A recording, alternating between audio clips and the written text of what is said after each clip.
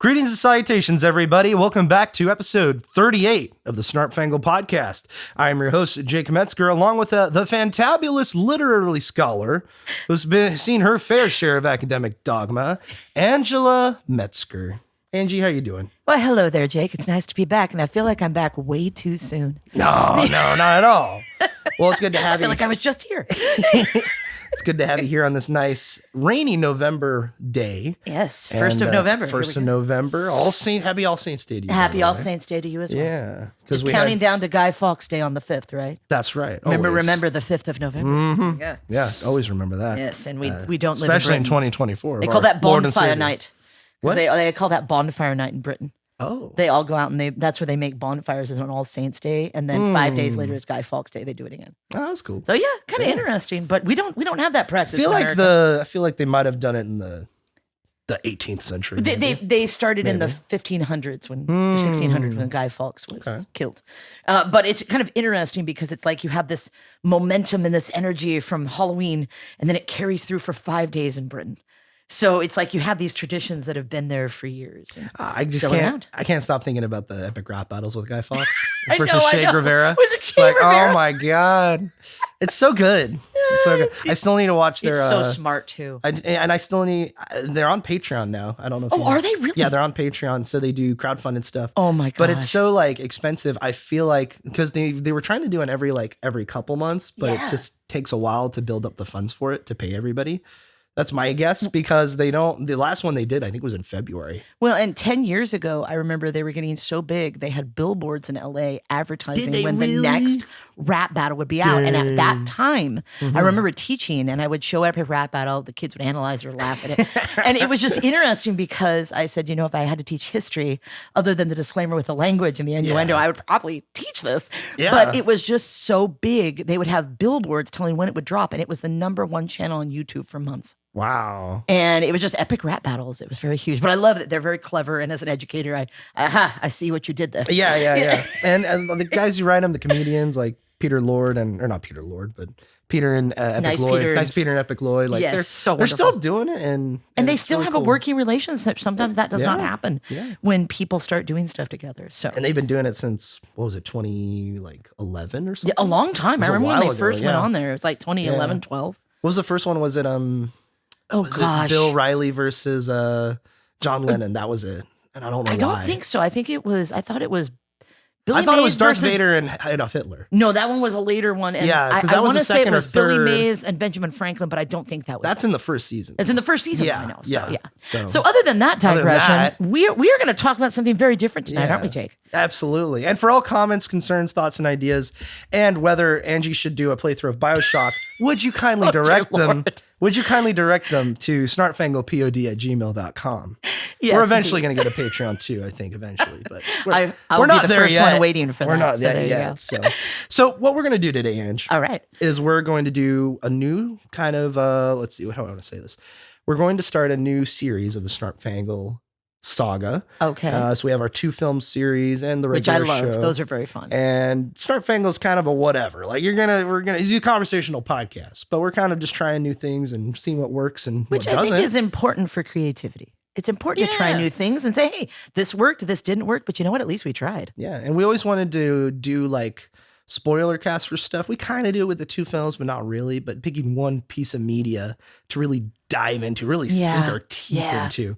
So I think we're going to do that with this, and I'm calling it Peak Analysis. And I like that. Yeah, and we're going to do our first episode here is going to entail and talk about The Haunting of Hill House. Yes. Released in 2018 on Netflix, directed by Mike Flanagan, edited, written, and produced as well. Yes, that was just a lot of hats to wear. Which is cool. But basically, Peak Analysis, for those listening, is just an excuse for us to just dive into something and do like a deep dive or an analysis. And spoiler, like a spoiler cast. Basically. Yeah, so this is a spoiler cast out there. Yeah, we're not going to dive into the spoilers yet. We're going to give our little intro and see what... some background and stuff. What led us to this. And then go from there. Yes, so indeed. With that, Angie, The Haunting of Hill House. First off, let's say what it is. It's a series on Netflix. And maybe a little bit of the background of how in 2018, Mike Flanagan directed it. He just came off of Gerald's Game, he had done Gerald's Game and yeah. He did a couple other films before that, but he just did came Hush off in I believe Hush. 2016. Yeah, and Gerald's Game was either right before that or right after, and that was his first partnership with Netflix. And I was reading about some of the earlier stuff with Hush because he made it in secret, apparently. Really? So he made Hush. Did a couple films before that, and he had a big. In some of the early films he did, he only made for like $10,000 and stuff like that. No, really like low, Hush, you can tell low it's independent, it's not a very extravagant budget, but it does have Katie Siegel in it, who's also in Haunting of Hill House, and she's just fantastic. Yeah. I've loved her in every single thing I've ever seen her act in. And she really just has a depth and a presence. And when I saw her in Hush, I was like, whoa, that was good. But I had no idea till later that she worked with Mike Flanagan on this too. Yeah, and this guy seems like a really cool guy. Let's be real, because man, Haunted Hill House is good. Well, I will say this: the reason I kind of got exposed to it is how did you? I originally had been a huge fan of Shirley Jackson. She's a writer from the 1950s and 60s. Known very well for a short story called The Lottery, where this town, in very calm fashion, goes out in the field with all the kids and has them choose from names from a hat, basically. And whoever they end up choosing, they choose again and again until they went down to one person, and then they stone them. Oh, and there's no explanation why they do it, but all of her stories are couched in the domestic. The domestic, in almost every single story she writes, is a horrorscape. And it also is very dark. There's not a lot of background. There's not a lot of explanation. And I had known about The Haunting of Hill House because I read through all of her works that I could get my hands on. I just am an avid reader, and living on a farm, I would get bored. So I was like, I read all this. Let's read all this, And so originally she published the book back in the 1950s. And it basically was just a book. Then Vincent Price got a hold of it. And I believe you talked about that in the last podcast you did with the twins, The Haunting of Hill House. 1953, 1959. But it has nothing to do with Shirley Jackson. Yeah. Well, is that the same property? Like Vincent Price had a hold of that property? It wasn't the same property. I think it was just kind of a name they came up with. Like the House on the Haunted But that Hill movie from 1959 had nothing to do with Shirley Jackson. Completely different. Yeah. And it was kind of Vince Price pop culture. What happened was she came out with the novella.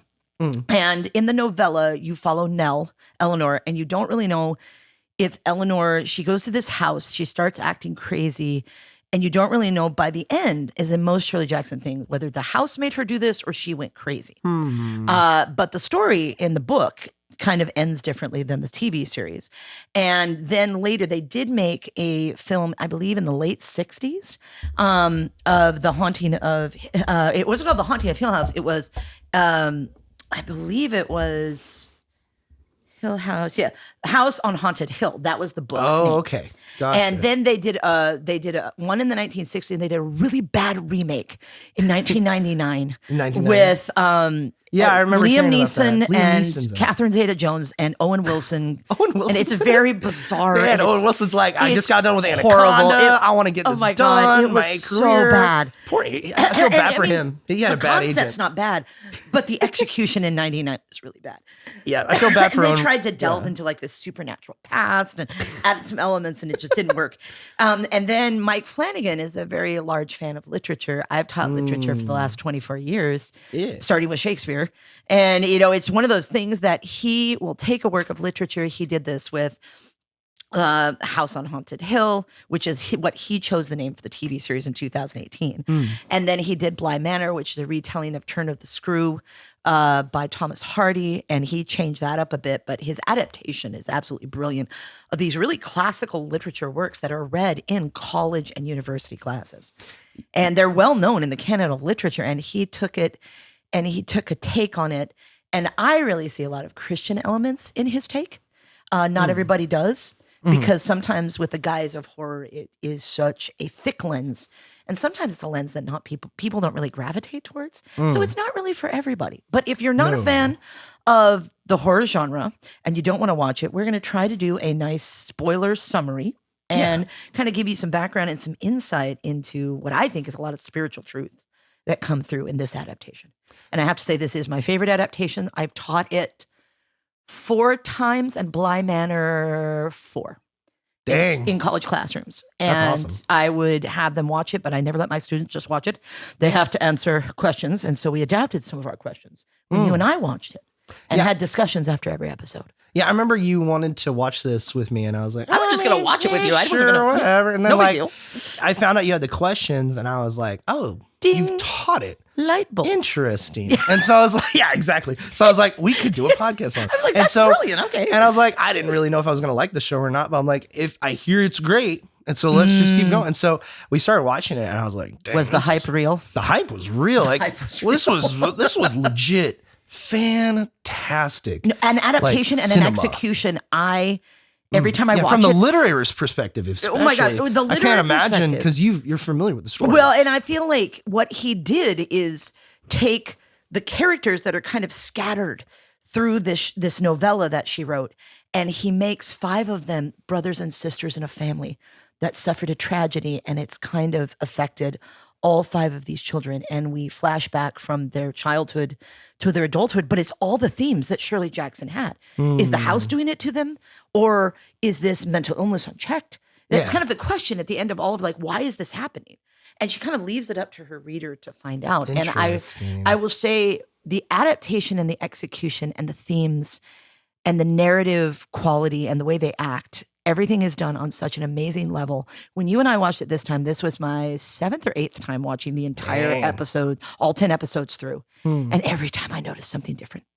And I feel like that is the marker of something that is well done, almost like Shakespeare. Why has Shakespeare survived, these 500 years? It's frankly because there's something about narrative and literature that can be adapted in almost any setting in any time because we're wired for narrative. Yeah. And I feel like Mike Flanagan does that. And even though he does it through kind of a secular guise, we don't hear any talk of God. We don't hear any talk of religion, but God's truths are all over this thing. Oh, yeah. And his execution of it.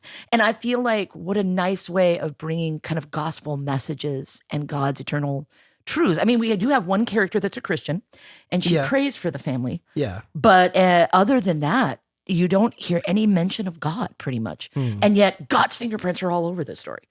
And I really thought it was fun to watch with a class of students just because a lot of them walked away going, wow, that was really good. And some of them are like, Miss Metzger, I go home and all I hear are the creaks in my house. Oh my gosh. And I think of this series. I'm like, I'm sorry, guys.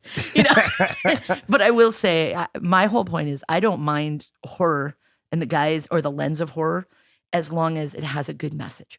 And I feel like there are certain things that it's like, I didn't really get into horror till later because we didn't grow up watching horror. Yeah, we didn't. Yeah. And when I met one of my best friends, Mike, we watched a lot of horror stuff I had never seen before. And I was like, oh, okay. And I started realizing that kind of the horror genre, at least for me, it's a snapshot of life without God. It's a snapshot of hell. And sometimes there's hope at the end of that snapshot, and sometimes there isn't. And I tend to gravitate towards the one that, even though it may be set through this lens of horror, God's in there somewhere. And the hope is finding him and the light of that, whether it's through love or the love of a family or forgiveness. There's a lot of forgiveness in this. And when this came out in 2018, it was lauded and won all these awards from psychological associations, from academic associations. Wow. And I think some of the resources you actually found today were like from some of these people, like just chewing on this and saying, wow, this really has merit. And I think it was APA, the American Psychological Association, rated it as one of the best things to either teach or bring up in a class if you're lecturing, if you teach psychology, because it has so many elements of mental illness and how we cope with mental illness and what people do with that. And it was very amazing. So I was like, okay, it's not just me that realizes this is a hidden gem. It's like the academic world is recognizing this too. And it actually won all these awards for academic associations that basically saying this is such a wonderful way to tackle mental illness and trauma, and they make it through. That they learn to live with it and to deal with it and go on with their life. And it's not like one of these horrible stories about mental illness where everybody dies or there's no hope at the end. And so The Haunting of Hill House was really lauded for that. And I don't know. That's why I came back. Well, I would think that it helps that the show's really good. The writing specifically and the acting along with that. What an go art form. hand in hand. Yes. And they do such a good job. All the performances are fantastic.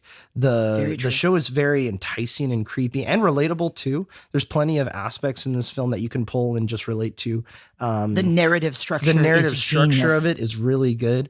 The way they have flashbacks in there, the way they intertwine them with the present day, as well as like providing the context in specific moments.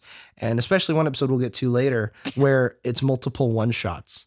And That's my favorite episode. It really gives Mike Flanagan and the cinematographer to really show their chops and be like, we can do this. Yeah, and look that at what we can do. And we're working with actors who can get up to this level as well. And I just want to talk about really quick, the children who play in this film, the actors play in the and series, so all amazing. the little kids that play the children in the this, younger versions, the younger actors are fantastic.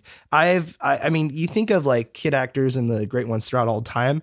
I think some of these kids are up there with them. McKenna Grace is one of them. She plays the young Theo. And you see and you see Mike Flanagan do this again in Dr. Sleep with the other kid actor as well, who I heard great things about. I haven't seen Dr. Sleep.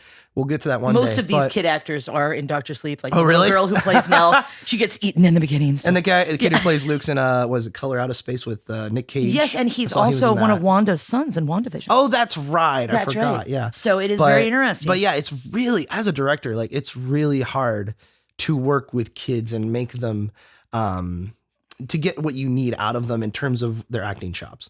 And these kids kill it. They're so great. They're also just act like kids too. They're super awesome. Well, and I cute. think he doesn't belittle them. Like this is the whiny kid or this is the, he treats those actors like he treats all of his actors. Yeah. And their performance really shows that. It really reflects his respect of their space and what they can bring to the craft. And they all just give, the performances overall are fantastic. Timothy Hutton's in this as the older version of the dad. He's great. And if you don't know who that is, Timothy Hutton is, go ahead, Jake.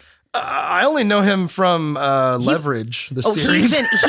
He's a character actor. He's a great character so actor. Much. He's super awesome. And then the one who plays the younger version of him, I forget his name. The guy who played the kid in E.T. He was Elliot in E.T. I have it right here, maybe. Yeah, Elliot in E.T. Yeah, he has very blue eyes as well.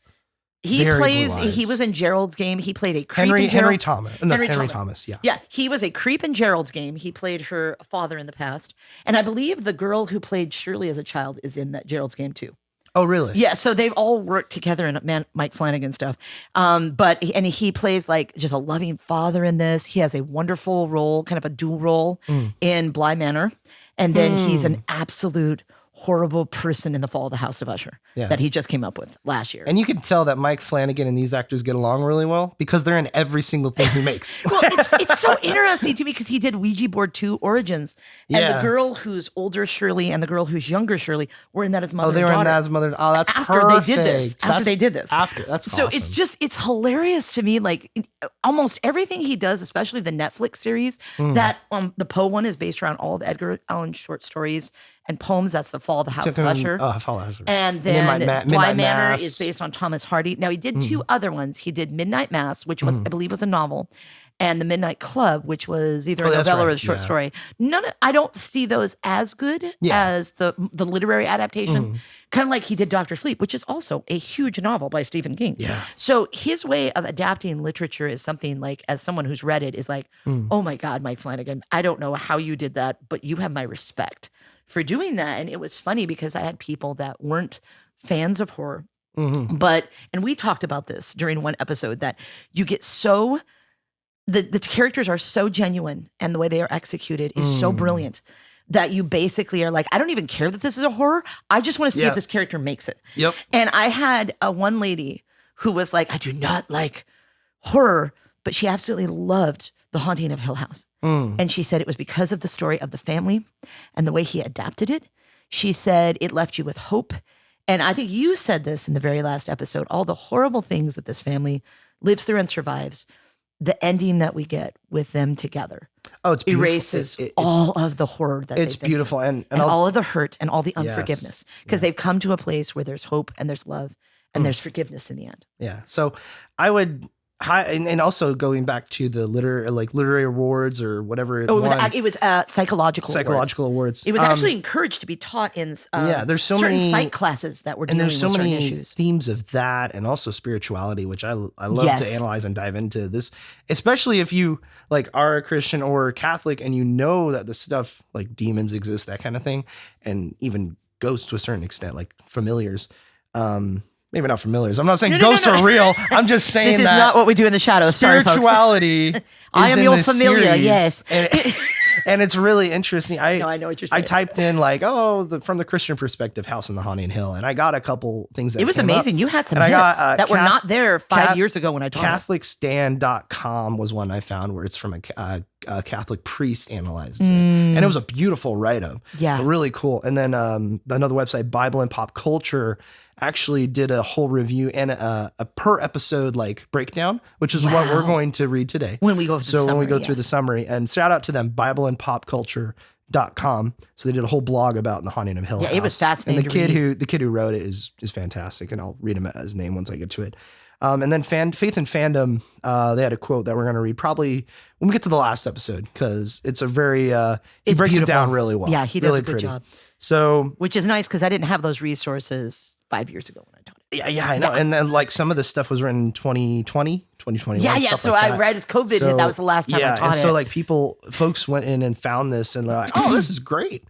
And like, also from a Christian perspective, there's a lot of stuff you can pull and see the translations in their behavior, the grief, the pain, the childhood trauma, that kind of thing. I feel like psychology is trying to fix mental health issues, emotional health issues, but without God in the equation. And there's nothing wrong with that. It's the world's approach to do that. But what you have to understand is with mental illness, with trauma, all of those things, they don't just scar your psyche and they don't just scar your heart, they scar your soul. And I feel like at least a lot of the people struggling with mental illness, like I had a student who was just brilliant, bipolar and schizophrenic, and she came one day to class just broken up. I'm like, oh my God, did someone die? Yeah. She's like, I didn't finish my essay. And she was just like, so like when you hit a high with manic stuff, you're on a high, but when you hit a low, it's like the end of the world. I said, hon, you have an A in my class. Just get it to me next week. Take care of because her husband was going through some mental, he had early onset dementia. And I said, Wendy, you're doing fine. Just do that. She was fantastic. But I've also noticed that a lot of people. Yeah. What do you notice? What really stands out to you when you teach this to when you've taught this before? I noticed that some people, they don't know what to make of it because they've never seen something like this adapted in a lit class. That was kind of, and Clear Lake was a very isolated place. Not many people were exposed to literature or anything that was like, oh, wow, this is a classic, you should know it, or something. So my approach to teaching is kind of an acquired taste. My goal is to be a subvert. It's a very good way. It is. It's an acquired taste. And I always tell people I'm not for everyone. But my goal in teaching these classes, and especially the lit class and an analysis class, they're both transfer level courses.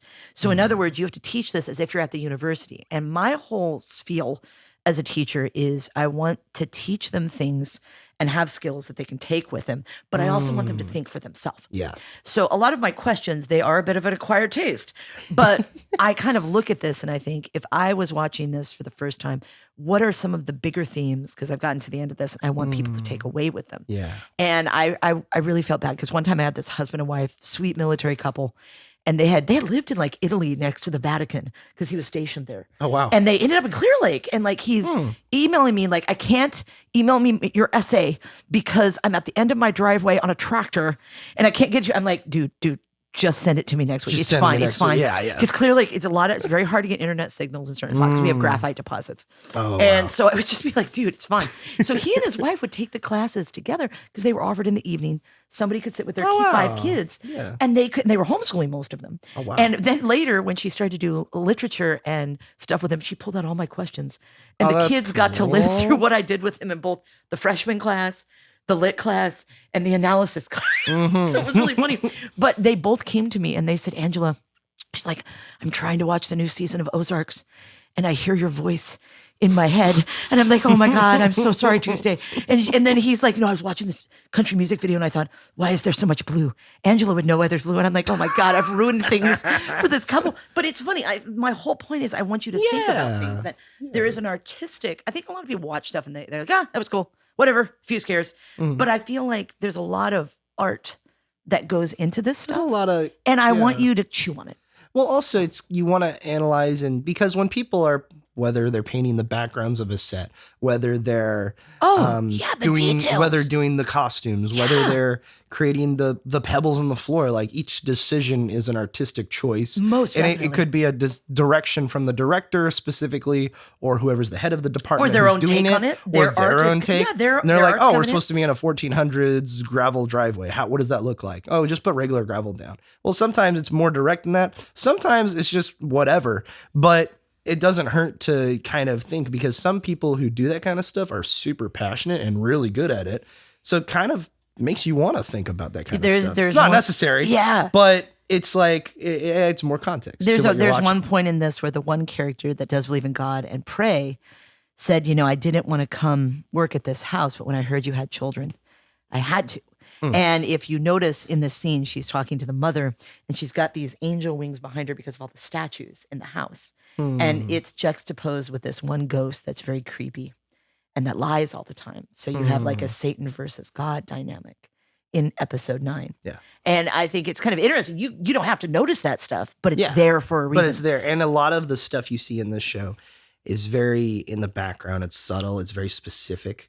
And it's very extremely intentional from what Mike Flanagan's trying to say. And what he's trying to hide in the background. It's really cool. I did not know when I watched it until later. I was doing research when I started to teach it. And I found out, I believe there's over 120 ghosts in the background as you walk around this throughout house. The 10 episodes. And you don't really know. A couple times I noticed, I was like, is that something in the window? Yeah, something shifts or something. Yeah, and he'll specifically add them, and fans have gone through and found all of them. And there may be more than that. I can't remember. But it was like this huge, and he intentionally put people as ghosts, like they're haunting this house, but the characters don't know that. They don't understand the danger they're in. Yeah, usually I love to go and find spoiler casts or like deep dives of this show. And the only ones I've looked up are the ones we're going to talk about today, really. Nice. Because I don't want to not pollute's the right word. You don't want to color it. I don't want to color it. Like, just because or shade what you're trying to say. No, I'm just talking about I want to make sure my opinion's fresh, but I also want to make sure it's I'm not just copying somebody else's opinion. I've done that way too many times in my life. And I finally, as an adult, and that right there is basically the key to critical thinking. So I succeeded as a teacher. There you go. Yeah. But you're a good teacher. It's not like an acquired taste. I've seen you teach. You do. I know, job. But I look at things from a very different perspective. When I was at Chico State, my area was modern and postmodernism, and people were like, "Why do you want to do this?" Why? And I remember going the first colloquium I ever spoke at. I went to this panel, and I was on the panel because I was analyzing 3 plays, one from the 1940s, one from the 1950s, and one from the 1990s. And they were postmodern plays that were very bleak. There was no hope at the end. And I basically went through and I found these elements that I really thought were truth. There was God's truth. And I just kind of look at it through that Christian lens. Of course, I couldn't say that in my things I was presenting at the panel. And I went after this guy that was like, I first knew I was a werewolf and enjoyed killing people when I was 13 years old. And I had to follow that dude. And he went into this whole thing that being a werewolf and hurting people. No, and Dad showed up. And poor Dad, this was like the first, I just kind of showed up and I'm like, hi, Dad.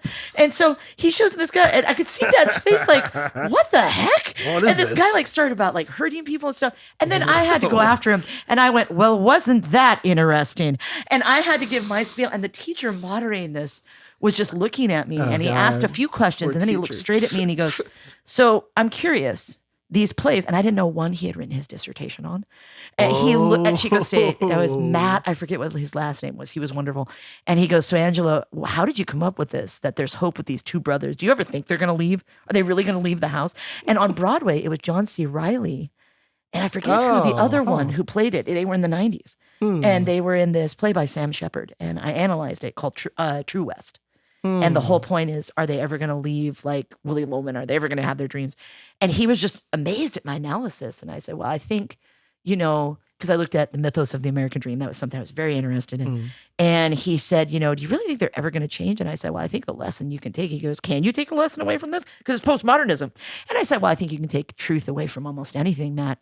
And he said, okay, then how? What happens to these characters? And I said, well, I think the greatest lesson of this is not to be the characters. That's basically what you don't want to do. And he was like, that is a fantastic answer.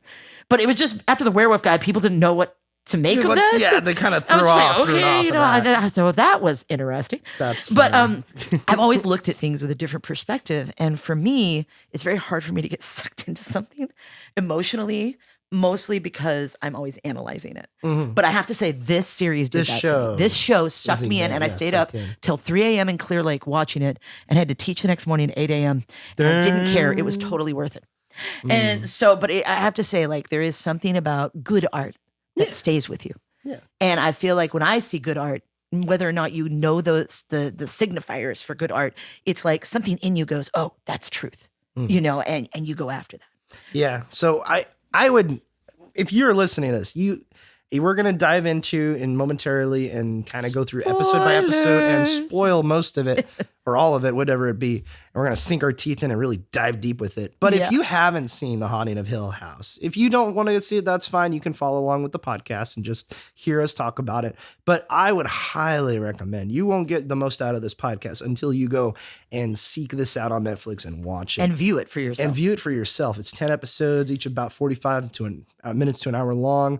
Fantastic acting, editing, directing, writing. Like, it's really fantastic. And I will say, most of Mike Flanagan's stuff is rated R, so there's language, there's there's really no sex in this at all. No, but there is innuendo, and there is horror elements. Yeah. So the rated R, it's not a hard R, but I would say it's just rated R. It's for adults. Yeah, yeah. So if you're an adult, go watch it, and or if you feel like your kids are old enough. Like if I had a 17-year-old, I'd probably watch it with them. Maybe fast forward some stuff, but be like, hey, let's have a discussion about this. Yeah. I think it'd be really, really good. So. It's a fascinating piece. So really let's get in. Should we get into the summary? Let's dive into it. So I'm going to read the summary. Shout out to BibleandPopCulture.com, written by Ayla Roback and Liam Burke. And we're just going to go through. They did a really good breakdown of each episode. Yeah. So I'm going to just read up their breakdown in just a couple paragraphs here. And then we're going to dive into the questions you have, Ange. I love my students, but they're like water. If you let them, they'll sink to the lowest point possible.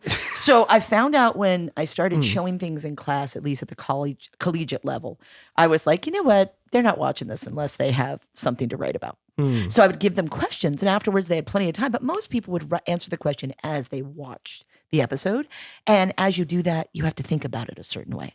And that was kind of my point, because I wanted them to think for themselves. Don't just regurgitate an answer. What do you think about this? Yeah. And, that's part of learning and growth. If you don't have if you don't stand for something, you might fall for anything.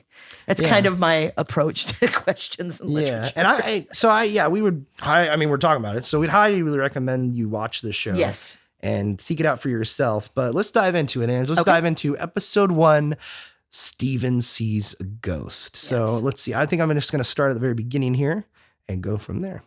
So Stephen Sees a Ghost starts off with a typical creepy house horror movie setup. We are introduced to Nell, the youngest, after she has a nightmare of a bent-neck lady, and get a small glimpse into the family's last night in Hill House, as the father, Hugh, and children are escaping. This episode centers around Stephen, the eldest, a writer who has always been skeptical of the supernatural. In episode 1, Stephen is investigating an incident of a woman that says she's being haunted by her husband's ghost. Doing research for his next book, he tells the woman that he doesn't believe in the word supernatural and prefers the term preternatural, things we can't yet explain. Later, Stephen gets into an argument with Cheryl, the second eldest. They're arguing about his book that he wrote before it's a flashback scene about their family story. He believes that he took advantage and capitalized on their family trauma and the death of their mother, Olivia. And he believes that Olivia was mentally ill, his mom, and that all the ghosts in the family thinks were responsible for her death were all inside of their mother's head. And here's a quote, "Our family has a disease that's never been treated because it was easier to listen to your crazy stories about an evil house." And he's talking to the father in that scene. Yeah. He later says, "Ghosts are guilt.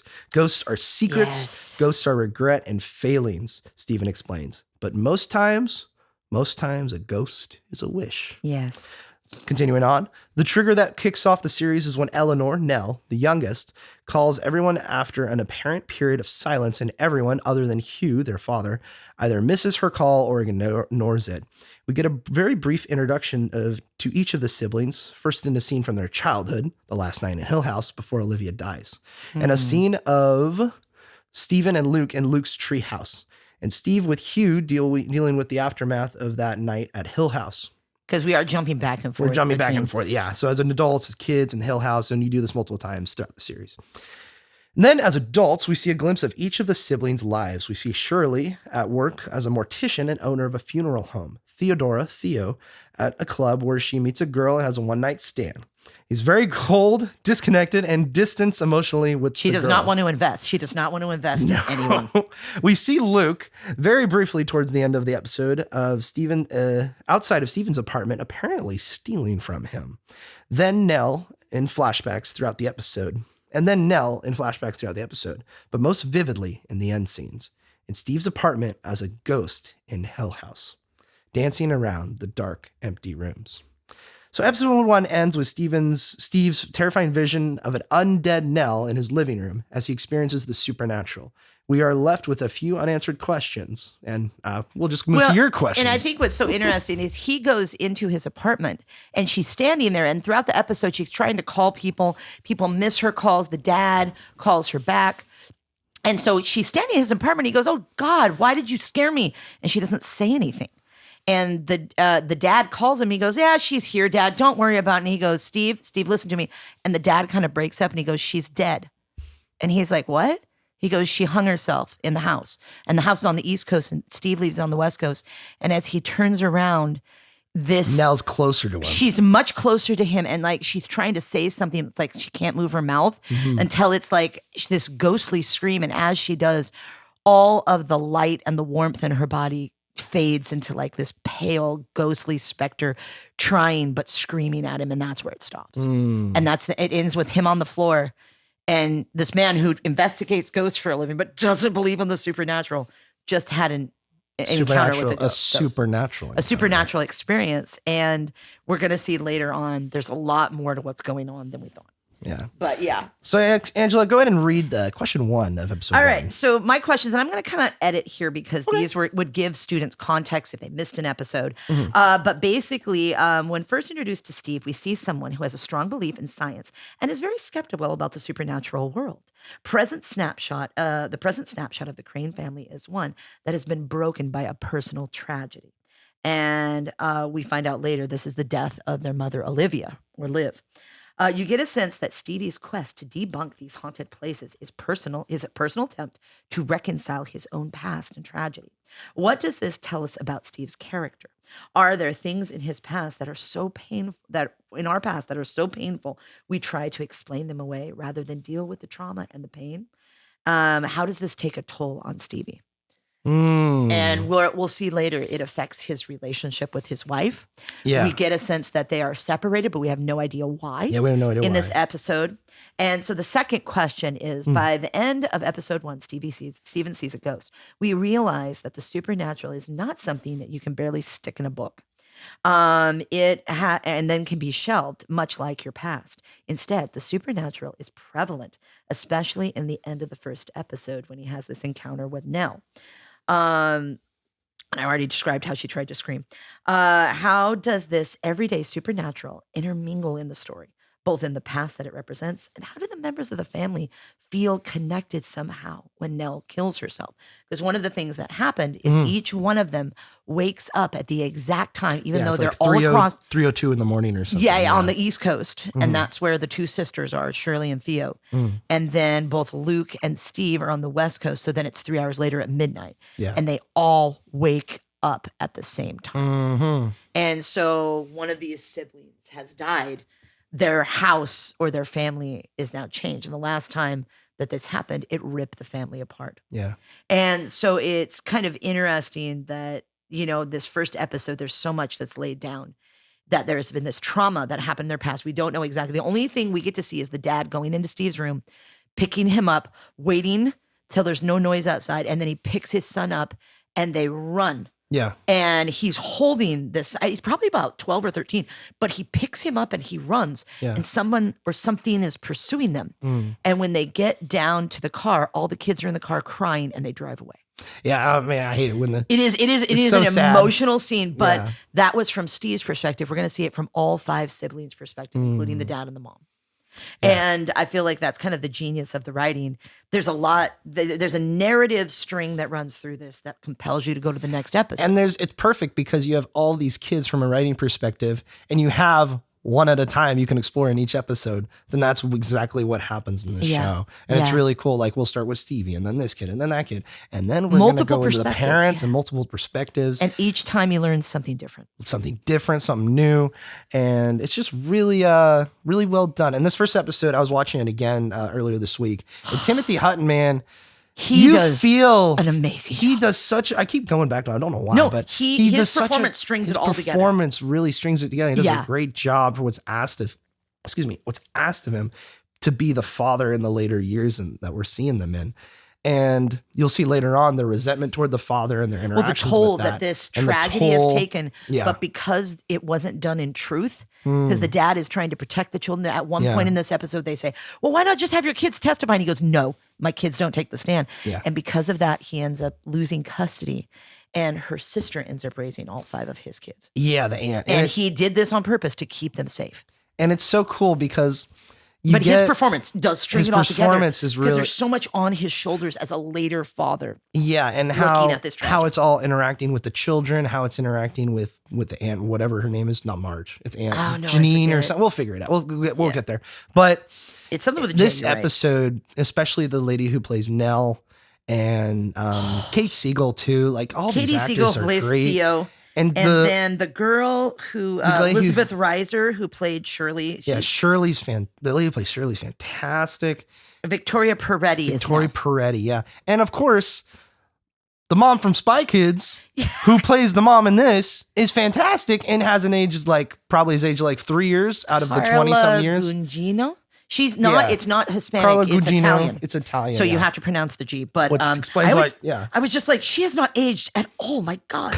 And she's in Blind Manor too, and she does a great job. But what's that term where it's people say, oh, it's black don't crack and Asian don't raisin, and it's like, oh wow, but what about the Italian one? What's the Italian ones? You know, they don't age either. The woman doesn't have a wrinkle. My God, they age genes incredibly gracefully. So, but I think it's a great setup because when you open it with Steve interviewing the lady, I remember when we were first watching it. Oh, that monologue where she talks about seeing her husband. Oh, this chick's. Okay, I don't know where the show's going. And then she keeps telling the story. And you get sucked into the performance. Sucked into her performance and just the literal haunt of her on her face. Aunt Janet was that. Was sorry. Yeah. But the lady who plays this, the woman that Steve's talking to in the beginning is just that he's fantastic. trying to debunk this. Trying to debunk the narrative. Well, and I think Mike Flanagan really allows the actors, he writes these monologues and he allows throughout the entire series, every single character has a monologue of some kind. And I feel like he lets it just sit. And he lets them lead the performance and pull the story forward. And it's things like that kind of nuance that really sucks you in. I remember sitting, the first time I taught this, I had a class, I don't know, it was like 20 kids. And her doing that monologue, they were just like, you could hear a pin drop. Yeah, it was everybody quiet. Couldn't look away from the screen. And I was like, no, especially when we were done, I was like, dang. No, I was like, her performance, dude. And every time I see it, it's a joy to watch her do that. Yeah. Because it's so well done. It's so well executed. And I feel like it pulls you in. Like, and this it's is scary too. It's scary. But I think it's funny. The horror doesn't drive it. The characters drive it. Yes. It's a much more, I don't know, I wouldn't say soft horror, but it's a very more impactful horror because it's character driven, not scare driven. It's I would equate it to some of the Shyamalan stuff you see that was really good, where it's very suspenseful. Yes, very suspenseful. It's a horror, it's a ghost story, and well told stories sometimes. Yeah, I said some of Shyamalan stuff. I saw that. I don't think all of them are great. I heard somebody say an opinion of Lady in the Water the other day, which I think's fine. It's a fine film. Some people hate that show, but some people hate Lady in the Water. I know, and I don't really. I think It's kind of like the thing where like The Greatest Showman, some people hate The Greatest Showman because they're like, it's trying too hard. It's not a great musical. It's not a great kids film. But it's like, no, you got to get into the heart of what they're trying to do here. What is the message? You know, what's the message? I used to tell my students, just like every essay has an argument, every movie has a lesson they want you to teach, which is their argument. Yeah. Some have more than multiple arguments. I equate Greatest Showman with a person that's very, takes a lot of effort to encounter for 2 hours. But it's like they have a good heart. They're trying to say their message. What are they trying to get across? And we're trying to get across. Greatest Showman is about acceptance, even though it really kind of strays from who P.T. Barnum really was. Oh yeah, but at 100%. The same time, I feel like whenever you so go into many liberties, whenever you go into a movie, whether it's a Shyamalan movie or any movie, you have to suspend some amount of disbelief. Like I know when I'm going into this Greatest Showman world, nobody was that clean. What's wrong with you? There was excrement everywhere. People were dirty. They were licey. You know, it was a bad time to live. You don't want to live in this time. There was not good, adequate sewage. And I feel like, you know, you have to suspend that belief to go into a musical with Hugh Jackman. Well, but I also have to suspend some type of belief when a supernatural eagle drops a woman off in a pool to save this writer and give him a message for Lady in the Water. You said eagle. I immediately thought of Peacemaker. I'm like, what part in Peacemaker does the eagle drop a lady in the water? I don't remember that. No, I'm not going to do that. No. And those of you who haven't seen Peacemaker with John Cena, the series is so hilarious. But it's one of those, we laughed so hard. We were afraid we were going to wake up David. Yeah, we were like. When we were watching it. It was just so funny. And it was the second time I'd watched it. I was like, God, the writing is so good. And good job, James Gunn. God bless him, too, because they just got done filming Superman, which is coming out next year. Oh, my God. And they just started filming Peacemaker season 2 like 3 weeks ago. Oh, my gosh. So they are in the middle, or not 3 weeks, like a month ago or something. Like, it's crazy. And like he sent a text, he sent a video on Instagram and on his social media about Halloween on Peacemaker set, and it's a dude in an inflatable suit of those inflatable suits, but it's Peacemaker and Eagly is carrying him. Oh my God! And it's like, oh my God.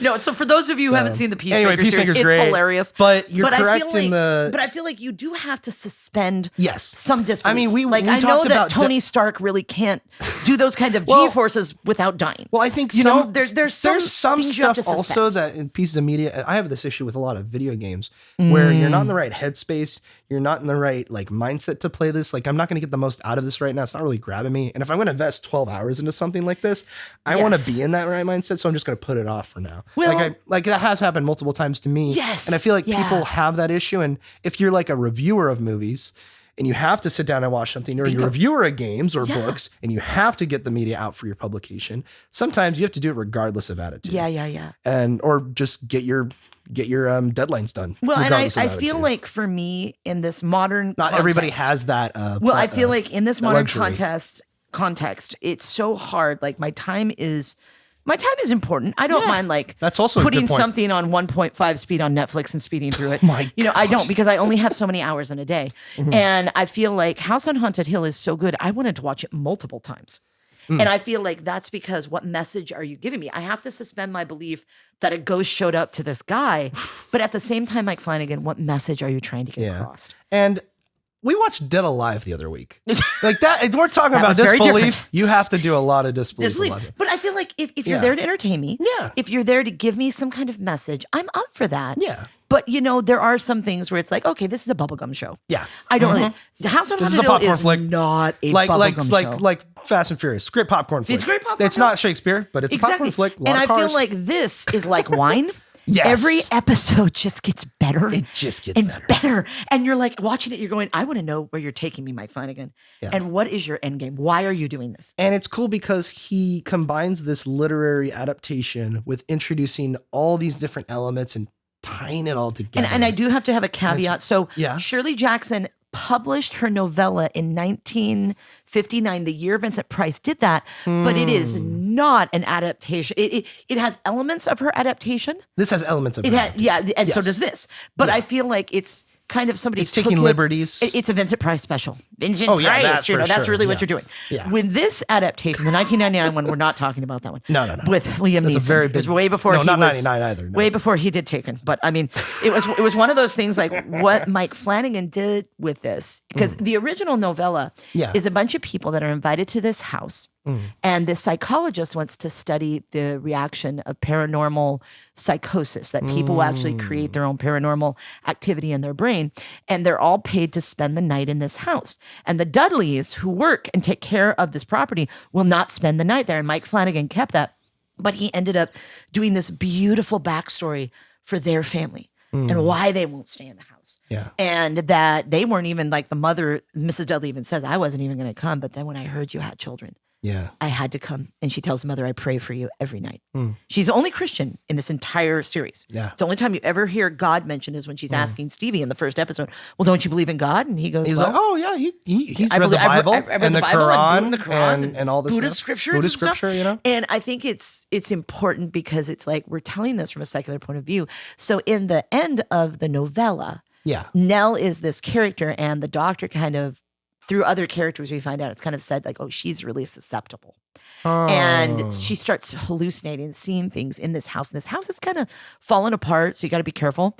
But she ends up like dancing by herself. And we see this in the first episode. So it's like this homage back. And they did do one that was a shot-by-shot adaptation of her book in the, I believe it was early 60s, late 60s. Really? And I've seen that one on Turner Classics. And it was interesting.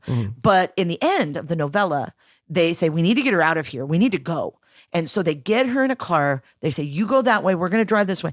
And she ends up turning the car around and laughing at the top of her lungs and driving it into the house. And we don't know whether the house made her crazy, whether this is psychosis in the novella, because the domestic is the horror in Shirley Jackson. Question for you, and then we'll go to episode 2 here. But according the characters we're introduced to in this, how true are they to that novella? Very true. Are like there any Theo parallels? Theo is a lesbian.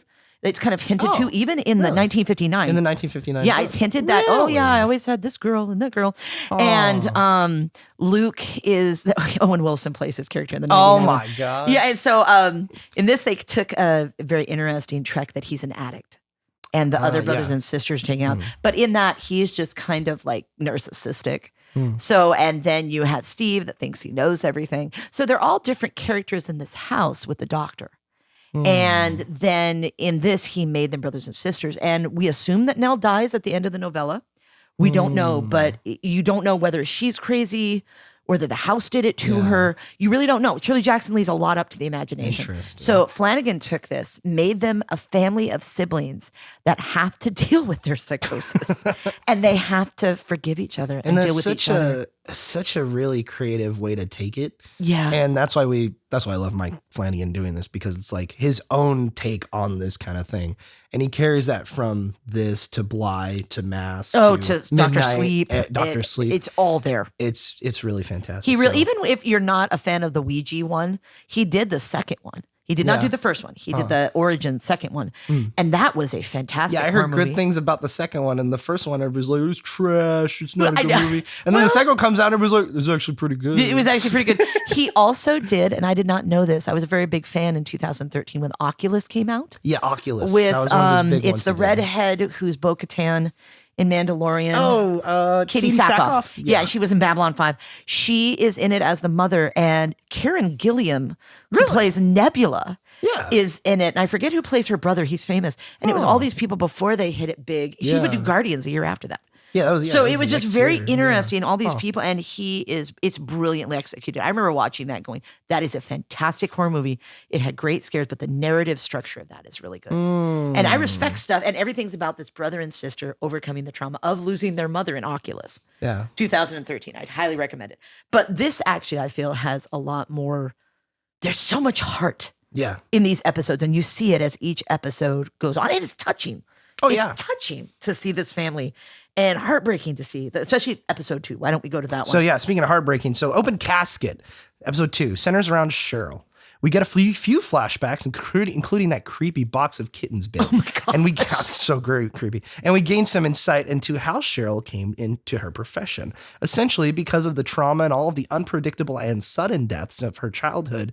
First, the box of kittens, and then with Olivia, her mother's suicide, Cheryl feels in control in the environment where she is fixing the dead and restoring them to a frozen state. So she is basically a mortuary. That's what mortician. She's a mortician, and her job is to fix the bodies for viewing if the family wants that. Yeah. And this episode is where she finds out that Nell is dead, and she decides to do it on her own. Yep, she decides to do the autopsy and restoration of her sister. Well, I think they just got her back from the autopsy. Yeah. So she has to remove everything, embalm her, Yep. and then look at pictures of her dead sister and fix the dead sister. Yeah. But it kind of shows that in her past, what led her to do this was the mom's funeral, and through a large amount of clever reveals, she is traumatized because I believe, do they talk about her finding the kids? They just mention it. Well, let's continue. So we see go ahead. flashbacks of adulthood with the siblings all together checking Luke into rehab, and presumably a little while after Nell's wedding. We then learn that Luke and Nell, the two youngest, are twins. And these instances in flashbacks sort of show Cheryl as the cemented caretaker and mom figure for her siblings after the mom's death. The older sister. Yeah, the older sister, Cheryl. So basically we are introduced to a few new mysteries. Who is that man that Cheryl sees in the funeral home, and what events lead up to one terrible night left in the house? Yes. So one thing that really stands out to me in this episode, and then we get to the questions. Yeah. Actually, let's just go to the questions. No, that's I would actually say along those lines, she ends up finding this box of kittens when she finds a camera. So she and she has. When I was rewatching this episode, I fast forward all that. It's so sad. It's so sad. But basically, she finds a group of 5 kittens that they don't know where the mother is.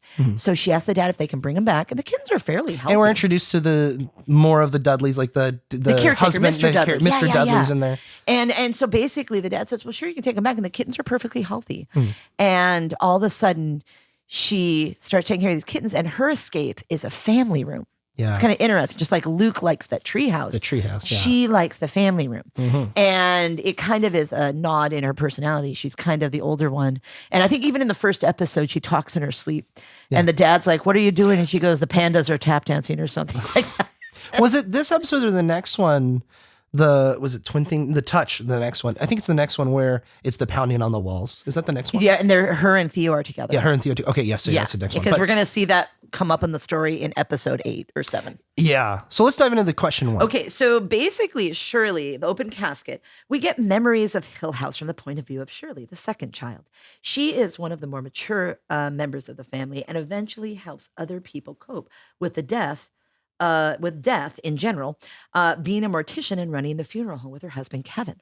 What type of person is Shirley? How do we characterize her as an individual and her connection to the supernatural? How is she different than Stevie or the others? And I think to kind of address that, Stevie is very interested in his writing. I'm kind of this lone wolf, but I don't believe in anything supernatural. Shirley's the absolute opposite. Shirley, as a kid and both as an older sister, watching the older siblings try and cope. She's there for Nell at the money. She's trying to fill the mother's role. The sad thing is, when Luke first goes into rehab, her and the husband pay, I think it's $12,000 or $7,000 a month. And Steve, this was before he writes the book, wants to pay, but he can't pay. He literally can't pay. It's $7,000 a month. $6,000 a month. Oh gosh, I could only imagine. So she flips the bill for the first 6 months. And it shows how they all are behind. And they're all Luke. supportive of each other. They all love each other. The dad is not in their life. The dad's not in their life. Because they were raised by Aunt Janet. Yeah. And so, but they have very much cohesed together. And even Theo's there. And they're all together. There. They're on the East Coast at this moment. Yes. And later. In the flashback, I should say. Later, Nell, Luke, and Steve will move out to the West Coast. Yes. But what's so sad is at Nell's wedding, Shirley's trying to be the mom, mom would love it. And she's also taking so much on too that she doesn't need to, but she wants to for the sister and make things better. But also it's like you said, Luke shows up at the wedding. Oh God. Before it starts, she's trying to get Nell ready. She runs out. She sees Luke runs out, saying, "I'll be right back." Doesn't tell Nell about it. And she just basically gives him some cash. What the blank are you doing here? Gives him some cash and tells him to screw off. Because he comes to the wedding high. Yeah, he's high. But it's God, you're looking at the scene and you're like, man, just let him stay.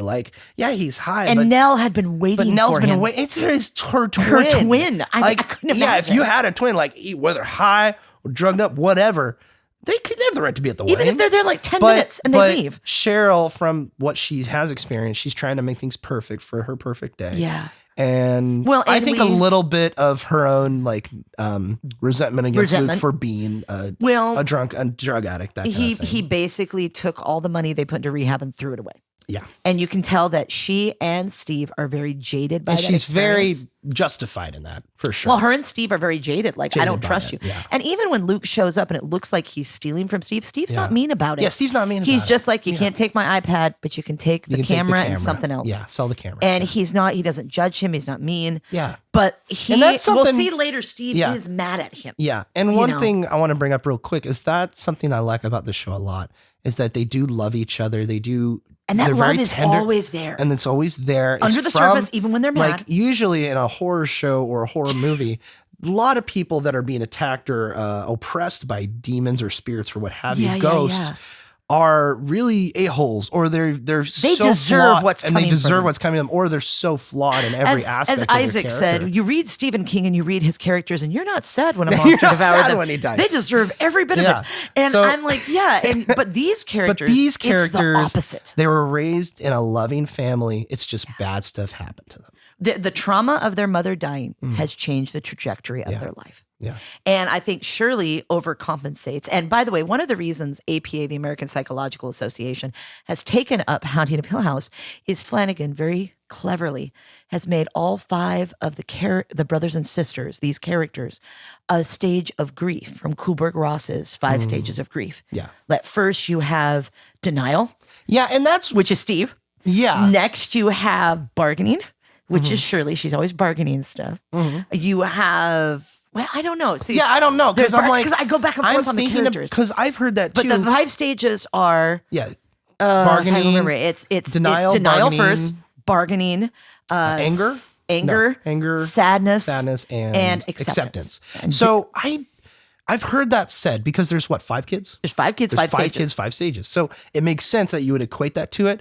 But at it the feels a same little time- too easy. And I feel like Mike I Flanagan's feel doing like something. Luke might be the bargaining part. Yeah. Because he's always counting.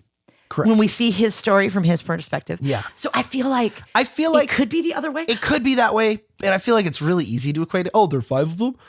And if you know anything about or psychology, or the way people like, develop, well, because the things whole are great. point of those 5 stages is if you skip a stage. Is it Mike Flanagan's intent though? I don't know. I don't know. That's but the thing. Yeah. from a psychological point of view, Yeah. the whole reason that we study that and that people in doctors and whatnot do So that if- is if- because the yeah. 5 stages you need to at least process 3 of them. 3 of them, if you're okay. ever going to go forward. And we can see that all 5 of these kids have major things that have happened in their life, and their mother's death, because it was never explained, it was not handled in truth, because the dad is trying to protect them in a good way. It's not bad. Yeah. He's trying to keep his children safe. Yeah. Because of that, he lost custody. He wasn't in their life. The first time he's going to see them since, I believe, Nell got married 3 or 4 years. Yeah. When it's her funeral. Yeah. And that's a beautiful episode. But my second question talks Yeah, about what's your second question? basically Yeah. that Shirley has decided that helping other people cope with their grief, but yet there's many tragic things in her life that she's never reconciled or dealt with. And we keep seeing this guy with a drink, and she'll turn Yeah. away and he'll be gone. It's almost like each of these characters are haunted in a sense by something. Yeah. And we'll get to that later, Yeah, but yeah, yeah. in terms of what that has to do with what it is. But basically, one part in this episode that is very impactful is she takes the kittens to the house and they start dying one by one. They start dying one by one. And it's her first, I think she's 11 or 12. Yeah, she's like 11 or And it's her 12, yeah. first foray into grief and losing And people. death in life. And death. And she's Yeah. going to lose her mother in a few months after taking in these kittens. But what's so interesting is she keeps these kittens in her family room. And each of the kittens starts dying. And then the first kitten they go to bury, the mom's dad's like, well, when something dies, you could say something at their funeral. And she says, no, he's alive, because she sees the mouth moving. And then this creepy ass beetle crawls out of the kitten's mouth. It's so It's like, creepy. "Ooh." And this poor young woman. And it comes back. Yes. And well, what happens is it's not alive. She has to look at the horror of death and what it does to the body. yeah. And then we flash back and forth to her, the dad grabbing her, telling her to take the twins and run to the car. And that's when he goes back for Steve and Theo.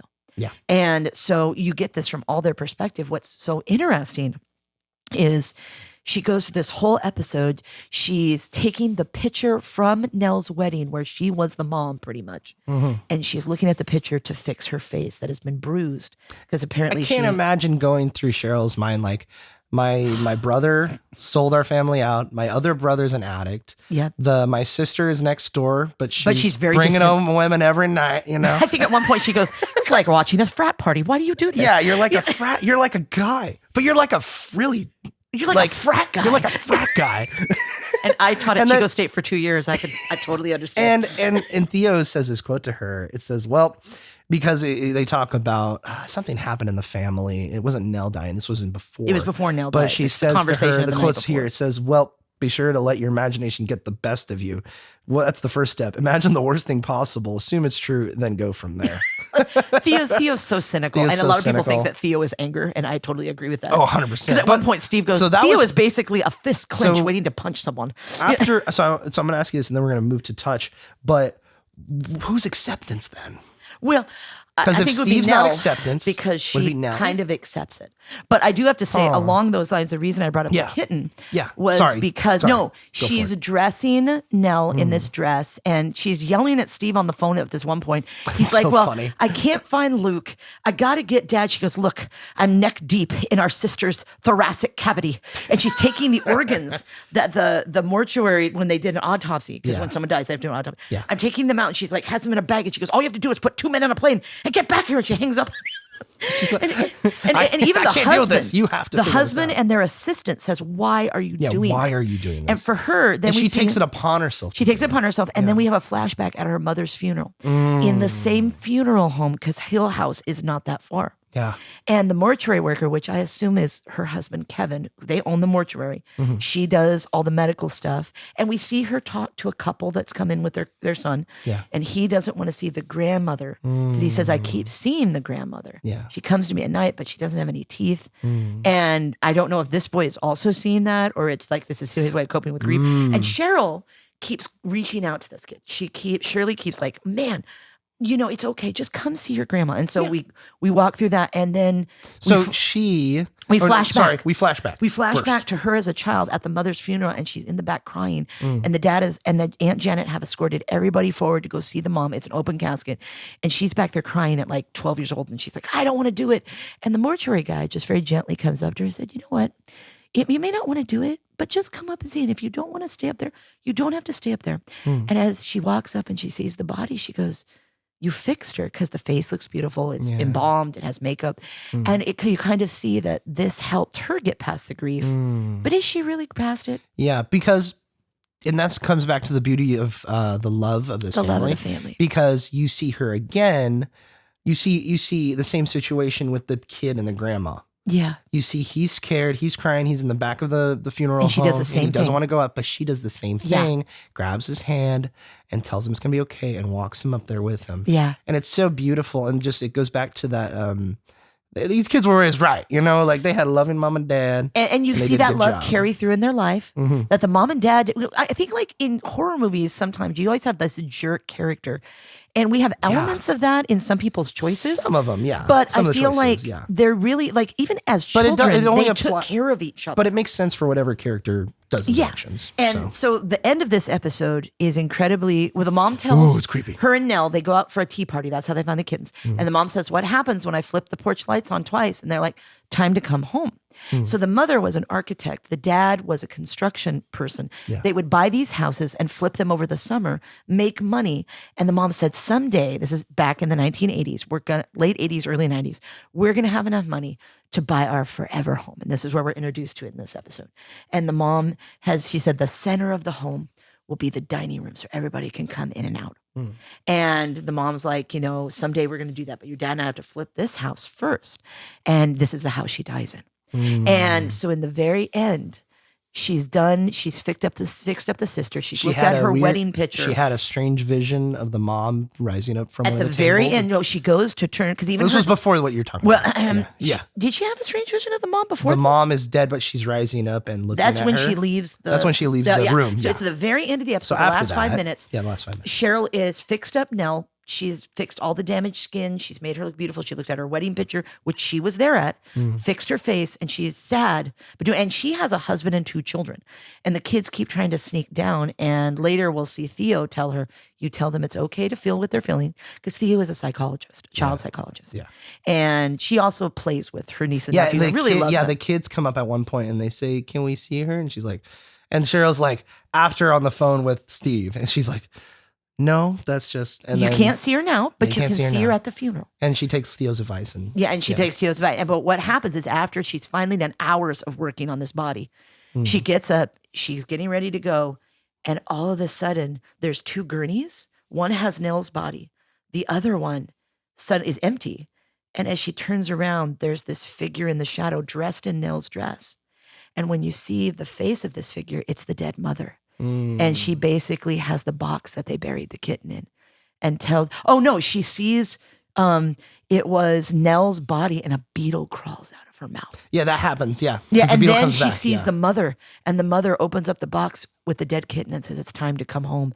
And she turns on the light and she's gone. She's gone. Yeah. And then as she walks up at the very end of the episode, she all these years made a recreation of the mother's forever home they never got to build because the mother was an architect.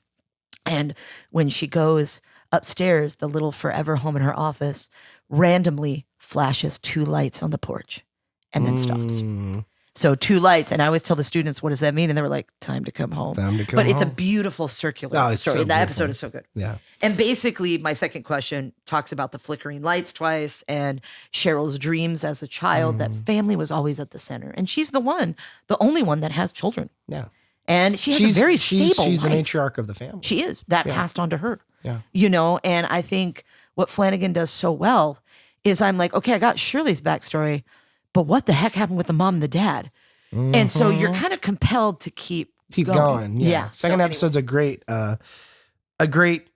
second episode and a great emotion to keep you going. So let's go to episode 3. So Touch. Episode Touch is this is one of my favorite episodes. It's really good. I think it's my second favorite episode. Yeah.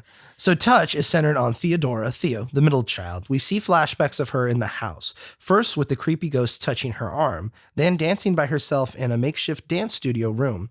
Then the scary dumbwaiter scene with Luke, and then we see a few psychic abilities developing. All right. Now I would say as a child, what kind of personality does Theo have?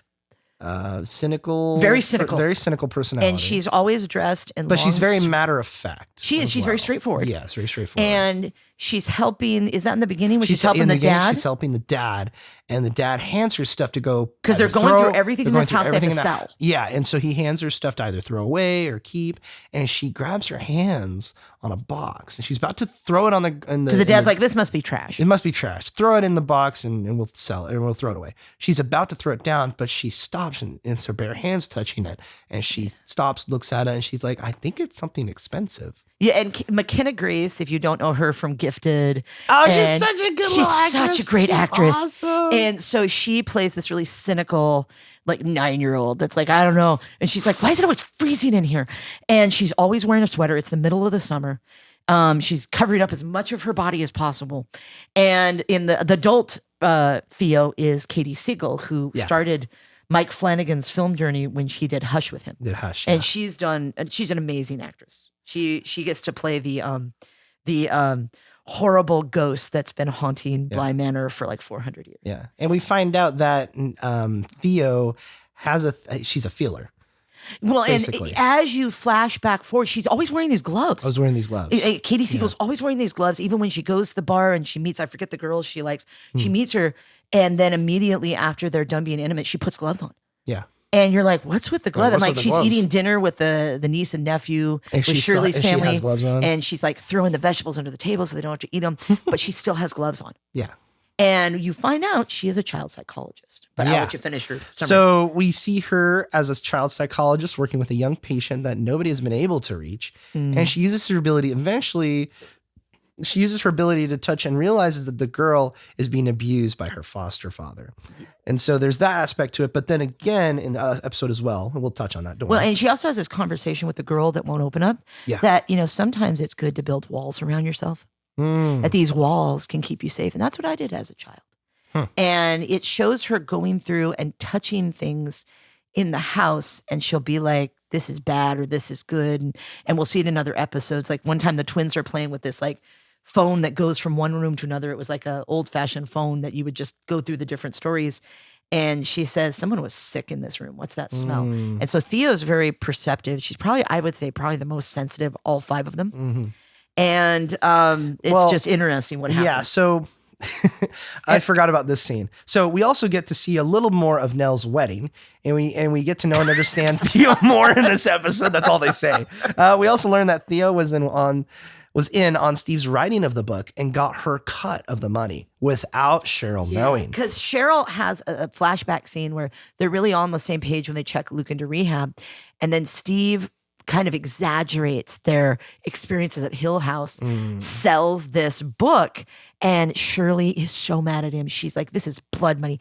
I don't want any of it. And he goes, well, you're all offered. I'll give you all a cut because you're my siblings and I don't want to just sit on this, which is very generous of someone. Yeah, I mean, because you don't know how long the royalties are going to last. Yeah. And so he does do this. Shirley refuses to do it, but Theo goes behind Shirley's back in a way. At the very end. And says, hey, here you go. And he's like, oh, you read the transcript? He's like, yeah. She's like, you got a few things wrong. You got a few things wrong, but you know what? Because there's this subplot where Luke wants to go in a dumbwaiter, which is not safe. And it goes down to this basement they didn't know was there.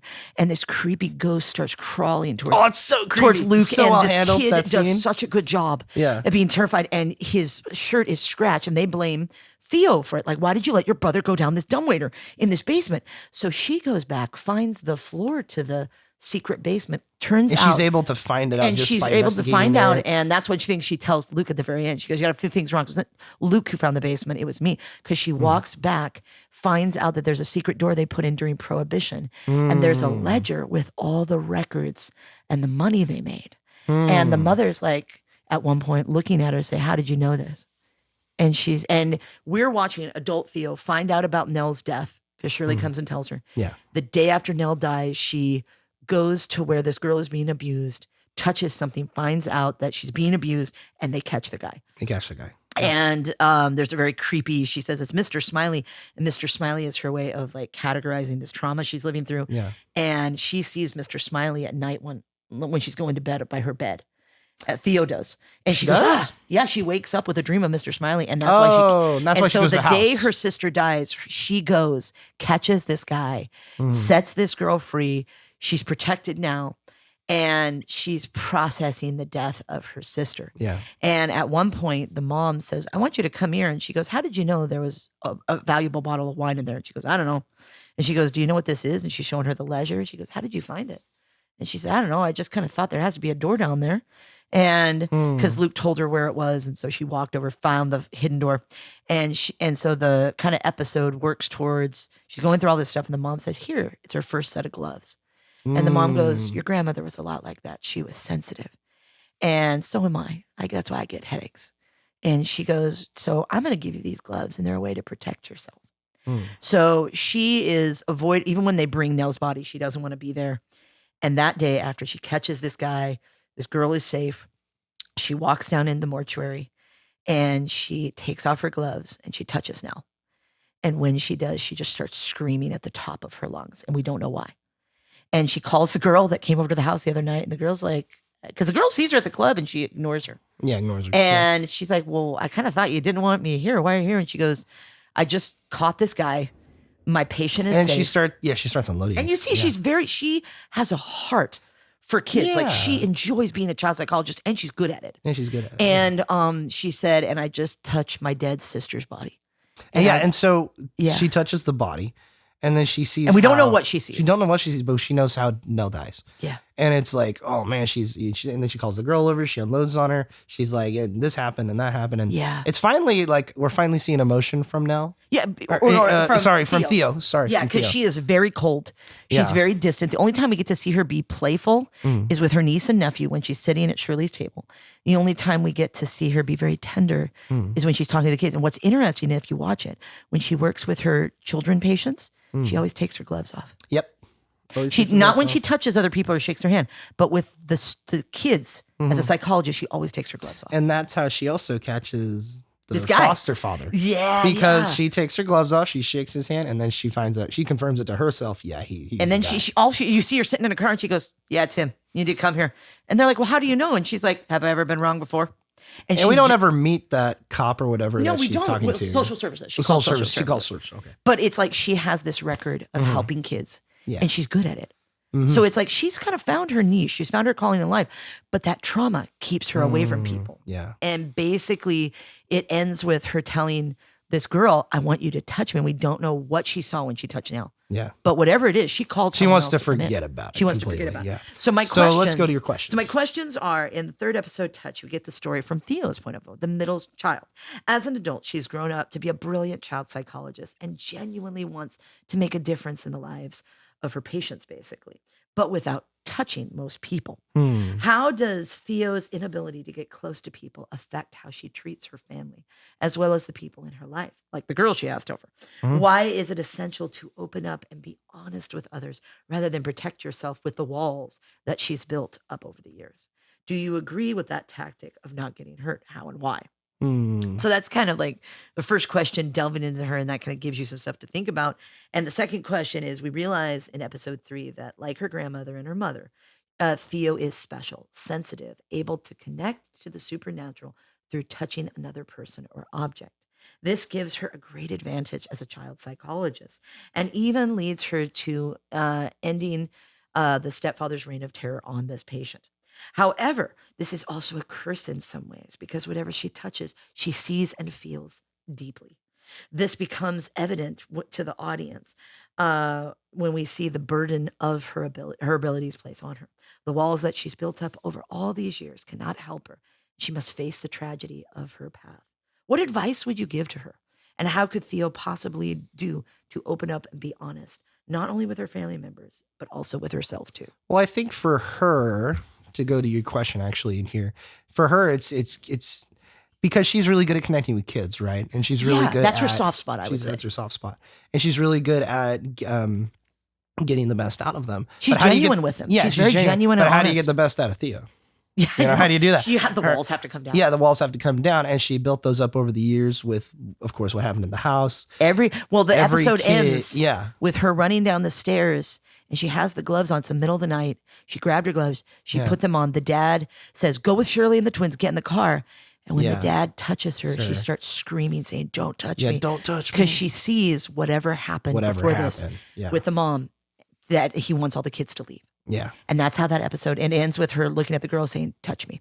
Yeah. So we see it's both like this dual thing of, Flanagan does a great job of showing, not telling, where he does this thing where it's been a curse. It's a burden. It's great, but it helps people. And Katie Siegel's just great. Oh, she's is so fantastic in this. It's weird in the show. Ply Manor, the one he did after this. She plays a ghost with no face half the time. Oh, what? Yeah, and you don't find out until the last 2 episodes why the ghost is doing what it's doing. This ghost is haunting the grounds for a reason, and she's fantastic. And it's somebody who was wronged in like the 1700s. But she's in all Mike Flanagan stuff. Yeah, she plays a really cruel person in Fall of the House of Usher. She could do pretty much anything. Yeah. But I have to say, like, I think Theo was one of my favorite characters the first couple times I watched it. And the more I watched this series, the more I was like, they're all my favorite. They all do a great job.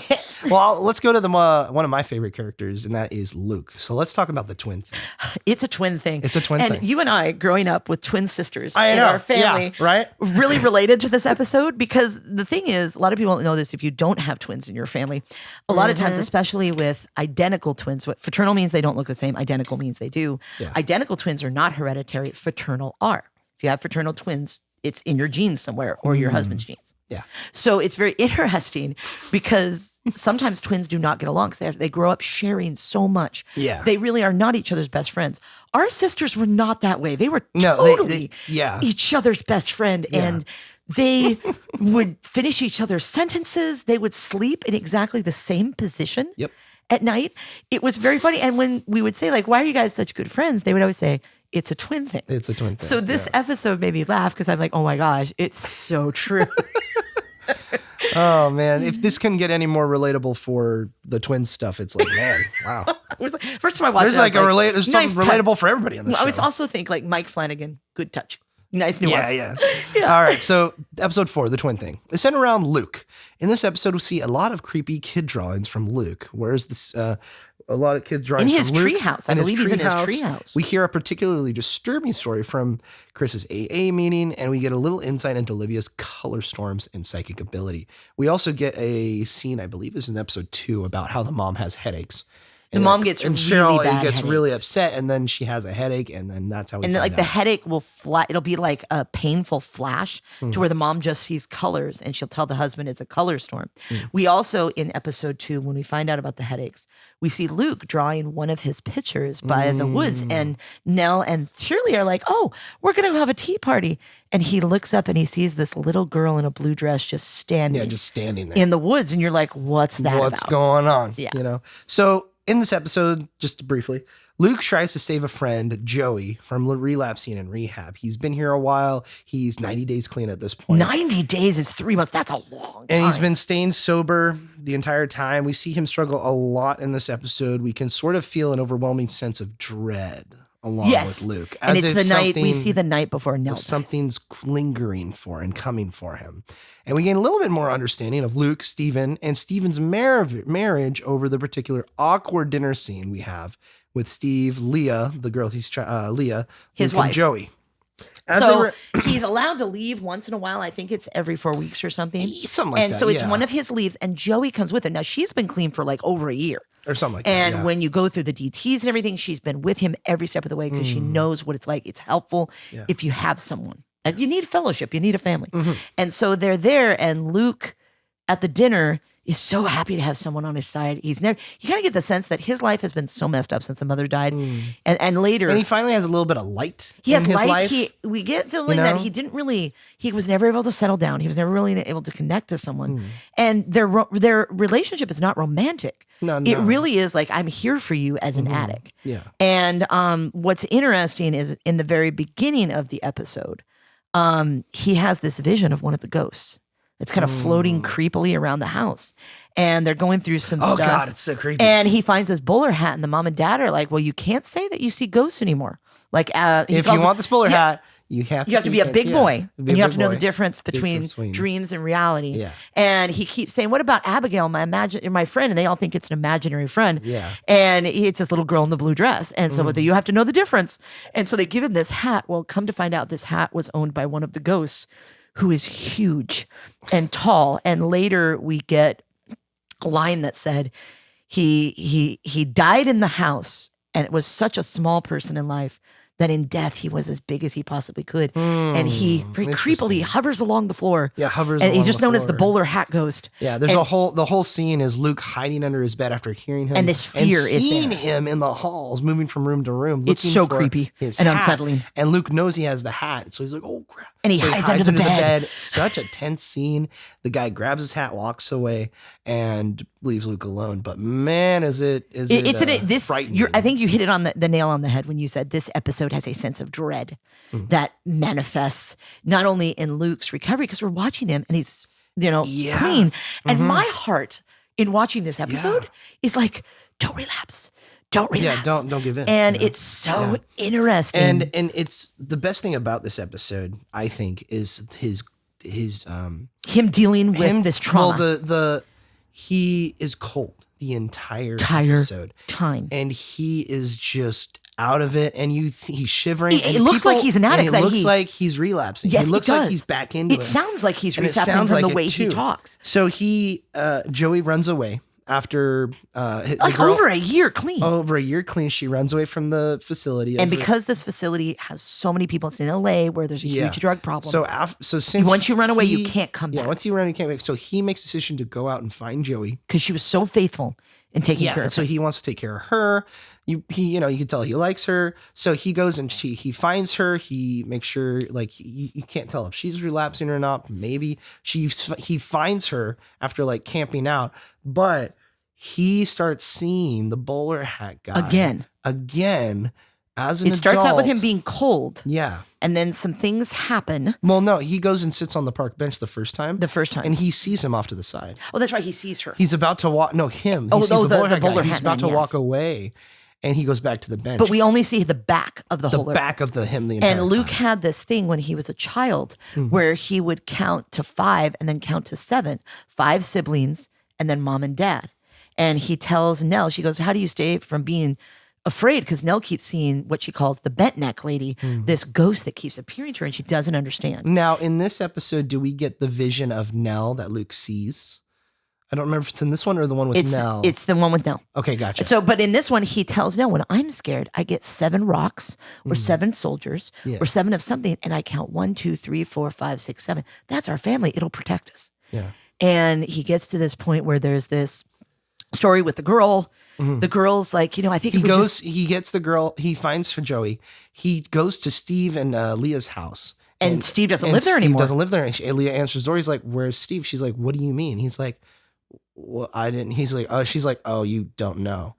And then so we're like, oh, so they got divorced or something like that. That's and basically she tells him, we just need a place where we're off the streets. Yeah. We'll be okay. So that's why he goes to, she gives him the address of Steve's apartment.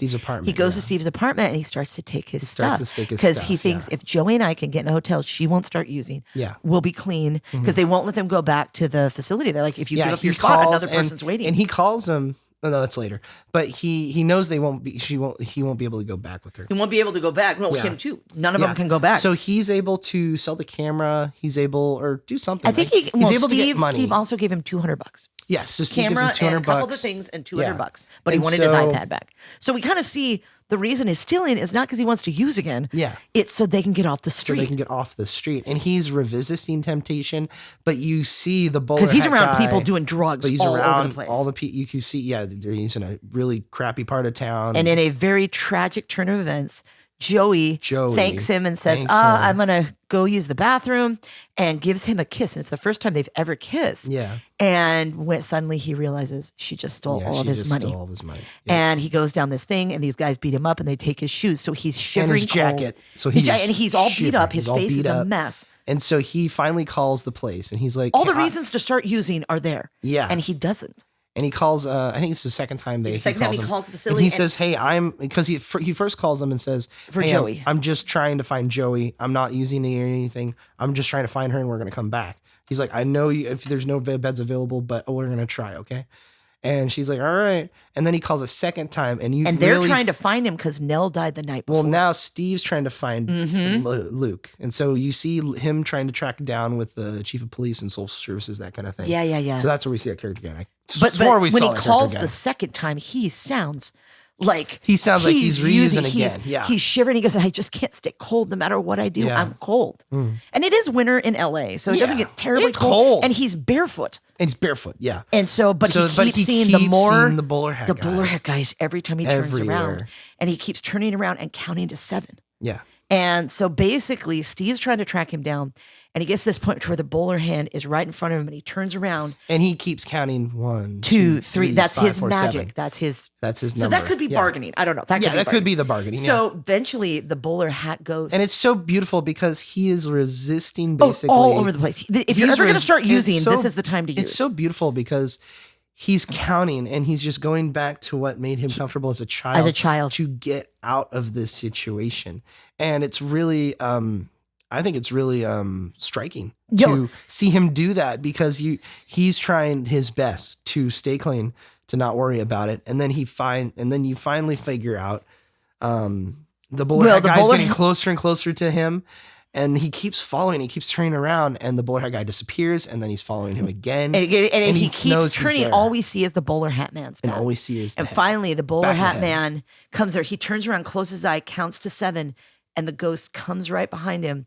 And it's like he takes all of his strength and he turns around to face the ghost. And when he does, it's the mom in a bowler hat and her eyes are glowing. She's basically come to all of the kids. Yeah. And she said, it's time to come home. And she takes off the hat and reaches out to him. And then as he's reaching out, then he gets flashed with lights the lights shining through her image. Shines through her image. And then it's Steve pulling up in the car with one of the social workers. and they find And he Luke. gives Steve this huge hug, and he goes, "Oh God, I'm so glad you found me." And I mean, it's just one of those. And what things. does he say? He says to He's Steve, like, "I'm he so says, cold. I can't get cold no matter what I do." And Get warm no Steve's matter what I like, do, he goes, "We need to." He goes, "I'm so glad you found me." And he goes, "I've come to get you." And he goes, "Oh, are we going over to Nell's? Because Nell lives there." and he doesn't know she's dead. And he goes, "Nell's dead." Yeah. And he finds out his twin is dead. Yeah. So it's like all these things at the lowest point in his life. If ever there was a chance to relapse, this is it. And he doesn't. And in this episode, the first time I watched it, I was like, okay, Flanagan, I know this person's probably going to relapse, but I am really intrigued by this character because all we see of Luke is that he's this disappointment, that he's hurt all these people, he's used all these resources, and we get to see it from his point of view. And later there's a line when they go back to Hill House where the mother's like, "You've been knocking on death's door for all these years. Come home to us, son." Yeah. And it's like, you can tell that trauma, that's why he never really, got over it. Yeah, I love this episode so much. It's so beautiful. It's so humanized. Luke is so humanized so and well. the actor who plays and the him, guy who's a who British plays him, actor. who's a British. I did not know he was was British. in The Wow. Invisible Man as the horrible husband, and he plays he's in quite that. a bit of a bad guy in Bly Manor. Oh, he's in Black Mirror But too. I saw him in this, and I was like, dude, This guy's great. if you can do both the good and the bad guy, you have my total respect. Oh, he's so good. And he's such a good actor. Yeah. So you go ahead and decide what you want to say. So from the in questions episode there. 4, Twin Thing, we show life from Luke's point of view as he struggles with addiction and how much he has relied on Nell, his twin, through the years. I think that's the most tragic thing. Yeah. Is you have this person and she was always the one he was so close to. And I think even at her funeral, he goes into the line that says, she said, "Go in there and bring back my brother." Yeah. And it's like she's the one who never gave up hope. She never treated him different. Nell is just like this unconditional acceptance and love. And as the story progressed, we see the haunting things Luke has experienced during his time at Hill House. How does this episode make you feel for Luke and humanize him? How does his encounter with the supernatural at Hill House, as well as the things that he's experienced there, stop him from leading a normal life? How is the addiction a symbol for trauma and his ability to move forward with his life? Yeah, it's interesting how this was the one child that resorted to drugs and got into that To numb the pain. It's the pain. There's this pain and I can't get over. and you this find- fear I can't get over. and you have the connection that he has to Nell. They are twins. Yeah. But and the reason why he's so cold is because she is dead. Yes, exactly. Because he is like, she's gone. she's gone. And that's why This he is warmth that experiencing was always there for me is gone. Yeah. And I never thought of that way. That is why he's cold. I was thinking he was cold just from the supernatural stuff and the haunting. stuff. And it could be that too. It could be that 100%. too, but she was always the unconditional, loving acceptance. And I think because of that in her death, it's amplified now. The house is like crouching toward him. His resort to Nell is gone. His safety net's gone. And she was always the one that he could fall back on. Yeah. She was always there for him. And it's beautiful because in this episode you see Luke move past what he's been struggling with over the years. And well, he got out and he didn't revert. And he got out and he didn't revert. And And it's he so doesn't. beautiful. And it's like, oh my. And I think out of all the characters, even though I have my favorites, it's like his story was the story I was rooting for. I told Jake, when you get to episode 9 and 10, it's like, I don't even care that there's ghosts and people are being haunted. I just want to see if Luke makes it. Because you're same. invested in his character and the way he's played. And just it's a mix between the acting and the writing, but also like I don't know why I would say he's relatable because I'm not into drugs or anything, but Yeah, I think it's the way he's portrayed. The way he's portrayed and the way they show his character made me understand because I've known a lot of people and worked with That a fall lot of into people that. that have fallen into Yeah. that. Like you and me both have worked with people that have fallen back into that. And I see them come in looking for help in the academic world. And I'm like, I can't fix all of your Nope. issues, but I can help you. With Fill out what- this application. I can help you as Yeah. you're trying to make your life better by coming here. So I applaud you in that. But also it's like, it made me, fully give me more of an understanding of people. Well, like and I that, feel too. like even and I his- really like have been looking for that in years, like how to connect the dots like that with and a to character. get more of an idea of what they've been through. Yeah. And it gives me This more. episode does. And it shows in this the episode does a beginning of good the job at episode, that. there is a vet that's blinded himself. And the trauma that he lived through as a soldier basically made him get high. And he said, I had this vision of this little girl that I saw killed in Iraq or something. And the gas or the flames like melted her eyes. Ooh. And in his Yeah. delirium of being high, he tried to gouge out his eye. Yeah. And that comes up later, that runny egg That's what he basically said he saw. And you see that like trauma affects all these people. They didn't get there by no reason. What I think is interesting, we do need to mention, is that there is a red room in a tower. Oh, yes. In that's right. Hill House. And the very first episode is Shirley and Nell taking a skeleton key that Mr. Dudley gives them to try and open it. And Nell, being optimistic and really sweet, goes, "What if there's a pony in there?" And she goes, "There's not a pony in there." But they all of a sudden hit the door because Shirley's frustrated. And she goes, "Let's go see if Mr. Dudley has any other keys." And as they run down the stairs in the first episode, you see a shadow move under the door. And basically, the mom is wearing a red dress.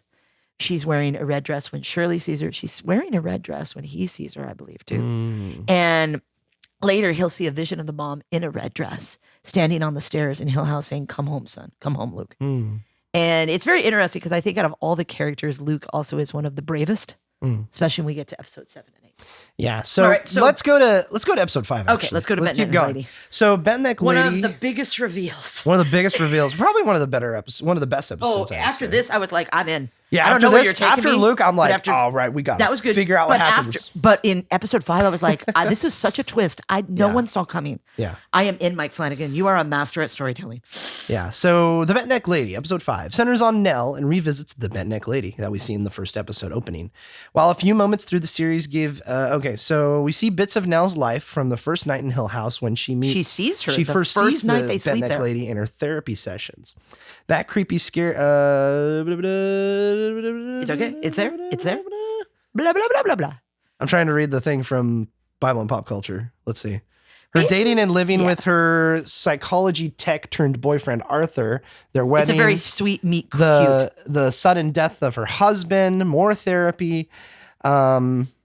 Yeah, this one has a crawl. It's a slow burn. It's a slow one. We also see the rift develop between the siblings, with Stephen writing the book about Hill House and the morning after Olivia's death and the hours leading up to Nell's own death. So Filling basically, in a lot of missing pieces and blanks. Yeah. Because each one has been from each kid's perspective, and now we're seeing it from the Nell's. one who died. Yeah. Well, and in the very first episode, she tries to call Steve. She tries to call Shirley. She tries to call Theo. And in this episode, we find out not only did Shirley and Steve not answer because they think, oh, she's just sad and going through whatever. And they feel very guilty afterwards because they didn't answer. The only one, Theo and her had a falling out.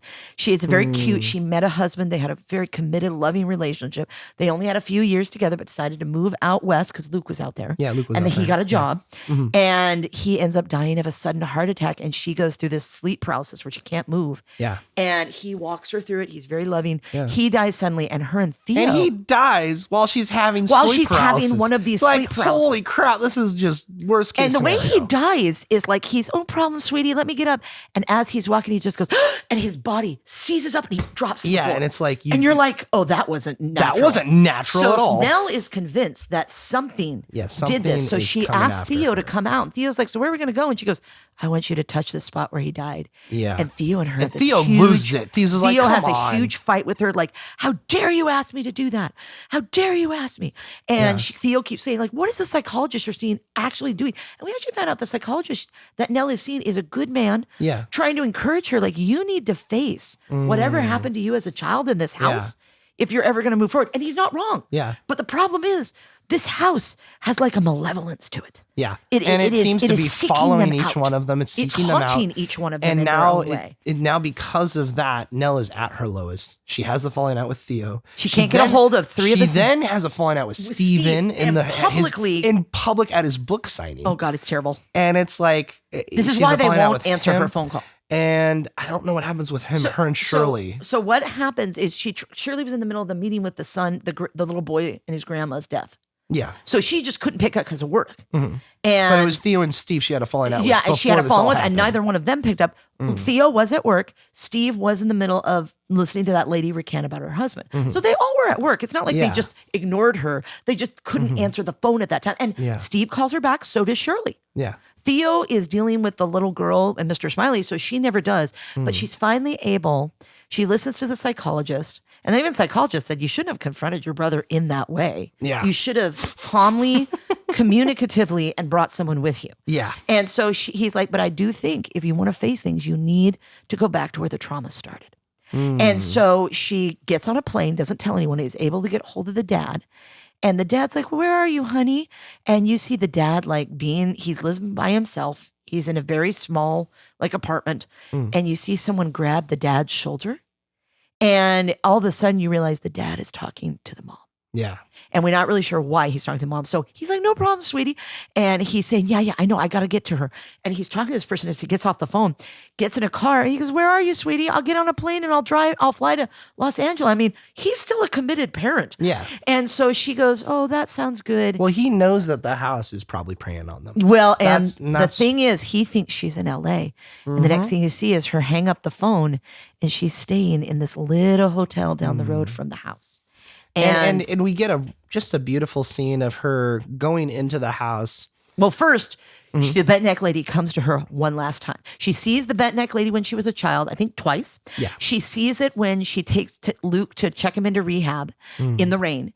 And then we see her, the bent neck lady, a third time as she's at the hotel to go get a Coke and all the lights go out. And all of a sudden, boom, it's a great scare. The bent neck lady's in front of her and she starts screaming. And all of a sudden, and that's the last time. That's the last time we see her. And so she hangs the phone up on the dad and she gets to Hill House. The camera goes and we see Hill House and the lights are on. Yeah, the lights are on. And she goes in there. It's like things have been prepared for her. We see the reality of it is we see her dancing by herself in the first episode and there's no lights. Yeah. It's just the moonlight coming through the windows. House. This decrepit house that's been sitting there for 30 odd years.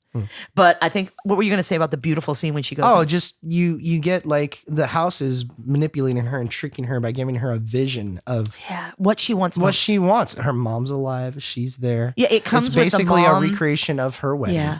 Her husband's there. Yep. And it's like all these different elements come all together. The siblings apologize for missing her call. She finally sees Luke and it's like, oh my God. No, it's we beautiful. Just saw this guy last episode. And the song that they dance to, Oh Heavenly Day from their wedding starts playing. And she starts dancing. I forget what her husband's name is, but he's beautiful. And they start dancing and basically we see a shot and she's by herself. It's like the house is preying upon her. Yeah. And eventually she sees the mom in a red dress at the stop of this spiraled staircase. And the mom is up there and the mom told her when she was a child, when you get old enough, you can have this locket of mine. And when she gets up to the top of the stairs, the mom's like, it's time to put this locket on you. And she puts the locket and she goes, Mom, and she goes, just let go, honey. And the next thing you see, it isn't a locket. It's not a locket. It's a rope they left hanging at the top. And she kind of loses her balance. The ghost kind of pushes her. Yeah. But you realize killing herself was not the intention. This house has deceived her and got her at this weak point and tricked her into coming back. And she falls and breaks her neck. And what's the next thing we see, Jake? And then, so she falls. It's from like her perspective. She falls. And she's there for a couple seconds. She's there for a couple seconds. And then, boom, she keeps falling. She falls again. She falls again. And it's her when she's young screaming. No. It goes backwards. Oh, I'm sorry. It does go back. Does it go backwards? I think it goes backwards because it goes to her. So she at the Coke machine screaming. She falls down again, and we see her descend. No, you're right. It goes back when she's a child. It goes to a child, and then it goes forward, and then it goes forward. So it goes to her when she's little, the two things, and then it goes to another. And she's looking at herself as a child in the bed the first night at Hill House. So she is basically, and then she goes to the husband dying, and she sees she's right there. Luke in the rain. And Luke in the rain. Her screaming Luke in by the rain. Yeah, I forgot about that scene. Her screaming at the Coke machine. Yep. And all of a sudden, and it's funny because every time you see the bent neck lady, her neck is bent a little more. Yeah, you don't see the face. You don't see any detail. You see the face, but we're seeing it from the bent neck lady's point of view. And the reveal is she is the bent neck lady. Yeah, and it was a vision of her death. And it's weird that and every time she's trying to say something, but the ropes around her throat and horror, she just can't say anything. It just ends with her dead corpse screaming. Yeah. And you don't really know, is that why she went to Steve's? You don't really know because Nell is the only ghost, the real ghost, that's trying to connect with them all. And I think it's really poignant in this episode because you have Luke, who's a drug addict. You have Cheryl, who's trying to lead the family, but who's still dealing with all that. And each of them have this word for her. Each of them has a word for her. But also, the problems from their childhood that have manifested as adults is in each different thing. Well, they've never gotten over that traumatic event. Yeah. And in her manifestation is sleep paralysis. Yes. And it's really just, it goes to show that some things are just, there's some things that will manifest in you if you physically sometimes if you don't take care of it. Well, and it is interesting that when the beautiful it's a spiritual scene, it is a spiritual thing. It's a spiritual and thing. when she gets to the house tells her exactly what she wants to see. Like Steve's like, I'm sorry, I didn't listen to you. And Shirley is like, I'm so glad that you're finally happy. And Luke's like, I'm clean, all because of you now. And the first desire of her heart is not to have the man she loves, her husband, back. The desire is for her relationships to all be okay and uniform.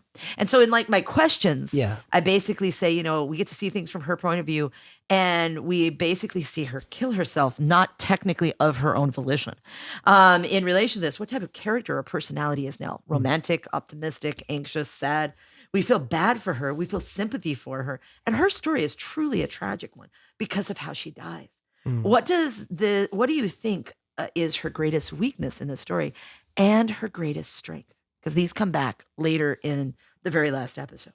What leads to her downfall and her death in Hill House? And how does the house use Nell's deepest desires against her in order to take her life? And basically, the second question deals with the truth about the bent neck lady is she is this. And because we're looking at time not in a linear fashion, when you're in Hill House, you're looking at time in a non-linear way that jumps around in other moments for a person's life. The idea of death and time being mixed together is an interesting one. What do you think this story deals with time in this way? And I feel like Flanagan does that. It's a wonderful narrative structure, but at the same time, I didn't see the bent neck lady coming. Do you think she's actually the bent neck lady? Or do you think that's just her worst nightmare once she dies? I think it is it's the condition of the body. Because even when we see the body at the funeral, the neck's all the way down. So really? That's why all the ghosts look decrepit until you have their vision or they talk to you like Poppy. Poppy's skin is falling off. So it's basically how they died and what they were doing. Because Olivia died in a red dress. Yeah. And we have the red room. So we have this, like, when we see red in our culture, it's danger, beware, it's a warning. In the East, it's very positive. You get married in red. India too, it's a sign of life. It's good fortune. But in the West, the red is danger. That's why stoplights are red. Do this and you're going to die. I mean, it's not an accident. Yeah, it's not an accident. Yeah, it's all intentional. But I also feel like I do think the bent neck lady is what the corpse looks like. But it's not Nell when we see her come and save them. Yeah. You know what I mean? Yeah. So I feel like this was such a great reveal, though. I saw that, because the reveal, it's cool. But I don't know if that's actually what's happening, or is it just like, is it some other thing that Mike Flanagan's trying to get across, or that is true. I think what it is it because she's it goes back to the time with thing. The sleep paralysis? Is she like trapped in herself? Maybe. And now she's with the bent neck lady. Is she going back to seeing these views because I don't know. I don't know if because they never revisit this. They never revisit this, but the bent neck lady is always wearing the white dress she died in. That's true. Because the mom promised her. So that's she could have her dress. Yeah. And that's one thing, like seeing the mom, have her put the necklace on her. It's tragic, but the house used all these things that she wanted. And notice, and I always brought this out when I taught it, notice that first she wants reconciliation between all of her family members. And then she sees the man she loves. And that was taken away. They only had a couple years together. Yeah. So I feel like that's Nell's heart. Nell's heart is for the family first, and then she gets what she wants. And it's weird how the house preys on her and takes her first. Because her greatest strength, I would say, is her love for that family. Yeah, and that's what it uses that against her. It uses it against her. It uses it as a weakness. And it's crazy how that's the catalyst that brings all of them together. Is the one that had the love for the family. It's her death that brings them back. Because the next episode is my absolute favorite let's episode. dive into Two Storms. And I think one of the most brilliant television episodes I've ever seen filmed. I will say also, this show, every time you think, oh, that was the best episode. And then the next one, you're like, that was the pretty best. good. Because like you told me when we got through episode 4, it's a twin thing with Luke. You're like, that was the best episode. I'm like, Jake, wait. I was like, no, wait. Is it going to get better? Coming. And it gets better. So Two Storms, episode 6, the siblings reunite at Nell's funeral. A lot of, so I'll just read through this and then we'll talk about it. Okay. A lot of confrontation and anger as Hugh comes face to face, the dad, with his children. This episode switches back and forth between the funeral and to Hill House on the night of a big storm. We see a lot of scary movie tricks during the storm, a lot of flashlight scenes in the dark, leading us to wait for jump scares, but no real action happening. This episode, and then he gets to an opinion. We see a little insight into what Hugh remembers and experienced in the house and with Olivia. And at the end, we see Nell as a ghost at her own viewing, watching her family fight and bicker. Okay, so this episode is about emotions. Oh, man, it's great. It's not a fast-paced episode, and I think what's beautiful about this episode... Even though it's not fast-paced, it has great pacing. Well, you get to see the person, eldest Steve, starts to come apart. You think it would be Luke going to see... I mean, basically, it's an open casket viewing of Nell's body. The day before the funeral, yeah. And what you find out later, both in the storm in the past and the storm in the present, nowhere else is affected but where the family is. Yeah. In the past, they're affected in the house and they lose power. And Nell goes missing. They can't find her. And at the funeral, they're all there because of Nell. And you get to see one of my favorite shots is the dad walks in. He hasn't seen them since Nell's wedding 3 or 4 years ago. Yeah. And he walks in and it's like one continuous shot, which I said in my... Do you want to go into your question? Okay, so what I said in my question is Two Storms is both my favorite episode in the series and one of the saddest. Oh, God, For the first time in years, all the living family members are together, as well as the dead ones, as well as the deceased family members. The camera work in this episode is amazing, as well as the acting. And there's this one shot that is the dad coming in, and you see all of the 4 kids that are alive, and Nell's in the background in the casket. And they all look at it, and they're like, wow, Cheryl, you did a great job on her body. So before the dad gets there, the husband, Shirley's husband, is like, does anybody want something to drink or eat? He's like the sweet Hispanic guy trying to feed everybody, just very nurturing and loving. And you think that Luke's going to be a mess. And he's like, come on, Luke. Steve's like, let's go up there. And Luke's looking at her and he's like, wow, you did a great job. And Steve's like, oh, yeah, boy. Steve starts to come apart. Yeah, he starts to come apart. And he's like, and what Steve is actually seeing is as he walks away, he goes, I need a drink. He walks over to Kevin and gets a drink. And as he looks back at her casket, the dead mom's there. And every time he turns around, the mom walks closer. And he's still in denial and he can't. Yeah. He's like, and it's so great because like he's the one that's seen all this. He would be okay and Luke'd be the one they're all worried about. Yeah. Luke's actually really calm because he hasn't used. Yeah. He faced his fear. Yeah, he faced his fear. Yeah, and so Theo's there. She's mad. She's drunk. And so like Shirley is trying to be like copacetic. And when the dad walks in, you see all of the adult children with her casket in the background. And the camera pans around the back of the dad. And when it pans around again, all of the actors who played them as young kids are in the exact same position going, it's good to see you, Dad. Glad you're back. Doesn't like the young actress who plays Theo. And the one young actress, when the dad finally goes to Nell's casket, it's not adult Nell, it's baby Nell. Baby Nell. Yeah. It's the child. And it's just like kind of this beautiful way of showing, not telling.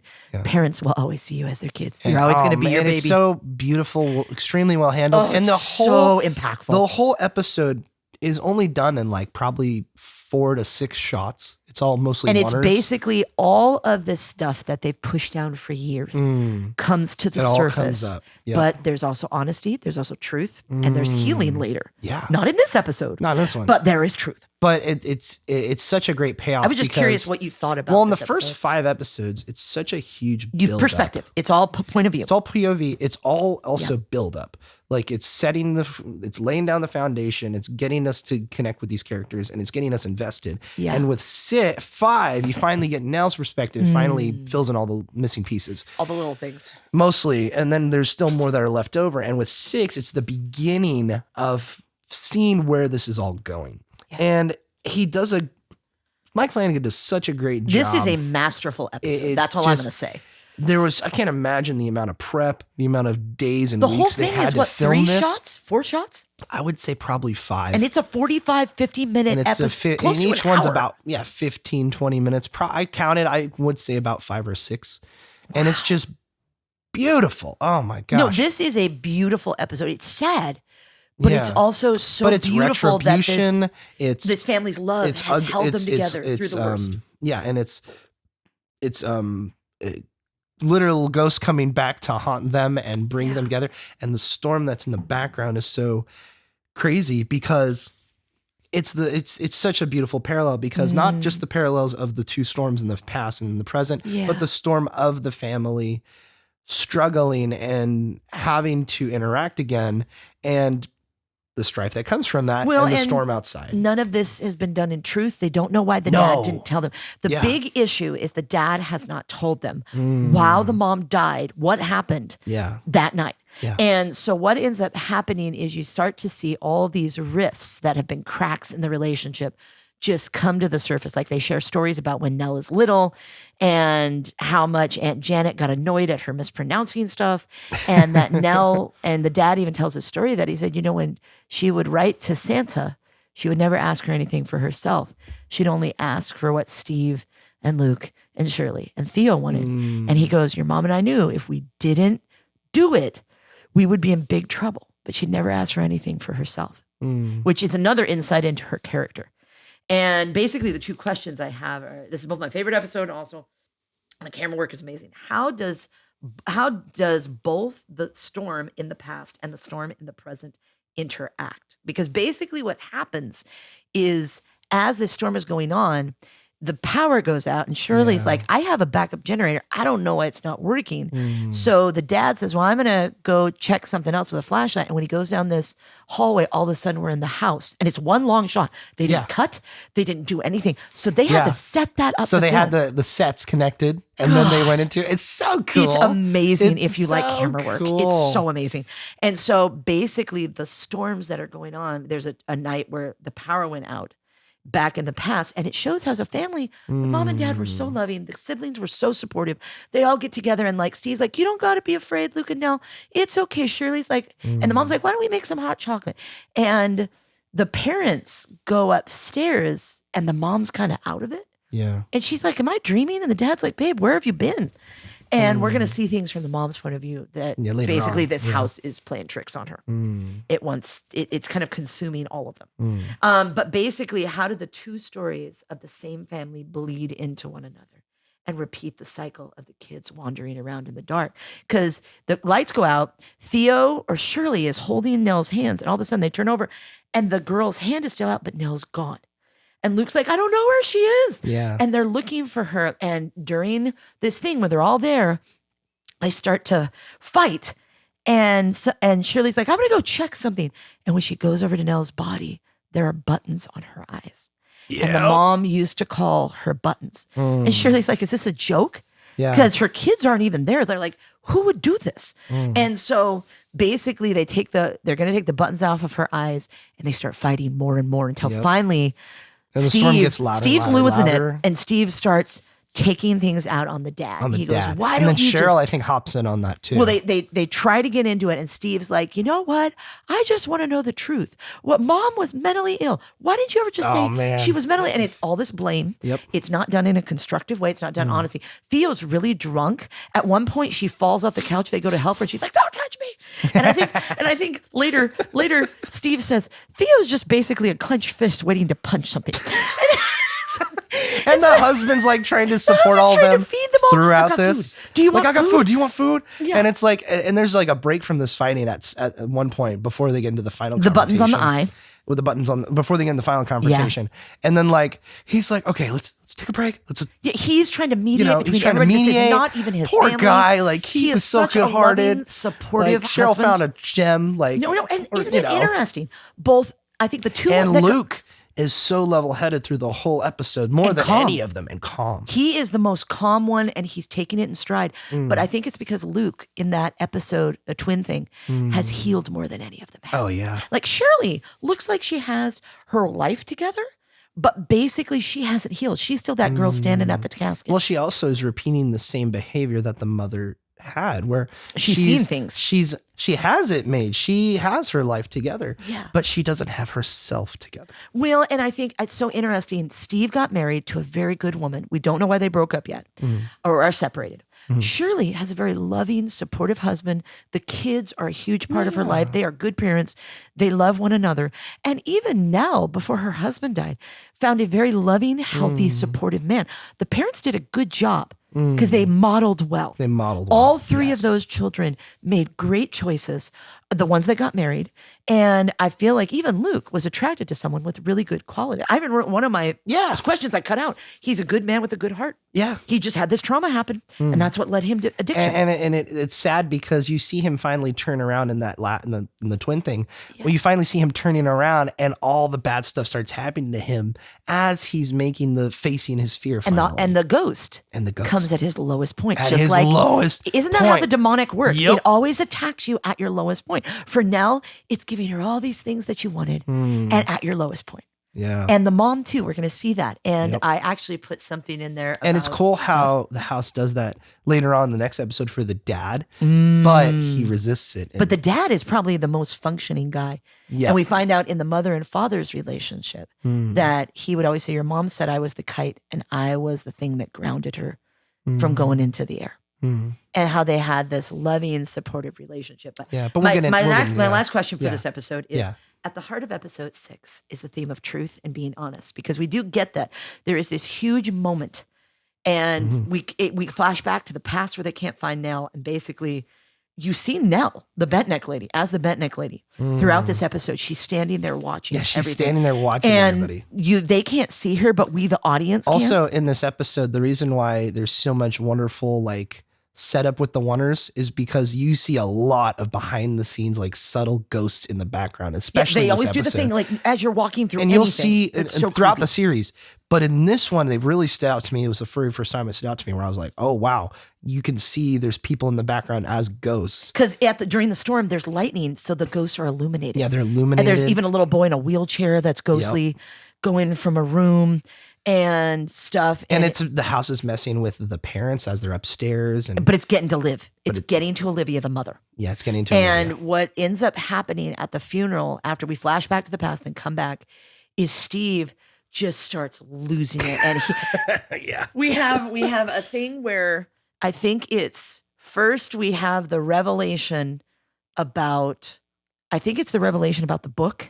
Yeah, I don't remember because much earlier in the episode with, I believe it was 4 or 5 episode, maybe it was Theo. It was after Theo's episode, I think, or maybe it was Theo's episode, where basically Theo sees Kevin, Shirley's husband, because she lives in the guest house, and she's like, "Shirley found your checkbook," and he goes, "Oh no!" Yeah, and she goes, "You better make up that you're having an affair or something." She's and we're like, wait. And as an audience, you're like, I thought what that's what could it's be worse about. than having an affair and him cheating on her? And what you find out at the thing, she starts telling Steve, we never took your blood money. Blood money. We're shame upon this family. You took advantage of us. Theo comes out and says, I took it. That's how I paid for my PhD. Yep. And she basically tells Theo to her face because she's so angry. She's so hurt. First she tells her, you can get out of my house. Yeah, get out. And so because she's living on her property. Next, Steve goes, you better be careful who you accuse, Shirley. Oh. And what's the reveal, Jake? Well, and then did he reveal or does Keith reveal? It's Kevin. Kevin. So Kevin then finally reveals, along with Theo, he goes, that, we actually took his money. And she goes, what? And he's like, that's why there's a separate checking book. And basically she's been doing a lot of stuff at the funeral home pro bono. They're in the red almost every month. Yeah. Because she sees the heart of the people. She wants to put discounts. And that's what so this is how he's paid for the business. Is not telling her that he took Steve's royalties every month. And he keeps telling her and having conversations. He's a good husband. He's like, honey, we can't just give stuff away anymore. We have 2 kids to support. We have to support the family and the business, and we should be nice to make a profit. Because there's stability in that. Because they had a discussion in, I think, episode 2 where he says, look, she's like, well, are we in the black? He's like, look, last month we were barely in the black. Like, that means you need they're to stop money. Giving stuff away. It's like, you need to stop giving stuff away. But her heart is to help people in that grief. Which is great. They all have great hearts. Yeah. Like, even Luke is like, he has such a good heart. But the husband, you find out, the husband went behind her back and kept the money from Steve. Which I kind of feel, at least from my perspective, is almost worse than an affair. It's pretty big. Issue. It's a huge trust issue. But it's like, so she is mad at him. She's mad at Theo. And that's when they go back and they find the buttons on her eyes. Yep. And then it's almost like Nell is trying to get their attention. And you see the bent neck lady, Nell as the bent neck lady. Yeah. And when you see the bent neck lady this time, she is so decomposed. And doesn't Luke see her or see something? Steve sees the mom. Steve sees the mom. In the next episode, Luke sees the mom. And then at the very beginning, I forgot about this. What? But Cheryl sees the guy with the coffee cup again. or the teacup. Oh yeah, it's a whiskey glass. The whiskey glass. And she sees him again, seeing him sitting down as the camera's like panning, turning and then when she around. turns away and she looks back, there's so many elements where actors are hiding and coming back into frame. And so you're kind of like, what's the story with this? So the denouement of this episode happens in the present, where Steve is just losing it. He starts yelling at the dad about not getting the mom who is mentally ill checked, and it's all mental illness, and we all have it in our genes. Blame. It's all blame. It's not done in a constructive way. And then all of a sudden he says, the dad's like, well, what are you trying to say? And Steve screams at the top of his lungs that the wrong parent died. And then the split second later, what happens? The casket supports break and Nell's body, and she falls out of the casket. Exactly. It's like, my God. It is this moment where I think the person is like, you're all here. Why are you? I'm trying to communicate. Stop fighting with each other. Yeah. And they all stop what they're doing, even though they've had these revelations. They've had all this hurt that's bubbling to the surface. And they all go to help lift the casket. Yep, all of them. And put her body back. And Cheryl's like, I'm going to go get my makeup bag. Yep. And we have another flashback. And when the lights go out again. And when Cheryl is trying to find, I think the husband, Theo, and somebody else are like, I'm going to go try and find a flashlight. And Theo's like, I'm going to find more booze. And when they get down to the basement, the lights go out. Cheryl's trying to find the place where she has her bag. And when she opens the door, to one of the Theo rooms, and the husband look like they're talking to each other very intimately. Very intimately, yeah. And they both step away, and Cheryl just slams the door. And of course, Theo is drunk, and she like falls forward a little bit. So he looks like he's trying to stop her from falling. Bad. It does look bad. But Cheryl's also pissed at both of them. Yeah. And now it's like there's even more. Didn't tell her about and so it's like, and Theo didn't tell her about taking the money. It's a bunch of errors, and it's just miscommunication and strife.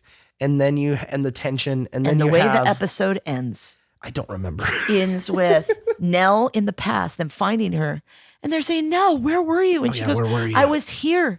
I was yelling and screaming your name, and no one heard me. And then we flash forward to the lights coming back on, and they're like, well, let's all get a good night's sleep. And we go back to the casket, and the bent neck lady, decomposed, is standing there with her neck even more off, standing by Nell's body.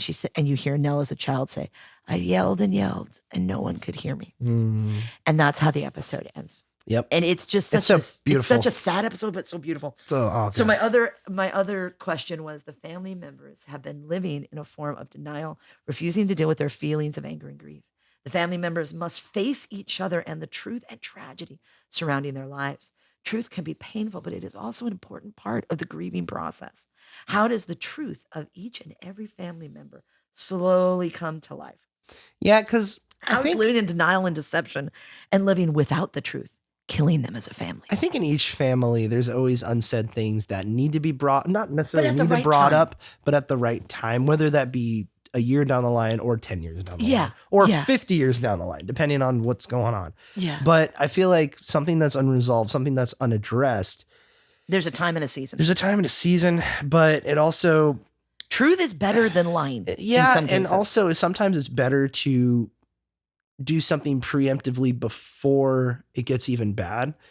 I mean, we've had discussions about like wills and stuff like that, and families we know in our family, and it's like a discussion needs to have, and you have to address every single thing of what the specific, what's in the will, because you don't want people. Honest. You want people to know what's in the will before the person dies. Yeah. Because otherwise, there's going to be hurt, there's going to be strife, there's going to be anger. Well, and part of that grieving is you have to be honest with yourself. Yeah.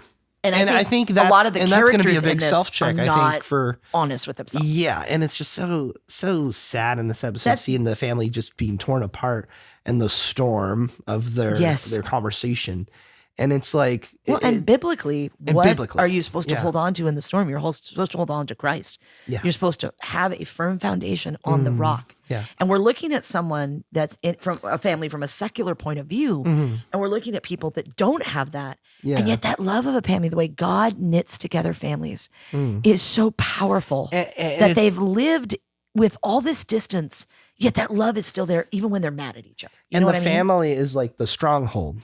Yes. Right. And it's crazy and it's awesome to see this like from this perspective. The way Mike Flanagan does it. The way Mike Flanagan does it, because it's like, this is so accurate. Is he Catholic? Yes. Is he Christian? I don't know. What are you trying to get across? He's probably just well-versed in everything is my theory. Yeah. And he's just really like, he knows the perspective of Christianity and that kind of thing and what it looks like that way. And probably what Shirley Jackson was inspired by. Well, and too. I think, I feel like whether you choose to see it through a haunted house or whether you choose to see it through the scripture, there is a spiritual world. Oh, yeah. You can't get away from that. I think the popular culture and the media hypes up the whole, the dark side of things because that's what sells tickets. It hypes up the stories we tell. It hypes up the story. But really does. What's interesting for me, especially in the genre of horror, if that points back to God, with spiritual truths, and this obviously does with that, how crucial the family is, how important the family is, how important the love and support of a family is, and that even without God in the equation, that's a principle that God set down, and it lasts. And I think I like the phrase you use is horror is a snapshot of hell. Because hell is a place without God. And if you're a Christian, it's basically separation from God. And if there's a snapshot of hell, that means that God exists. If there's a hell, there's a heaven. If there's a hell, there's a heaven. Isn't that why, like, what Marvel didn't want Mephisto and Satan in the books? Because it wouldn't sell in China, because China's atheistic. So if there's a Satan, there has to be a God. Yeah, Isn't that bizarre? It's really just, bizarre. Like, so strange. And I kind of feel with horror, it is the same dynamic, Yeah, it's like the stuff with zombies and stuff like that. Like a lot of satanic stuff won't be allowed there, and a lot of big companies will be scared away from that, which is sad because Mephisto's in the comics and he's a villain. They mentioned him in Agatha. Agatha all along. They did mention Mephisto's name. So it is interesting, but they didn't show anything. Yeah. All right. But anyway, so let's dive into episode 7. And I will say, don't let me forget to mention the horror of the demonic or the demonic's purpose when we get to episode 9. Horror of the demonics and the demonic purpose of Especially episode Poppy. 9. Okay. Yeah. So episode 7, Eulogy, is a lot more about Hugh. We finally get the perspective. The dad. Yeah. We see his interview with the police following Olivia's death. We see him dealing with the aftermath of the storm. On the day of Nell's funeral. Olivia appears to him throughout during conversations with the kids. We physically get to see Olivia dressed in this really nice yellow and green dress standing next to him. Now, the only time we've seen Olivia, other than in the flashbacks, is in a red dress, but Hugh doesn't see her in the red dress she died in. He sees her in this beautiful dress that they both loved, I think. Yeah. And we also see flashbacks of Hugh beginning renovations on Hill House and finding eventually a body in the wall with the whole rat poison and rat scratching thing. So I'll read this and then we can go. Let's go to the questions right after this. We see Olivia's reading drawing room and start to see her losing grip on reality. It's her reading room. Okay, reading room. Yeah, it's okay. Losing grip on reality while sketching up blueprints and plans of the house. We also learn more about the Dudleys in a great scene, by the way, which we will talk about. One of the best monologues in this entire series. About. Cheryl and Hugh see a zombie-like ghost at the funeral home after the Forever Home model that Olivia made gets smashed to the floor. I think Cheryl. No, this is the end. This is at the very end. That's at the very end. Yeah. So Theo and the dad is in there. All right. So eulogy. Okay. So I'm going to read the questions because that kind of touches on some of these. So go for it. So as we move through the end of the series, episode 7, eulogy, allows us to see things at the funeral, which is a mess the next day, by the way. Oh man. Everybody's mad at each other. The husband had to sleep at the hotel where Hugh is staying. He comes back because it's Halloween. They're having the funeral on Halloween night. Halloween. And their son, Cheryl and Kevin's son, has basically complained the entire thing that he wants to be Daredevil because Daredevil came on Netflix, was really big. I think they were doing season 2 at the time. Season 2 at the time. And she goes, well, there you go. Just make your own mask. And he goes, I could be Mr. Lame, I guess. So basically, like, things are a mess. It's the day of the funeral. Tensions are running high. She won't talk to Theo. She won't even drive in the car with her husband, but she lets the dad drive with her. And while he's in the car with her, the mom's giving him advice. He's like, don't ask her. Don't say anything. Yeah, don't dig a little deep. Don't dig too deep. And like the mom's giving advice with all these kids. So basically, the term "I'll fix it" in the episode is the initial approach to the house being filled with mold. Unfortunately, the mold in this house takes on a much larger meaning. Like anyone, the younger Hugh wants to fix the problems in his family. but you cannot fix people the way you fix houses. Mm. The rotting mold is a symbol of the ghosts and the supernatural rot that has already infected and is poisoning his wife, Liv. The problem with the problem with the family is something you cannot easily fix because the home and the people are much harder to correct than houses. What type of person do you take Hugh being all these years later at the funeral? He genuinely loves his kids still, but struggles to make connections with them. How and why is it difficult for him to talk to his children? How is it he's still trying to fix things as a father of the family? Because basically this episode, we go on this emotional journey. Janet shows up. He can't stand her because this is the woman that raised his kids. He's like, oh, it's Janet. And like Theo's girlfriend shows up. Yeah. She said, I saw it in the paper, and she's all mad at first. And then we see her talking to her later. And it's like her walls are kind of coming down with this girl's concerned. But Steve keeps seeing things. He is a mess. The dad tries to talk to him. He won't talk to him because of the fight they had last night. And at the funeral site, Luke goes over to say goodbye to her at the casket, and he sees the bent neck lady. Oh, Luke sees her. Yeah, and the bent neck lady's like, don't go to the house. Then all of a sudden, as the casket's going down, the ghost of the mom, and she's rotting, grabs Luke and says, come home, honey. And he gets away from her. And then Steve goes up there and goes, you're acting crazy. Everybody's going to think you're crazy. And it's really Steve's fears because Steve's afraid that he's crazy. Shirley still won't talk to Theo. And that night when they're back at the house, the mom turns to the dad because I think Luke and the dad kind of have a riff where Luke says, well, you know, big boys know the difference between what is real and what isn't, Dad. Because that's what he said to him as a child if he wanted the Boulder hat. Yeah. And he walks away. And then all of a sudden Theo can't find her car key, or Shirley can't find her car keys. Shirley can't find her credit card. Theo can't find her car keys. And the mom is whispering in Hugh's ear, you saw him do it. You know it's him. And before this, we flash back and he's trying to fix this mold. Steve's trying to help him. All this stuff ends up happening. What he finds out is the mold is running down the walls. And this is the mold from the storm they find out. Well, they find out the walls are all squishy. The walls are squishy. There's more of a serious issue that they trace. Well, they trace it down to the basement, I think. Yep, to the basement. The basement that's on the plans. And there's this brick wall, and he keeps hearing this scratching on this brick wall. And when they break one of the bricks out, he finds a skeleton in there. Yeah. Come to find out later, this is the bowler hat man. Yeah. Who walled himself up, Edgar Allan Poe style, in a brick wall and died in there. And they thought it was like, this is the ending of the Toby Keith song. I'll see you again next time. Or what was that song called? No, I can't remember. But basically, this episode. You used to remember the music video, Well, the ironic thing is this episode. Yes, I do remember that episode. I do remember that music song. video. So the episode he starts walls himself out. up. He sings, and then he's like, shoot. Yeah. This guy did it on purpose. did it on purpose. And it is another manifestation that the house made him do this during Prohibition. And this is who built the Prohibition room. So this episode starts out with Hugh in a police interrogation room covered in blood. Yeah. And this cop is like, so... Oh, you're not arrested. You can leave anytime. Well, the cop is like, but what took you 3 hours to call us? Yeah, what took you 3 hours? You took your kids to this hotel. You dropped them off. You came back. And we see flashbacks like the kids at the hotel. And they're like, Mom was trying to chase us. And it's either Nell or Theo or Luke say, that's not Mom. Yeah. And you're like, what the heck? Yeah. And so what ends up happening is we have flashbacks. Come to find out when he finds this body and the house hurts his hand, and then he gets obsessed with the red room. He can't open the door no matter what he does. And then we have this cop, and this is how he knows the cop. When he found this body, he reported it because he's a good, honest man. Yeah. And the cop's like, you know what? Since it's been over 60, 80 years, you don't got to report this on the house because it's a cold case. Yeah. And the cop's being nice to him. And he's like, if you did, you have to fill out extra paperwork. Yeah, but he goes, because it's a cold case. You would have to. And so it shows how him and the cop, because he was an honest guy, the cop respects him for that. And the cop said, like, hey, you know what? Before the wife died. You seem like he needs to realize he's good. He's good people. Yeah. They're good people. And the cop's trying to be straight with him, like, hey, you don't got to disclose this because it's a cold case. And then he says, is this place haunted? And Hugh goes, yeah, I think it is. But the next question is about Mr. Dudley. And I think one of the best monologues. One of the saddest things is the mom. It shows when the mom and the dad are Mrs. unpacking Dudley. stuff and they're going through stuff. And it's where they have all this rope because of the construction, which will later kill Nell on top of the staircase.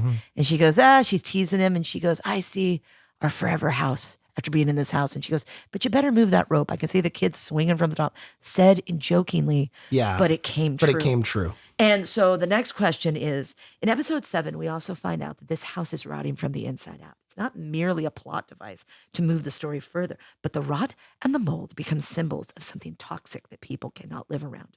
Ergo, the house is also toxic, a different poison to different members of the family, especially the mother, Olivia. Furthermore, Mr. Dudley's story in this episode comes out when he tells what happened to him and the wife and why they never stay after dark. This exemplifies Hill's House toxicity and how they lost a child, but staying in Hill House, they could hear the cries of their unborn daughter. It influences both people, both families, body and mind. How does the house slowly prey upon people that are living in it? Give examples where how it wears down its inhabitants until they don't know what's real. I was having this conversation with a student this last week. Oh, were you? And she was talking about how, because she's upfront about how her mental condition is and how she's been in an asylum before and that kind of thing. She was honest with you about that. Yeah, and she grew up in Trinity Forest in that place, and she was a lot of spiritual stuff up there. Yeah, and so she was telling me about the stuff she has seen in the dreams she has about her children. And her mother, like, she related it to her, like, motherly instincts or her connection to her kids or stuff like that. Yeah. But it's probably something spiritual that she can pick up on. And she kept saying, oh, it's about something in the mind. And this, I'm like, well, you could I think it could be that way. And I think you're probably right. But I said, but a lot of people also say some of that stuff is spiritual. And it was a really interesting conversation we just had about that, because in my mind, it's one of those things where you want to say what you want to say. But how do you say it? But how do you, but you want to do it in a way that's not like, it's,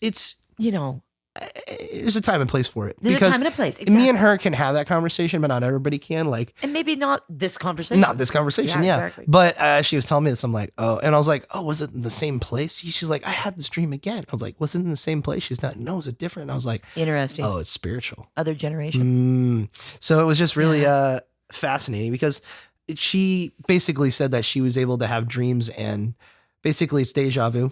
Like, I've had dreams like that where, like, you dream something happens, I've seen this and before. then you're like, oh, I've seen this before. And you're like, oh, I did have a dream about that one. Yeah, what is God showing me? Yeah. Yeah, I used to have recurring dreams all the time. She has dreams where it's recurring, but it's protecting her. So, like, she had a recurring dream for 10 years, how she was blocking somebody punching her. And turns out that came true because some crazy lady was trying to attack her. Oh, and she was able to remember, and she held up the right arm, the left arm, and the right arm again. Gosh. It was really interesting. So I was like, well, sometimes I guess the mind does that. But I wanted to say, well, it's God telling you. Well, also in a lot of religions, especially in the Old Testament with Judaism and Christianity, if you had a dream, in the concept in Hebrew is that your mind is given access to the spiritual realm. So when you dream, sometimes I do believe it's our mind trying to make sense of stuff, but I do think sometimes God will reveal things, we forget them, and then when we see something, we're like, oh, I've seen this before. What are you trying to show me? And I might be crazy, but that's true. I've had dreams when I was like probably 7, 8, 9 years old about like something that happens. Oh, the storm. Speaking of storms, there's a storm outside, but it's where like, it's something stupid, like I'm moving a plate over here. Yes, and like I'm backing up and then setting something on a shelf. I remember having that as an 8, 7, 9-year-old, like 2 or 3 times or whatever. Yeah. And then I experience it when I'm 17. And I'm like, holy crap, this is the dream I've always had. Yeah. And it finally came true. Yeah, I don't know what condition that is. I remember one time. I don't know if it's special or if I'm special. I'm probably not. I also think sometimes God gives us access to stuff. Yeah. And I think sometimes it's like God's not just a physical person I can go to, but I can feel his presence. You know what I mean? And I have a crazy theory. Okay, go for it. What's your crazy theory? Because I've had dreams where like I'm traveling in a tunnel Coraline style to different places. Like I remember I was working at the store and I had a dream where I was crawling through a tunnel and I popped out where I usually park by the store out of bushes. And I was like, I went in, did my shift. I came back. Everything was nothing out of the ordinary. And I came back and I was like, I'm not going to drive away. I'm going to go back in my tunnel. So I went back in my tunnel and I woke up and I'm like, holy crap, what a crazy dream. What a crazy dream. And I related it to I transported to another dimension and I was embodying the Jake in that dimension, and I couldn't go back to the car because the actual Jake's going to go back to the car. So I went back into the tunnel or whatever. Oh, so that's stupid, but it's just a fun thing. I had that happen. I've had that happen into my 20s and my 30s. And I remember one time I was getting very little sleep because I was working 4 jobs, and I had this dream that I was in class, and it was this one student. It was the advanced students, and I saw this bag. And Abdullah left without his bag. And then I had the dream again. And I'm like, hey, Abdullah, grab your bag. And 2 weeks later, I was standing in class. It was the exact same sun coming through the windows. It was the exact same position of students. They were wearing the stuff in my dream. And Abdullah started to leave. I'm like, Abdullah, you forgot your bag. And he goes, oh, thank you. And he was kind of an older guy. And the next day he came back and he goes, you know what, Angela? Thank you so much for telling me about that bag. I had $4,000 in there for our rent and a car and some other stuff. Wow. And he goes, I would have hated to forget. I said, we don't live in a high crime area, Abdullah. I said, but I knew that bag was important. I wouldn't want to leave my bag. But it was just weird. That's cool. It was like very weird. And I'm not going to knock spiritual stuff because they quote Well, I think there's a connection Hamlet in this. Yeah. And I think there's a connection, like, for last thing I'll say on that, I think there's a connection between the subconscious and what God wants to tell you. Yeah, and I feel like I agree with that. I don't know how to explain it. There's some connection. Because even between Carl that. and Jung and Freud said there is a subconscious. Yeah. There is an unconscious. And Carl Jung believed, the great psychologist, one of the fathers of like dream theory and stuff, he basically said, dreaming, sometimes we'll have dreams and people have the same dreams at different time because he believed there was a cosmic subconscious. And that's like a secular way of, I believe, looking at the way God ordered the world. Like your spiritual self. But and it's stuff interesting because they quote Hamlet twice, once in this episode and once in episode 9, where it's the famous line, there are more things in heaven and earth, Horatio, than dreamt of in your philosophy. And it's basically him saying, how can I not see the ghost of my father? How do you know there aren't ghosts? And the reason I brought up the lady in that conversation that's at work fascinating. is because it's the same thing with the Dudleys, I think. This is my one issue with the series, because when you're trying to find a moral lesson in this show, which there are many, but if you try to find, and you're trying to connect the dots and figure out, and I'm going to talk more about this once we get to the end, but the Dudleys kind of represent, I understand why in the story they're written that way, because it's a great story, first off. Yeah. But I feel like when you try to find a moral lesson from this, the Dudleys kind of bring it back a little bit and make it a little bit worse because of what happens. But they are good people. But they are good people. And this house has preyed on their family. Yes. Because the wife was taking care of one of the older people who owned the house, and she ended up losing their child. I'm saying just the moral lesson from the show, the Dudleys kind of ruin a little bit. But I'm going to say that for the last end. Episode.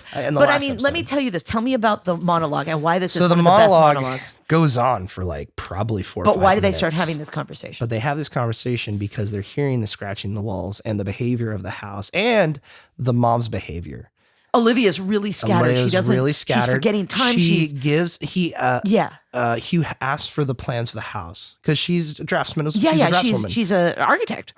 And so she gives him the plan. She brings him. She says, "Oh, honey, I finally." Because they're adding stuff on because they found the cellar with the alcohol and stuff. Yeah, and so she brings him down the master plan, and he looks at it. And I can't remember what is on it. It's basically patterns. It has we find out in the next episode. It's hundreds and hundreds of patterns of their forever house. That she didn't draw new stuff. She just drew that over and over and over again. And he doesn't say anything right away. No. He saves it, but he's contemplating. He notices. Like, how do I talk to her about this? Yes, and that's kind of because his he dilemma. starts realizing she is changing. Well, and one night he wakes up and she's on his chest with a screwdriver at his throat. And he's like, "Liv," and she's sleeping. She's doing this in her sleep.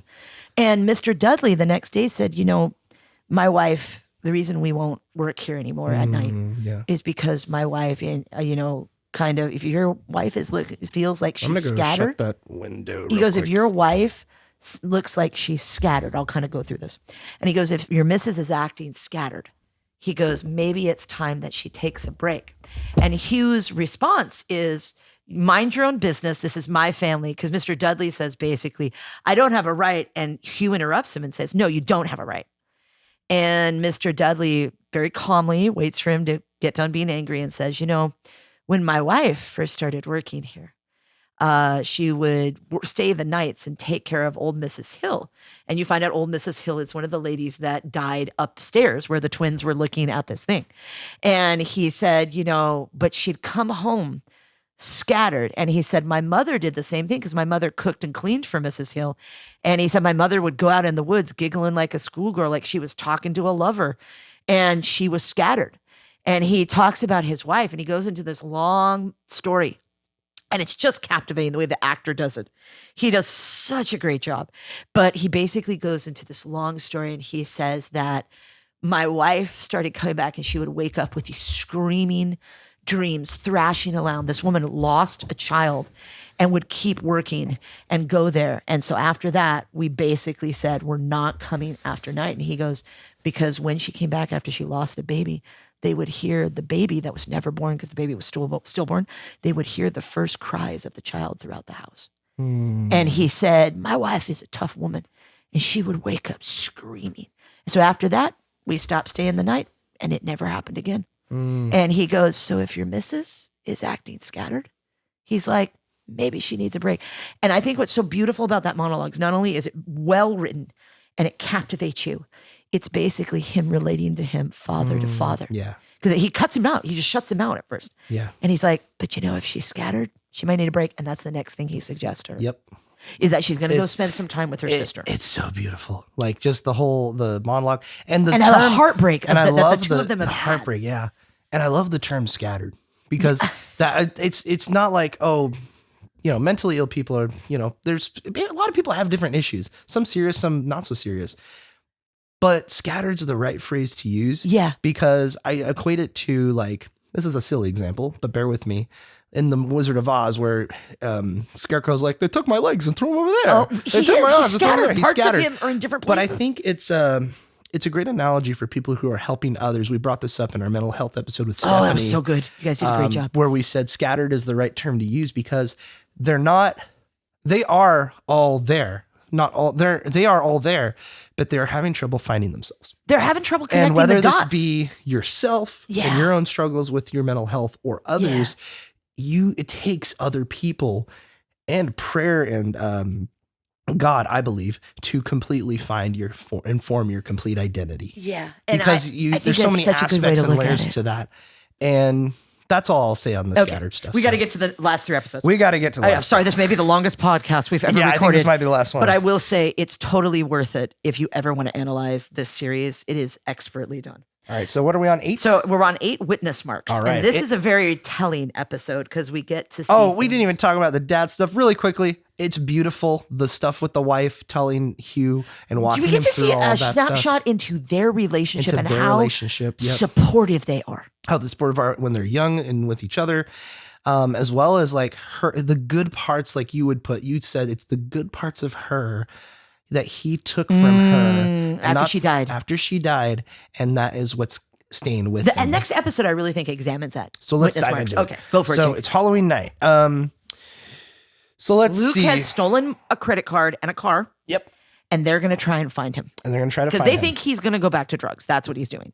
Yeah. So let's see. Where are we here? We see Olivia appear to Steve, and we learn that he decides he doesn't want to have kids. There's a whole thing about they're at a Steve fertility. And Leah. He's at a fertility clinic with his wife. Yeah. And so they're trying to figure out why they can't have a baby.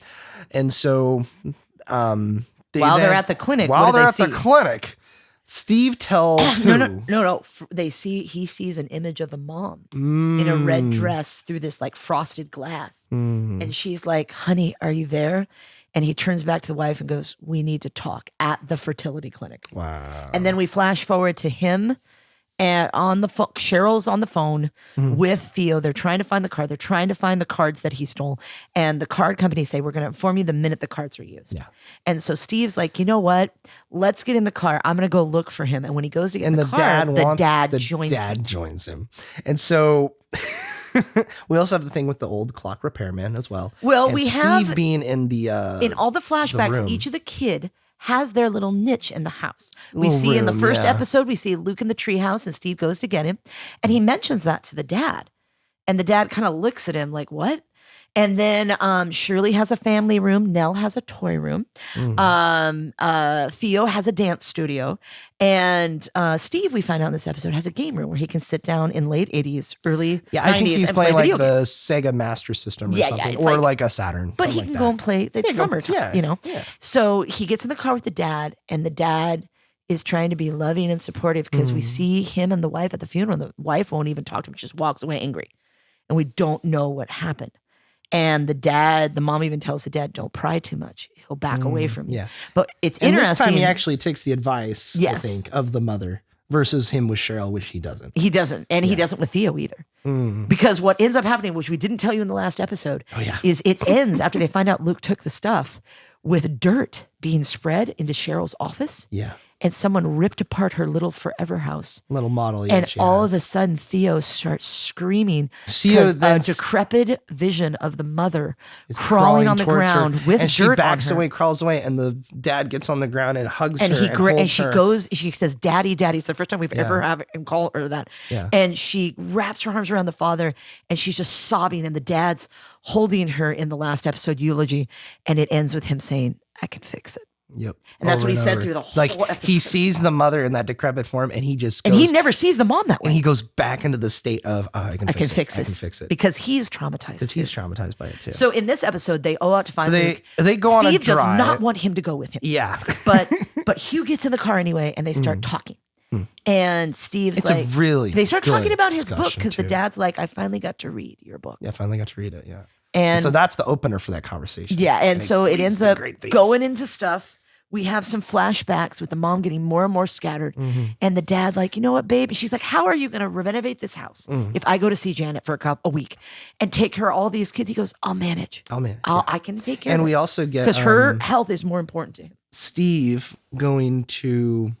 Well, Steve talks about mental illness. Well, Steve also goes up to the game room, and on the way to the game room. No, in the game room. Oh, no. On the way to the game room, he sees the guy repairing a clock. Yes, he does. So we see that they're like, oh, interesting. And then he finds in the game room, he finds this dresser. It's a beautiful armoire. It's got like these, it's like a vanity case. And it has a little stool that goes with it. And so he grabs Mrs. Dudley because Mrs. Dudley basically knows a lot about the house because she took care of like 2-3 generations of people who live there. Yeah. And he asked her, is it okay if I have any? She goes, everything in the house is yours. I don't think anybody's going to want it. Yeah. And she goes, but you might want to paint it. Yeah. And we see her in the next episode. Well, we also bringing see paint. him repairing it and fixing it up and starting to paint. And then he notices on the bottom, When he goes to look at the bottom, what's on the bottom? there's mold. Yet again, another symbol of this house is infected. And so he just paints over the mold. Which is what you don't want to do. No. And so he takes the dresser and he gives it to the mom. And what happens? So Because he knows she's tired. She's been having headaches.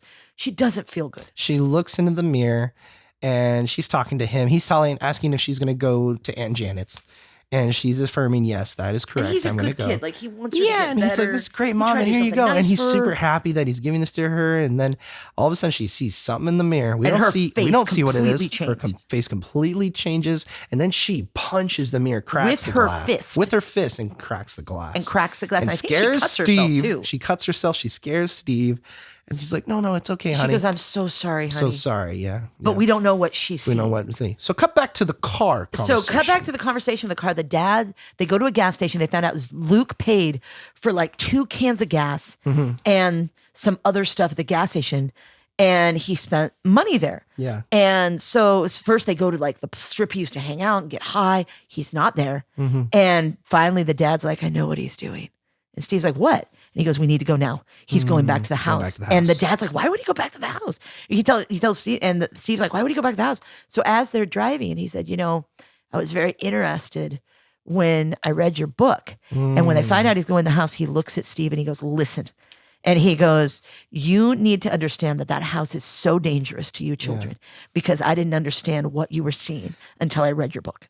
Yeah. And what does he end up saying? Well, he's like, well, Steve. The part where you saw the guy fixing the clock. Yeah, The guy with he the said- handlebar mustache. He said, Steve, we never had anybody fixing the clock. How would I have had money to pay someone to fix a clock. There's only 3 or 4 people in the world that could have fixed a clock like that. A clock like that. And he talks about the witness marks. What are the witness marks? And the witness marks, you're going to have to help me on this. They're the marks in a clock that can tell it's been checked or set or renovated or fixed. But it leaves scratches on the metal inside the clock. And so they're witness marks to tell, and sometimes they'll date them. Yeah. And they're witness marks to show, this clock has been serviced. So the dad says, you said that you walked down the hall and and you see it in the visions. The mom walks by the guy in the clock. Steve walks by this guy in the clock. Yep. And the dad's like, we never had that clock service. And then he said, there's also something else. Yeah, go ahead. He's like, you built the treehouse. He's like, when would I have had time to build the treehouse? We were flipping the house in 3 months. We were flipping the house in 3 months. So why would I take the time to build the treehouse? For you and Luke. Also, how long does it take to make a treehouse? Yeah. And it's like, wait, what are you talking about? He's like, we never had a treehouse, Steve. Never. So Steve's like, so why do I remember that? Why do I remember that? Okay. And so basically it has them racing towards the house. To Luke. Meanwhile, Shirley is so sick of everything. She kicks the husband out. She won't talk to Theo. And she tells Theo, you better be out of my guest house by tomorrow. So and it's Halloween night. So she just puts the candy on the porch. She turns off the light. She doesn't want to deal with trick-or-treaters. And she keeps hearing someone knocking on the door. And then finally she hears it like a third or fourth time. And she runs out there. And Theo is walking towards the house. She's not on the steps. She's walking towards the house. And they're like, she's like, did you do that? Because she's so mad at Theo. And Theo's like, no, I didn't do that. I didn't do that. But I need to talk to you. Yeah. And she's like, I have nothing to say. And when they were girls, one night, Theo comes into her room and says, Shirley, stop banging on the walls. And Shirley's like, what are you talking about? I'm not banging on the walls. And Theo's like, he's mad, ticked off. And all of a sudden, the walls start pounding. It's like an unearthly, earth-shaking pounding. And the two girls scream and grab onto each other and start screaming. The dad hears her screaming, come in and goes, what are you talking about? There's no banging. It's only banging they can hear. And then he's like, how do I explain this? And he says, it's the pipes. It's the pipes in the walls. That's what old house. That's how. And I've been in several houses, including the one I moved from in Idaho, the one in Clear Lake, and Grandma and Grandpa Metzger's house, and there were weird things that would happen. I told someone, I probably lived in haunted houses, but it never affected me. But doors would open on their own. Well, it could be. There's things, I think, in the foundations of houses when they moved, depending on soil. But no, I've been in things where I shut a door and the door opened. Or I shut drawers and the drawers would open. Yeah. Especially in Grandma Metzger's house. When I was a teenager, there was a time at the Friends Church when we had youth group there. And I'm not saying it haunted. But it's an old church. This was like 20 years ago or 15 years ago or whatever. But like I was walking, like everybody was downstairs in the basement and I was in the top where the sanctuary is. And I was heading back downstairs, but like the door on the far like end by the organ was what kept opening. And I went to shut it and I made sure it was shut, but latched, I pulled on it, it was shut. Yeah. And it opened. You walk away and it opens. I freaked out. It ran downstairs. And then it was like that scene in Polar Express where the kid's like with all the puppets and then he runs and shuts the door. That was me. I was like, Argh. See, I think I was when I was younger. And now, like, I lived in that house in Idaho and that one did weird things. Sharon's house did weird things when I lived in it. And then the house in Clear Lake, some weird stuff would happen, but things didn't open on their own. Grandma Metzger's house, it happened a lot more after she died. And I just was like never scared. I was just like, I can't change stuff. I'm not afraid of it. So it was just, I don't know, it's just weird. So what ends up happening is Shirley and Theo are in Theo's like, well, I don't care. And she follows her in the house. The door shuts and they hear the banging again. They get in this physical fight where she punches her. They both hear it, And they both hear it. And just like when they were girls, they grab onto each other. No matter how mad they are at each other, they're still sisters. They grab onto each other and it keeps banging and banging. And then what happens? And then they say, they find out where Luke's going. They say, Luke's go into the house. And so they said, let's get in my car and let's go. So Shirley gets in the car. And they start driving, and Theo starts trying to explain what happened that night. She saw her and the husband together. And she's like, no, it wasn't anything. And he didn't do anything. She goes, I was drunk. I was teetering. I couldn't fall. And she is trying to tell Shirley, and Shirley's getting angrier and angrier. And this is the point. I jumped when I saw it for the first time. Yep. And I had several students. One time I had someone who was a nursing student scream at the top of her lungs at this. It's one of the biggest jump scares in the movie. Nell's deformed corpse can't say anything, but it comes out and has this unearthly scream, and they both see her and they stop the car and they pull over, and Theo gets out of the car, and just like she sobbed the night before and grabbed onto the dad, she starts sobbing. And remember, she doesn't like to touch people. She grabbed onto the dad and she crawled in his lap. just unloads and tells what happened, Cheryl, about everything. What happened when she touched her corpse for the first time? Well, when she touched the corpse, she basically saw what we saw in. I want to say she saw what we saw in the touch, right? Not touch. No, she started screaming when someone touched her before the mom died. Mm-hmm. But in this, she said, "I touched her and I felt nothing." Oh, that was it. Yeah, it's a great monologue, nothing. and Katie Siegel does an amazing job. And she's like, "I felt nothing," and so I called the girl she likes, and I couldn't feel anything, and I just kept drinking, and I couldn't feel anything, and that's all is happening in a space of these 3 days. And she goes, and then at the funeral, I couldn't feel anything, and I was drowning in the nothing, and I wondered if that's what happens when you die. Is there nothing after it? And that's what happened to Mom, and that's what happened to Nell, and that's what's going to happen to me. And there's just this nothing. And she goes, I was drunk, and at the funeral, I felt nothing. And that I was in the basement, and I took off my gloves, and I touched Kevin, and he pulled me back from the nothing, and I could feel again. She's been numb this whole time. And she's like, I could feel again. Cheryl and I started to cry, and I started to tip over, and he caught me, and that's what you saw. But it's better to feel something than nothing. Darn. And Theo, very sweetly, is on the grass crying. And Carol, Shirley, comes over, helps pick up her sister, and they get back in the car. And they start driving to get to driving. And how does this episode end? So we end it with Luke. He finally arrives at the haunted house on Hill House. And he's not high. He's still very calm. He's a very level-headed man. He's in Shirley's car. And he grabs the 2 gas cans that he got at the gas station, and he walks up, he looks at the house, and just the same thing that happened with Nell, the house lights turn on, and you start seeing and the he glow, walks toward and it. he walks toward it. The next thing we see is him in the house, throwing the gas all over the place. This place could lit up like a Christmas tree, and he's going out with it. He's not trying to escape. He covers the whole floor in glass, and it's basically, he sees that this house is ripping his family apart. Yeah. So being, I think, one of the bravest characters in this family, one of the bravest members of this family, he goes to do what no one else will do. This house took his sister, it took his mom, it's not taking anybody else. Yeah. So he throws the gas on the floor, and he lights up a really nice light. Well, that's the beginning of the next episode. No, that's the end of this one. Oh, that's the end of this one. And Poppy grabs him. Oh yeah, Poppy grabs him. Yeah, so he goes Old to lady, light. that's a ghost. He goes to light the lighter on the ground, and it just fizzles out. It won't light anything. And he tries it again. The next thing you see is this decrepit 1920s flapper behind him, and she grabs him by the face, and it ends. Well, doesn't he see the mom? He sees the mom up at the top of the stairs. And Come he home, stops, honey. yeah. And he throws the lighter down. Yep. He's like, I'm not letting you take anybody else. Nothing and happens. it won't let him kill. And The then house won't let Poppy's him burn. behind him, grabs his head, and the episode That's how the ends. episode ends. And I think this next one, Screaming Mimis. pretty much everything we talked about is in my questions. So we're just going to go straight to that. Yeah, we'll just go straight to that. And basically, Screaming Mimis, there was a lot of slang for the first time that was popularized in the 1920s because of the radio. So you could have someone in New York say, yeah, I want to do this, or forget about it, which we have later in our century, and the whole country. Forget about it. Which I mean, think about it. You would hear it no matter. So you had all the slang, and this is the first time they start contracting words so that the slang will fit on billboards. The first time slang is in the popular mindset in the 1920s, and this is Poppy's era. So Poppy is one of the ghosts that haunt this. Tell me how this episode begins. So Jake.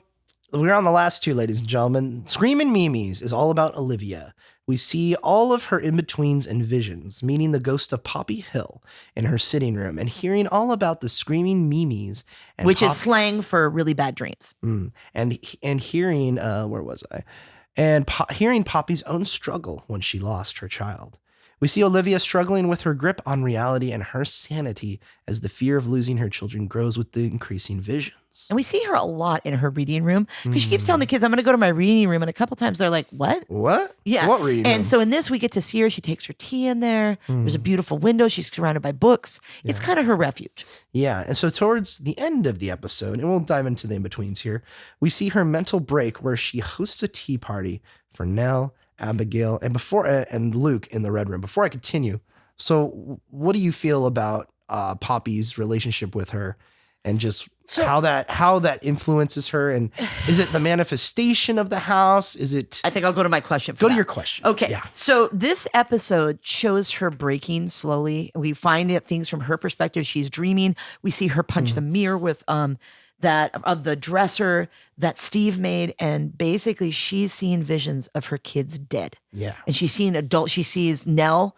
cut her mouth open because they sewed the jaw shut when she died. And she's like, "Mommy, save me." And she like tips over. And then all of a sudden she sees the twins. Like at one point we see, what I love in this is in the very beginning, we see her talk to Mrs. Dudley.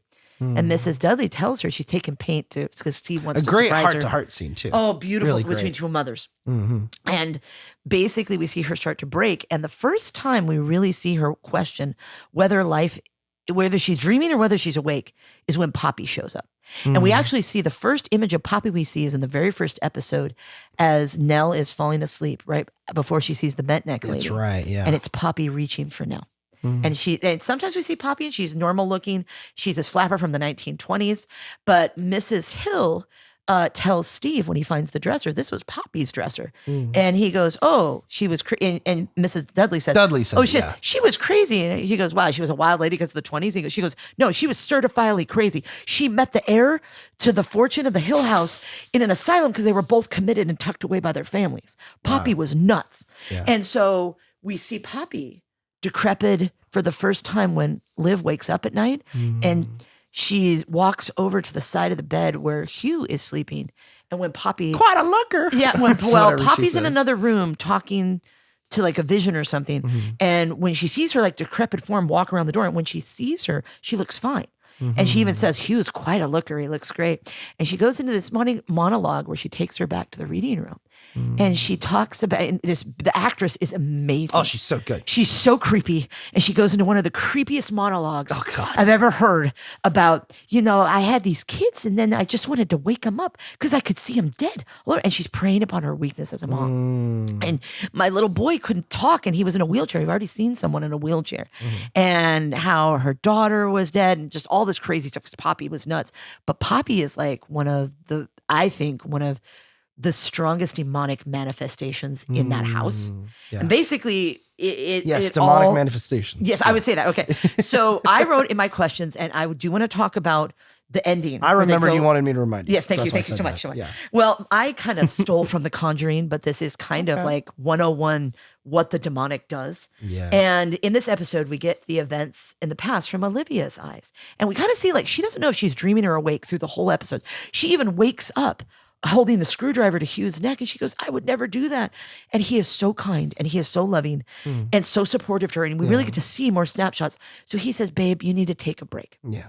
And so basically, this is the question that Olivia's eyes, and while she said, "Oh, I'm going to take a break," she leaves in a taxi. He calls her and asks if she got to Janet's okay. She's like, "Oh, I did." And then we back up and we see her in a hotel. It's the same room in the hotel. Same room in the hotel. He put Nell stayed in. It's the same room in the hotel he put all the kids in the night she dies. And basically we're like, why is she lying to him? Because he shows her the forever house that she just wrote all over the plans. And she goes, "I don't know why I did this." And he's like, "No, I can handle." And so she comes back to the house that night. And Nell has been begging her to have a tea party with him. And she comes back and Shirley finds her in the kitchen making the tea. And she goes, "Oh, are you dreaming too, sweetie?" Because she doesn't know if she's a dreaming or awake. She thinks she's dreaming. And so she goes into the twins' room and she goes, because she keeps seeing visions of only the twins dead. And as adults, as children, and they have this monologue with her, like the house is telling her, like Nell's like, "What if I'm so sad I kill myself with a rope?" And like Luke's like, "What if I'm so sad I put poison in my body and I die on the floor and I choke to death on my own vomit?" And it's the kids reciting this to her. They're saying and this it's so to her. creepy and when she looks terrible. in the mirror and she punches it, she sees them as adults, both as ghosts. Dead. Yep. And they're like, "Mommy, save us." And that's why she punched the mirror. And we see it from her perspective. So she doesn't know whether she gets away from the kids because she thinks, "I need to keep them safe." But then when she's away from the house, she comes back. And Luke keeps saying, Abigail, my friend, this imaginary friend, is going to spend the night. And he tells Theo, you need to give me some of your clothes because Abigail needs clothes. She doesn't have a lot of clothes. And Theo's like, you're not having my clothes, Luke. And like, they tell him, you can have some of these older clothes that we found. And so basically she goes into the twins' room with this tea. And and she sees this little girl laying in Luke's bed and Luke's sleeping on the ground. And it's the little girl in the blue dress. It's Abigail. So you're wondering, is this a ghost? And if this is a ghost, why do they need clothes? Yeah, why do they need clothes? The clothes. And so basically, he says, I asked if she could spend the night. Everybody says, fine. The mom's like, that's fine. Let's go up. So they go up the winding stairways where Nell hung herself. She takes and Nell, where Olivia she later takes kills Luke. herself and throws herself off. Nell, Luke, and Abigail. Nell, Luke, and Abigail, and they're all marching upstairs. And I think Abigail put on some clothes. They all got dressed. She's in the blue dress. No, she was already in there. Oh, she was? Yeah, I thought she was in the jammies. No, she wasn't in the blue dress. She was in her jammies. Okay. Yeah. So they go upstairs, and the red room at the top of the stairs is open. And you even see like Hugh hurt his hand in the last episode trying to open this door. He can't open this door, and the door's open. The door's and open. when they go in there, there's mold on the walls. Yeah. As we're walking towards it. And Nell's like, the door's open. And she goes, did you find the key? And the mom goes, we are the key. And walks in there, and they sit down. And basically, this episode ends with Hugh running. Well, he goes to the kitchen, and Shirley's waking him up, and she goes, Dad, Mom's back. Why is she back? And he goes, what? And he goes into the kitchen, and he sees this box, and they cut between the tea party and this, and they're getting ready to have the party, and Nell's like, you have to hold your pinky like this and stuff. And she goes, you know what? We're going to do this, and we're going to wake up. And when we wake up, we're going to be safe. And he sees on the counter, there's rat poison. Yep. And he runs because it's like a 5-story house. So he's running, and he tells Shirley, go get your sisters and the twins and get in the car, and I'll get Steve because Steve's bedroom's at the end. Yeah. And so he runs up to the red room. He sees the mom, and the last episode ended with Hugh telling Steve this stuff about the house and how dangerous the house is. And the last shot of the episode, Witness Marks, is him seeing the door open, running to the door, and it cuts. And we get to see him run to the door. And before he gets there, Abigail drinks the tea before Luke and Nell, and she starts coughing, and they're like, is she okay? And Luke's like, she's choking. And the mom's like, no, she's gonna wake up. And she starts foaming at the mouth and dies. Yeah. And so this is why Luke and Nell are so messed up. And so the dad goes in there and he's like, Olivia, no. And she tries to like push the dad out of the way. She's like, no, they have to wake up. Because Poppy keeps telling her they're not safe until they wake up. And it's basically the house saying, you need to kill your kids. Yeah. And that is such a part of the demonic, and my questions point on that. And so basically the dad pushes the mom. He doesn't push her very hard. But Steve says in the previous episode, she had a concussions and bruises all over her body that were before she died. So how did that happen, Dad? And basically he pushed her, she fell, and she's limping.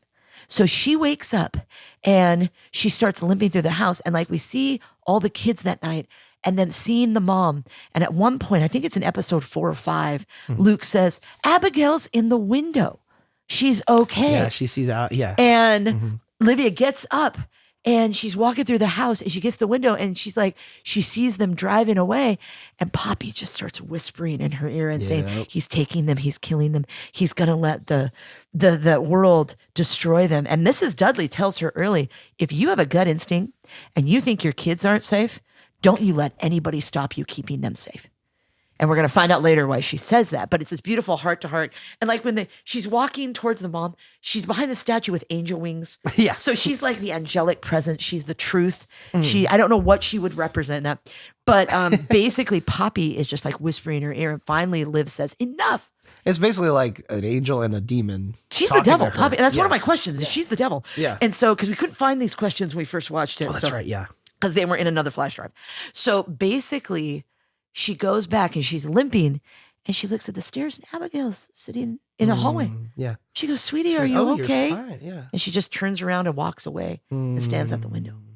And so she goes up to the top of the stairs with all the ropes, and Poppy's standing behind her, and she goes, I just am so tired. I just want to wake up. And Poppy's like, then jump. It says something to that effect. Yep. And you see Poppy's on kind of like on her back and she falls and you hear this sickening crack. And that's how she dies. Yeah. But the cop said, why did it take you 3 hours to call us? You dropped the kids off at the hotel. You were back there in 20 minutes. We're on episode 9 and there's still more mystery. We still don't know until the very last episode. Yeah. So my questions are this, and this is, I really think this is such, I know what Flanagan's doing here, but it's like, it's such a good, an illustration of how the demonic works and how it worms its way into Olivia, preying on her fears. Yeah. So it says we get to see through Olivia's eyes the house slowly infect her reason and wear her down. It begins with the soft, slow whispers of the ghosts, like Poppy, almost like an infestation phase. And in The Conjuring, they touch on this, and I really think it gets into the demonic. First, it doesn't just, people don't just get possessed. It starts with the infestation, the whispering, the noises in the wall, the things that make the hairs on the back of your neck rise up. The second thing is the oppression phase, where it pushes the person down. It wears them down till they're so weak and vulnerable, they're ready to get possessed. And so basically I said, you know, it moves Olivia's, first it's the whispers that Poppy gives her. It makes her doubt reality. And then it moves to the oppression phase, where the house and its supernatural occupants start showing her alternate realities of the children's death. And who is it? It's her babies. It's the twins. Yeah. Of course, that's going to hit her hard. Finally, it's the possession phase, where the house is in control of Olivia's actions, convincing her that the only way to wake up is by killing herself and others. The house itself and its supernatural elements can be representative of mental illness and what a person and what it does to a person. The danger, of course, is that if the individual does not get help, mental illness can take control, leading to self-harm or suicide. And of course, remember, this was for a non-spiritual group that I would write this for and have them. In the case of this episode, the constant headaches, the malevolent influence of the house, and the continual appearance of the ghosts eventually wear down Liv until she slowly succumbs. As we watch Liv's slow descent into madness, what are some other things that could be done to stop this? We definitely see some warning signs or other things that could have been done as red flags before she was unable to tell reality from dreams. There's definitely a part in this show, and this is the part where... See, this is why for me as a Christian, it's like, oh, I see what Mike Flanagan did. Yep. I watched the process. And I watched that. And this was done 3 years after The Conjuring. The Conjuring made that mainstream. Yeah, yeah. So this was done 3 years. And that's right out of Ed and Lorraine Warren's notes. And this was 5 years, 2018. Conjuring came out in 2013. And I thought, that's what it is. It's the infestation. It's the oppression that wears you down. Until the possession, you're so susceptible, you'll do what they want. And I think like, I saw that and I was like, I see what you do, Mike Flanagan. There's no way that this doesn't have spiritual elements. But of course, for a secular class, I couldn't say those things. Yeah, and it's so telling, like the Poppy and her relationship with that, the preying on her weakness. It's probably the house using Poppy as a tool to bring her down. That's my next question. To break her down. That's what I would answer as was. So my next question, and this was hard for me to cut down. Yeah. The character and ghost of Poppy is a very interesting one, not to mention one of the most creepy and malevolent ghosts that we see in Hill House. In fact, Poppy plays with one of Olivia's weaknesses, her love for her family and her desire to protect them. If you didn't catch the angel wings that appear from Mrs. Dudley when they're having the conversation and talking about that in that episode. If it wasn't apparent enough. Yes, as a symbol of God who prays and is an angelic presence, telling Liv the truth about her identity as a person and a mother. One of the ghosts is old Mrs. Hill that Olivia sees. And she tells Olivia, she's a liar, that one, Poppy. She lies. A warning for Liv not to listen to Poppy's words and ideas of destruction. There is something that might be referenced with Poppy being the source of lies. A biblical interpretation would be the father of lies, which is another name for Satan or the devil. Much like a serpent in the Garden of Eden, Poppy wants to ruin and destroy everything that is loving and good concerning the family, almost like an extension of the house itself. How in Hill House is this a reflection of evil in the lives of the family? How is it also a place that should be praised upon the hopes and fears with lies? I'm open to interpretation. It's interesting how Poppy seems to be the worst version of Liv. Yes. And it's funny. She's the opposite Liv. She's the anti-Liv. And it's weird how Liv is willing to seek help from pretty much anybody. She listens to Hugh. This, and she listens to Hugh, but it's weird how seems to be our worst intentions we seem to listen to. And I think that's what Liv is listening to. And the house is bringing the worst of it out of her. And her fear. Breaking her down and the fear of losing her The children. headaches. And physically breaking her down. And mentally fear is breaking her down. the tool that is used here. And that's the opposite of faith. And that's why it's man, the house is so messed up. The house and I love Mrs. Dudley's relation is like, I know how dangerous this is. Yeah. That's why I'm not here at night. That's why I'm and that's not what's here so at night. beautiful about the Dudleys is that they're still willing to be there and being like, they realize they weren't going to take the job. They were like, you're on your own. And they know there's a force of evil at work. Yeah. But when they find out, and they can recognize it, that's why they're not there at night. But they're willing to put up with that to help out the family and the kids because there are children. Well, and Mrs. Dudley even says, I pray for you every night and I pray for the lives of your children. And it's interesting. Like the only presence of God we get is Mrs. Dudley. Yeah. And I think it's a person who prayed for them, a person that believes in God. And someone that basically is like, I wasn't going to take the, she even tells her in this episode, I wasn't going to take the job, but when I heard you had 5 children, I had to. And I think that's so beautiful, losing her own child and knowing how dangerous, like losing the baby that was stillborn and knowing how dangerous that house is. And yet she's like, I need to be here. Yeah. You know, and so it's now I will say the Dudleys, I think, are an example of an unhealthy fear of it's it. Way fear and they let fear rule them. And trauma can And I control think that's the lesson I would take from the next episode. From the next episode. So all right, Jake. Let's jump. This episode Silence Lay Steady. So much, and that's from the book. Silence Lay Steady, and that's the first line of his book. It's Steve's book. So Jake, take us through this. All right. So what Bible and pop culture have here? The season's finale. Silence Lay Steady fills in all the gaps, beginning with the Red Room. And we have some reveals, don't we? Yes. Speaking of reveals, we discover changes for each. The Red Room changes for each person, sort of like the Room of Requirement in Harry Potter. Very true. For Olivia, good job, you guys. For Olivia, it's her reading sketching room. For Theo, a dance studio. For Steve, his game room. For Nell, her toy room. And for Luke, a treehouse. None of these rooms actually existed to anyone else, except in the instance of Luke's treehouse, which Steve saw, which I found really interesting. And all of the places that the Red Room has created, there's a stained glass window that's very long in the background, and we see it in every shot that they show us later. They have a little insert here saying Steve has always been able to see and experience the ghosts and supernatural. He just didn't believe, so it didn't appear out of the ordinary to him. It's interesting. So we now won't know what happened on that night in Hill House when Olivia died, what happened to Nell, and a little more history about the siblings and what happened in between. But what happens now? Steve has strange flashbacks and visions of a pregnant Leah. And this is how we open it up. This is the opening episode. Yeah. Which gave, let's see. And it starts out with silent lay steady, these words. Yeah.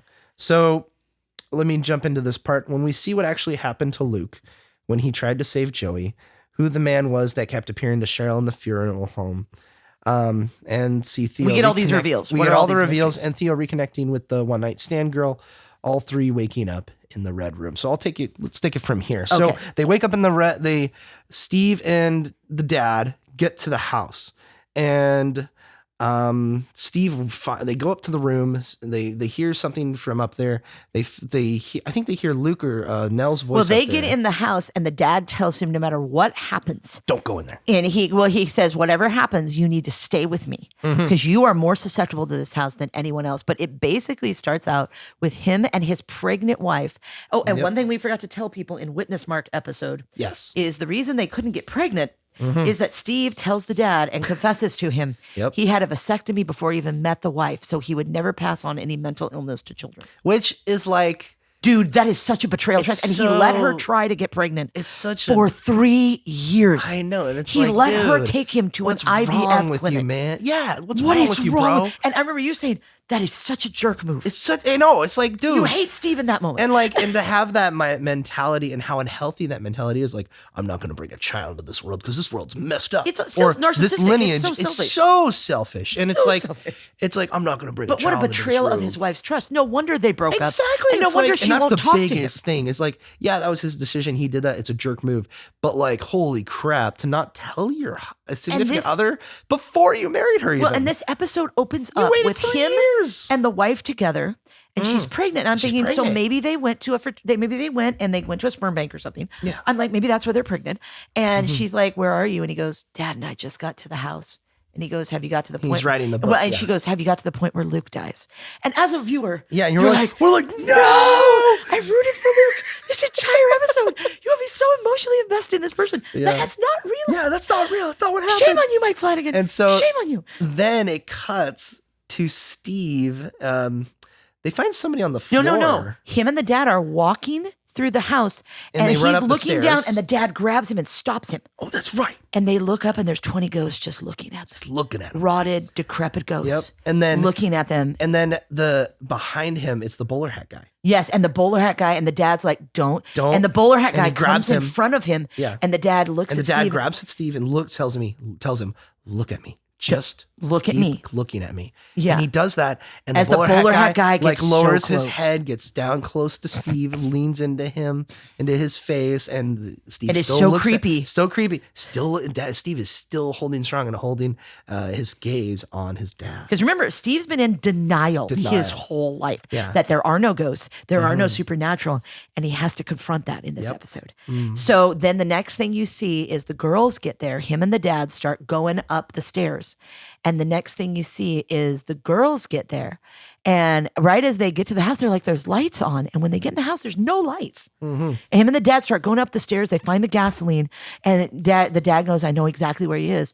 So they go up to the red room. Yes. And it's locked. And the dad goes, oh, let me see if I can get something to open it. And when Steve turns back, it's open. And Luke is on the ground with foam coming out of his mouth. Yeah. And he goes, Luke. And once he goes in the red room, the dad's like, no. And the door slams shut. Slams. Meanwhile, the girls get there. The dad, I think, encounters one of them. But first it's Theo, somebody, I think it's Shirley. Shirley goes off because she sees the guy with the glass. In his Oh, that's right. Yeah. And you want to tell me about that part? So she goes off, and then we get the flashback with her. Yeah. We find out Well, that she goes off. she goes off. Theo goes up to the dad, and when Theo turns around, Poppy grabs her and pulls her into the red. Pulls her into the red room. Yeah. Yeah. And But then we go to and then we Shirley. get to Shirley. So Shirley, we find out that this guy with the whiskey glass turns out was a man she met on a convention for morticians, apparently. Right when they bought the business. Right when they bought the business. She went to Years Las ago. Vegas years ago. Kids were babies. Kids were babies. She went to Las Vegas. Her husband, the kids were at home on the East Coast, and she was in a bar, and it was after the convention, and she's looking through the papers and trying to be a good business owner. Good business owner, looking at different recommendations and maybe connections she can make, networking, all that stuff. And it turns out, some guy bought you a drink. And she's like, oh, well, tell him no. And she's like, well, thanks, but no. And then so she tells the guy, I'm going to buy. She buys him the weirdest appetizer they have. And he's sends like, it back to him. What the heck? And then she goes. And that engages a conversation between those two. Until they talk till 2 in the morning. They talk till 2 in the morning, the last call. She realizes he's married. And she's like, oh. Or no, she realizes, she tells him, I'm married. She tells him I'm married, and he goes, I guess it's not a good idea. It's not a good idea for you to come back to my room and tell me something. Yeah. And so he gets up from the bar and walks away. And then the next thing you see is him walking back. And he goes, but that's not how it happened. That's not how it happened. And how does it happen, Jake? Well, it happens so she goes back up to his room. And the wedding ring, his wedding ring sealed the deal. And his wedding ring sealed the deal. She told him she was already married. But then she sees he's already married too. So it's both folks away from their significant others and thought they'd have this tryst and the fling. The man in this memory, this guy, basically says, you got dressed like it was nothing, got on the plane and went back, and you never talked about it again. Yeah. And then the next thing you see is her at her funeral. And she's standing at the aisle just like she did when she was a kid. Yeah. And her husband's getting ready to walk down the aisle. And the guy with the glass is like, but and then the mortuary guy from when her mom died is there. Yeah. And he goes, but you know what happens after you die? Everybody knows everything. All of your secrets are there for everybody to see. And she really has this image of everything has to be perfect. And so basically she's like, no. And she's walking down the aisle. And when she gets there, she sees her body and he goes, guess what? Your husband's going to find out everything. And it's the house preying on her fears. And the next thing she sees is Nell, and she's not decrepit. She's not the bent neck lady. She's not a rotting corpse. She's dressed in her wedding dress. And she reaches over and goes, Shirley, and grabs her. And Shirley wakes up in the red room. Then we flash to, I believe it's Steve, and him and the wife is like 9 months pregnant. The baby's kicking, and the wife is like saying all this really sweet stuff. And then they do something creepy with the baby. The wife is saying all this really sweet stuff. Like, and then it shifts. The wife keeps talking about how Luke dies. Yeah. So you're not sure if this is because he's in the red room or this is what really happened. Because we saw Luke on the ground with foam coming out of his mouth. So we don't know. The wife's like, we are already going to name flashback. this little girl Nell in honor of your sister. What way do you want to honor your brother? And then the character of the wife just completely and he flips. keeps telling you, he's like, but Luke didn't die. He goes, but how did I get out of the room? Yeah. I remember me and Dad going up the stairs, but I don't remember getting out of the room. And that's when we find out those. And then the house, it's the house that turns on him. And the house is like, you never cared about me. Yep. You just let me fund all your books and support all your stuff because you couldn't make money. And it's just like all these things that he feels he was a bad husband. Yeah. And that So he it brings lied to all her. And because they're all good people. All these kids turned out fine. But it's interesting how it seems like the house is really messing with their head and knows notice everything he about questioned them. the truth. And he questioned the truth. How did I get here? How did I get here? And she keeps telling him, and her face and her skin starts to get like all white. And she goes, do you think I'll just die like your sister? Or do you think this baby will claw its way out of him? Like these horrible stuff. And it's like a nightmare for him. Yeah. And the next thing, the wife starts to turn into this corpse and laugh. And the next thing he sees, the light shifts. And Nell's standing next to him and she looks fine.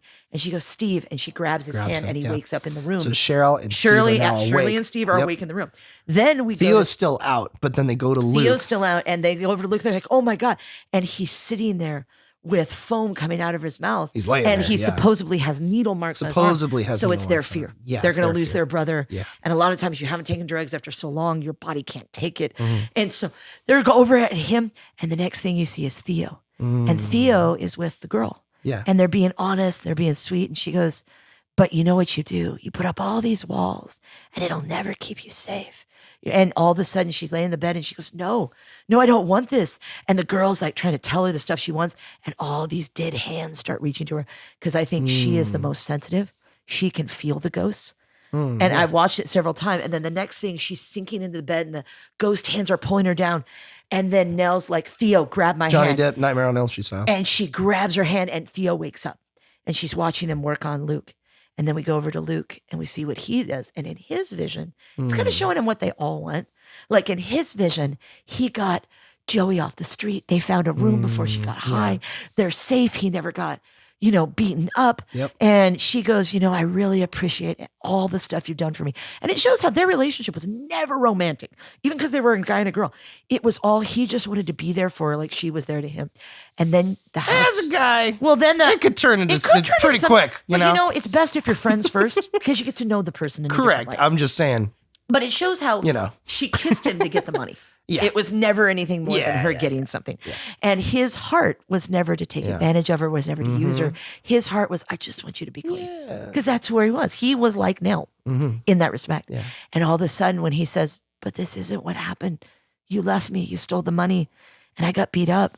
And she goes, and then the house flips on him. Yep, flips and the on image him. of Joey starts becoming a decrepit monster, with a lot a needle like in her Steve's arm wife. and all this stuff. And she puts a needle and in then his she arm. says, but what about the needle in your arm? And he looks down. And there's a needle in his arm. And he's like, no, I didn't relapse. And then I don't remember what her eyes, she goes, do you think we're like that person in the vet's dream where we'll just have runny egg eyes and her eyes start to melt? Eyes start melt, yeah. And then all of a sudden he's in the red room. And they're having the tea party, but instead of it having mold on the walls, everything's beautiful. It's like and heaven, white and clean. And he's in the suit he was supposed to be in at Nell's wedding. And the mom's standing there with the bowler hat talking about how much she loved him. And she goes, it's time, honey. It's time to come home. And Abigail's sitting there and she's alive, a little girl. And Nell's a little girl. And Nell looks at him and says, don't do it. And he goes, what? And he goes, why is she talking like that? She goes, don't do it. This isn't real. You're not going to wake up. And the house is like, no, just take that. And she goes, you've been knocking on this door your entire life. And he goes, no, I don't want to die. Mom, what are you talking about? And it's the house. Yeah, it's the house. It's the house using the mother. And while this is going on, we see Hugh on the outside of the door and Poppy tries to get him. And Poppy is like, she starts saying this creepy poem about all this family that killed each other. And she keeps getting closer to Hugh and his heart starts acting up because he has these nitro pills. And all of a sudden you hear this woman say, leave him alone. And you think it's going to be Nell. but it's not. It's Olivia. It's the real Olivia that died in the red dress. And this entire time, he's been seeing a version of her. And she tells Poppy, you get away from him. And Poppy's like, can't blame a girl for trying, because he is a good looking guy. And so she blames him. She says, you left me here by myself this whole time. And he goes, no, baby, I didn't. I just couldn't let the kids. And she goes, let this room take them. She goes, that way they can stay here with us and you can die and we can all be a family. And he's like, no, babe, because her and Mrs. Dudley have this conversation about you keep your kids safe, even if they hate you for it. And it's like, oh, that's a red flag. Yeah. That's not good. And basically she's like, you hold that door shut and you don't let the monsters of the world devour him. And he goes, but honey, the monsters are everywhere. The monsters are in this house. That's not logic. And she goes, I won't open the door. He goes, Liv, if you open this door, I promise you something. He goes over and whispers in her ear. And she hugs him and she goes, I missed you, my love. And he goes, I missed you too. And at one point, she even, the good part of her that went with him, he goes, we were good until the last couple days. And Liv's like, the ghost, that part of her that he took with him, says, honey, that one doesn't count. That wasn't us. Aww. And it shows that like they've had this loving relationship.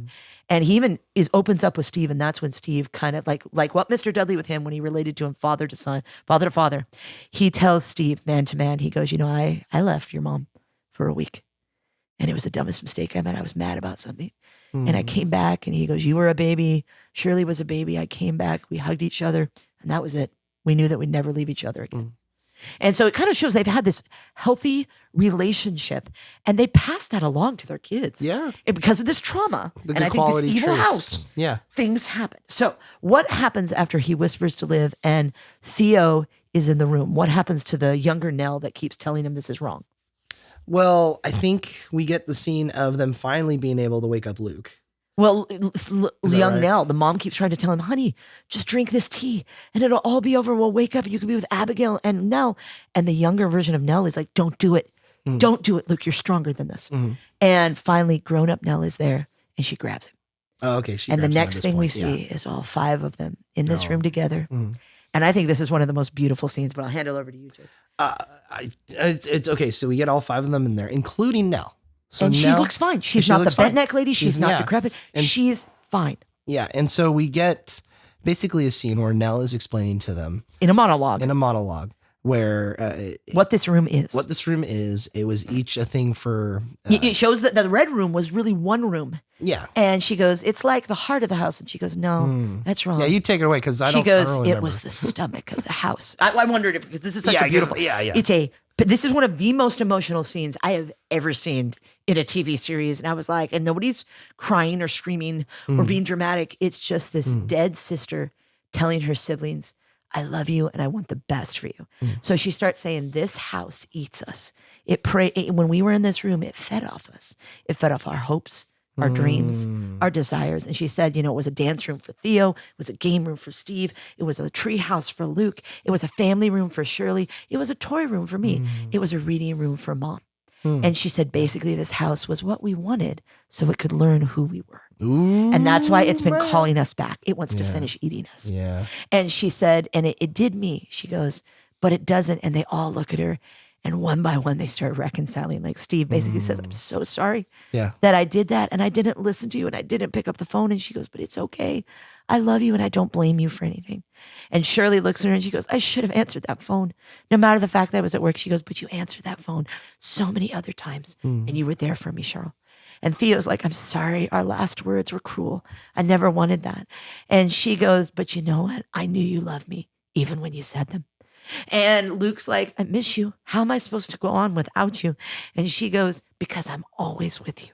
I'm never going to, she goes, time isn't the same. It doesn't go in a straight line. We don't have beginnings and endings.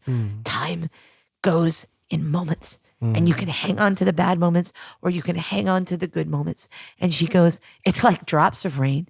They just fall on you. And she goes, no. And this is so Nell's personality. She goes, it's like confetti. And we run through it. And we hold on to the good stuff. Man, you totally haven't seen this 8 times. 7 times. It's my favorite monologue. You're quoting it all. This is amazing. I didn't say it verbatim. I didn't. I'm not that good. I'm not that good. David probably would. He could watch it once and he would know it. He has an amazing sense of recall that I do not have. And I wish I had that, David. Yeah, I know. I have a good mind. Robin has the same thing. He can quote it to you verbatim. And I'm just like, Robin White, I respect you. You know, but it is. So in this room, the healing happens. And there's truth. And there's truth. And they basically forgive each other. There's forgiveness. There's forgiveness. And in the forgiveness. It's so important to have forgiveness. Oh, God. And it's so beautiful because. And Flanagan hammers that home. Yeah.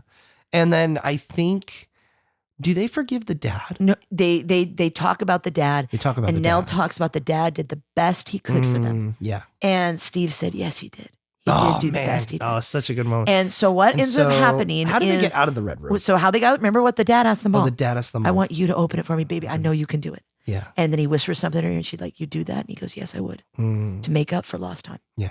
And so the door opens, the dad's standing there and he goes, come on. And Luke is sick because he had the rat poison, but he didn't relapse. Yeah. There are no needles in his arm. That was the house messing with all of them. Yep. It was the rat poison. It made him drink. He takes them, he sends them out of the house. And so the dad, they pick him up. Grabs, they pick him up. And as up. they're carrying him out, Steve sees something no one else sees. And then he looks at the dad and he looks at what he saw and he looks at the dad and the dad's like, we'll talk later. And they get down the 5 flights of stairs. The 5 flights of stairs. They get down to the car. They put him in the car. They get Luke in the car and they ask the dad as he's coming out the front steps, aren't you coming with us? He goes, I'll catch up with you later. So will Steve. And so he goes back in the house. Yeah, so the girls take Luke away. Huge reveals. They get 2 huge reveals. So he basically takes Steve. I'll take over for this part. Okay, I remember this. This is amazing. So Timothy Hutton, Hugh, he takes Steve and walks through the house and shows him basically. He starts to walk up the stairs again. Walks up the stairs and I have something to tell you. I have something to tell you. And he tells him basically the night that he went back for the mom, he went back for the mom, what happened. And what happens and what entails is he goes to the house. When he goes to the house, when he gets there, the Dudleys are there. And he goes, what are you doing? Like, what are you guys? First he finds the mom's body. First he finds the mom's body. He sat. And he's holding the mom's body. That's how he got blood all over. And then he sees the Dudleys. He sees the Dudleys. They're walking through the door. And he's what like, are you what are you guys doing here? And then they said, we're looking for our daughter, Abigail. Oh. And you're like, oh no. She was real. They find her upstairs. They mourn over her. And they find her body in the red room. They find the body. And then they see her ghost. And she's standing in the hallway in her little blue dress. And they're all, and Mrs. Dudley is like, baby, what happened to you? What happened to you? And Mr. Dudley sees it, and then he looks at the dad, and then they start. Because the dad's still holding Olivia's body. She's got still blood holding all over Olivia's body, and now they're upstairs with Abigail. No, they're downstairs. Sorry, they're downstairs. So Abigail comes downstairs, and the next thing you see is not only her holding Abigail, but you hear a baby cry. You hear a baby crying, and so Dudley both of their children have died. Dudley in and this house. Hugh then continue a conversation where they have this conversation where they say, "Well, Mr. Dudley says, not Mr. Dudley. Hugh goes, I'm going to destroy this. Yeah, I'm going to destroy this. Basically, house. he was going to do what Luke was going to do. He's going to do what Luke's going to do. So this house cannot hurt anybody else. And what does Mr. Dudley say? This guy says, "No, keep it." Like, this is the only place where I can see my kids, basically. Yeah, basically. And they have a plan at the end of their lives too. So he says, keep the house around so we can at least see our children. Don't just we'll take care of it. We'll take care of it. We'll keep people away. We'll keep people away. And we'll still live on the property, but just don't do anything. He says, we'll take Abigail's body. Nobody knew we had her. Yeah, we wouldn't even take her to school. Yeah. And that's one of the reasons she's like, I don't have any friends. I don't see anyone. Yeah. Because the mom and dad were so afraid after losing the first child that this house was going to take him. And the house took it anyway. Living in fear. Living in fear. That's what their actions were, in fear. And it's so sad because it's like, anyway. Yeah. So, but it is beautiful at the end. There is some reconciliation. There is some reconciliation. It's so this is what took the dad 3 hours to call the cops. And go back to the hotel and get the kids. They decide they're not going to destroy the house. They're going to keep it for the just locked up. And he's going to keep it for the Dudleys. And so he has to. But the problem is he never told. But he never told the kids, and he's not going to tell this to the public. So he's like, how do I?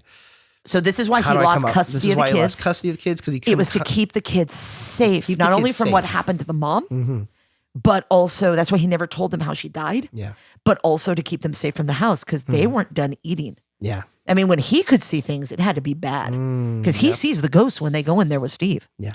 So what's the other reveal after this? That was the reveal. And then the second reveal is that as they're leaning on the stairway, the top of the stairway over, he tells Steve, he says, well, I think my time's up. He's like, what are you talking about? No, Steve saw it. Oh, Steve sees it, and they go back to the top. And they go back to the top of the stairs, and it's the dad's body. And the nitro pills are open, and he couldn't get to them. Yeah. And that was the deal he made with the mom. And the next thing he says, the nitro pills. Because he had the heart pills, and he opened them when Poppy was giving him trouble, and they're dropped all over the floor. So it looks like he just had a heart attack. Yeah, it looks like he had a heart attack. And so the next thing you see is him stand up, and the red room is open. And it opens, and it's all clean. A clean it's white. room, it's beautiful. And the mom is in a white dress. She's not in a red dress. I think she's in a white dress. And then Nell's in there too. And they're waiting for him. And the older Hugh stands up and says, I forget what he says, something to the effect of, you have to keep this house until the Dudleys are gone. And then you can do what you want with it. Basically, he tells him. Yeah. But that you have to promise me. I promised them that so they could see their kids until they died. And so he's like, just promise me you'll do this, Steve. And Steve says, I will, but I'm sad that you're going. It cuts to Steve, and it shows him saying that. And then it cuts back to Hugh. Young Hugh. And it's young Hugh. Oh, my heart. And he says, what is he saying? He says, I'm so glad I got to be your dad. And he says something to the effect of like, I wish I had someone with perfect recall. He says something to the effect of like, it was like an honor being, it's all like WandaVision. It was an honor being your parent. And you were, he says, you were the most important thing.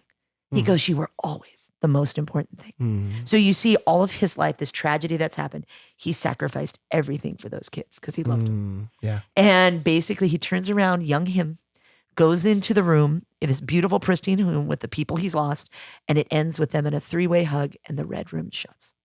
And then we get one of the most beautiful endings in cinematic history.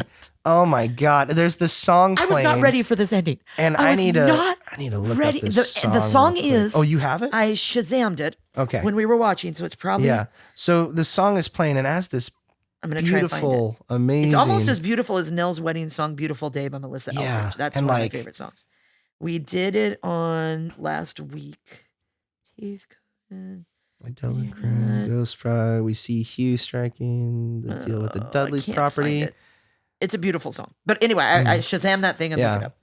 So as the song is playing, we have basically everything being neatly tied up. You have Steve talking to Lee and he's going back to her, and he's telling her the truth and they're sitting down and they're having a conversation, and he's starting again. They're starting over.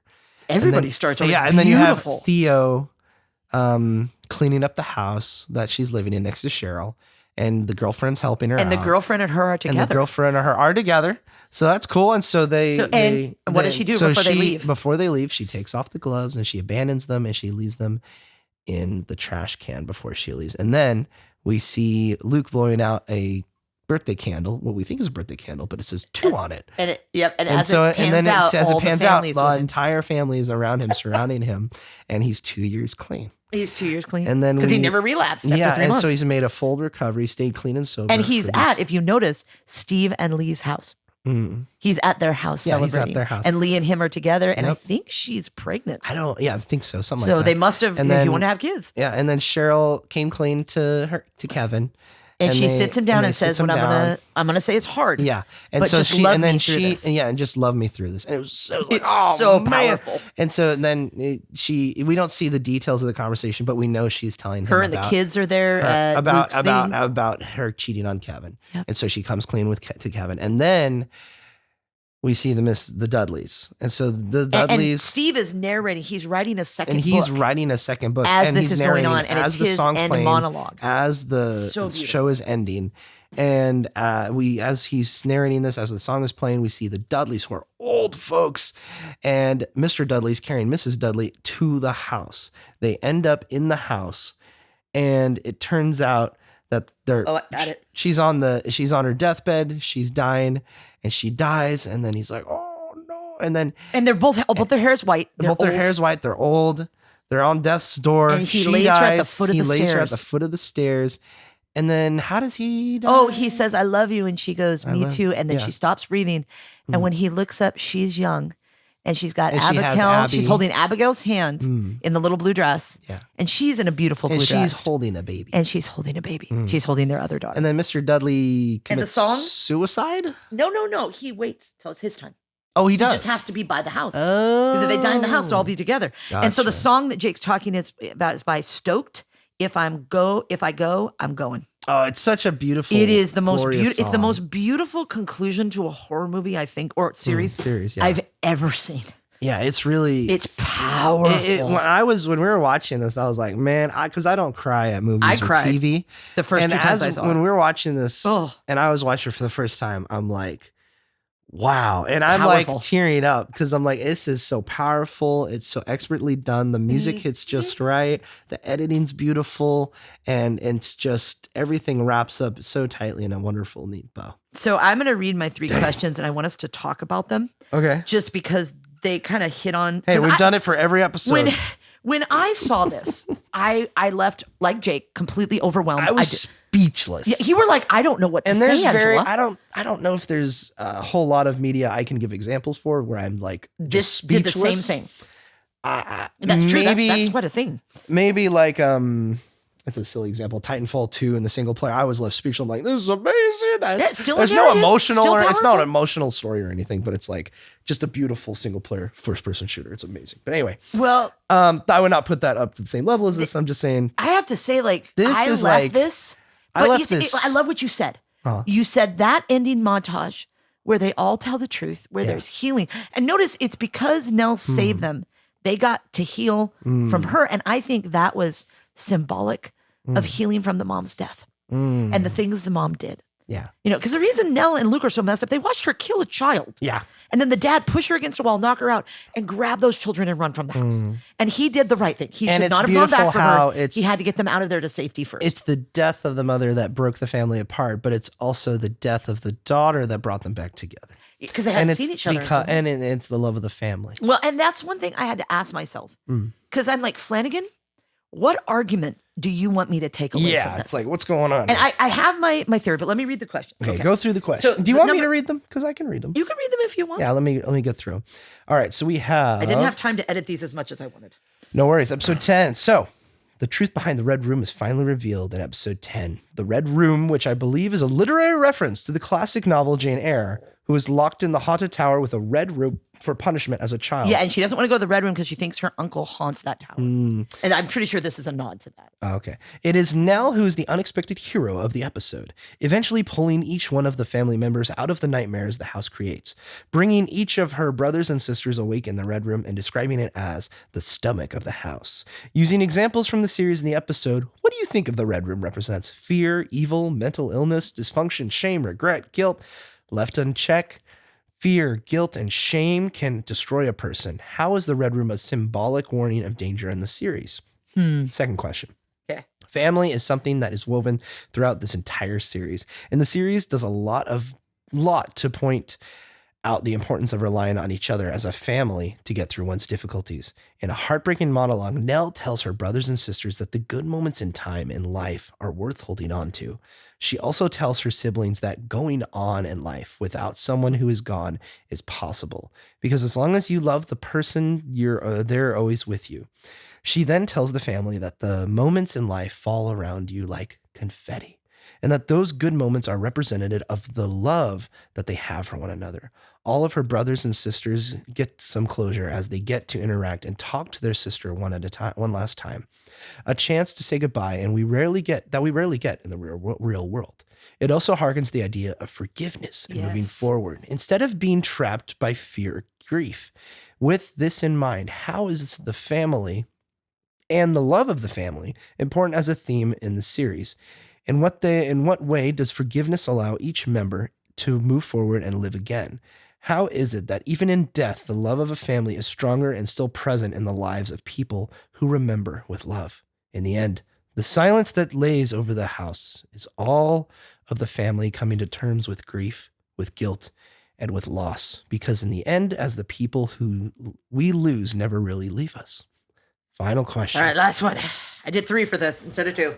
The very idea of home and the idea of living with ghosts can have many interpretations. Home is not just the place. It's where you feel safe and loved. Ghosts don't have to be supernatural specters from beyond the grave. They could be fear, shame, guilt, or anything that haunts us. In the end, each member of the family learns to forgive and go on. For Steve, it's reconciling with his wife. For Shirley, it is telling her husband the truth about her affair. For Theo, it's moving out of her old life and moving forward into a committed relationship. And for Luke, it's celebrating sobriety and being alive. Why do you think forgiveness is an important first step in this process? In the end, it is the love of of a family that holds each person together.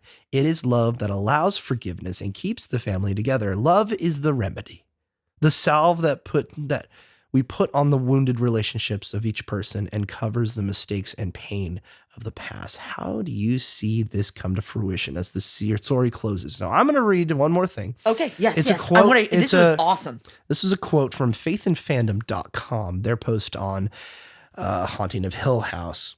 We can't experience true forgiveness until we are willing to give it. We can't live a fulfilled life with unforgiveness haunting us day in and day out. We can't have real relationships with people we haven't forgiven. In all honesty, we can't have real relationships with anyone if we are holding unforgiveness in our heart towards anyone. Unforgiveness bleeds over into all the areas of our lives. They answered my question. And it even hinders our relationship with God. Every day we spend with unforgiveness lingering in our lives is a day that is. Every day we spend with unforgiveness lingering in our lives is a day that is wasted. God, I need to look up who wrote They did a great job. I loved this article.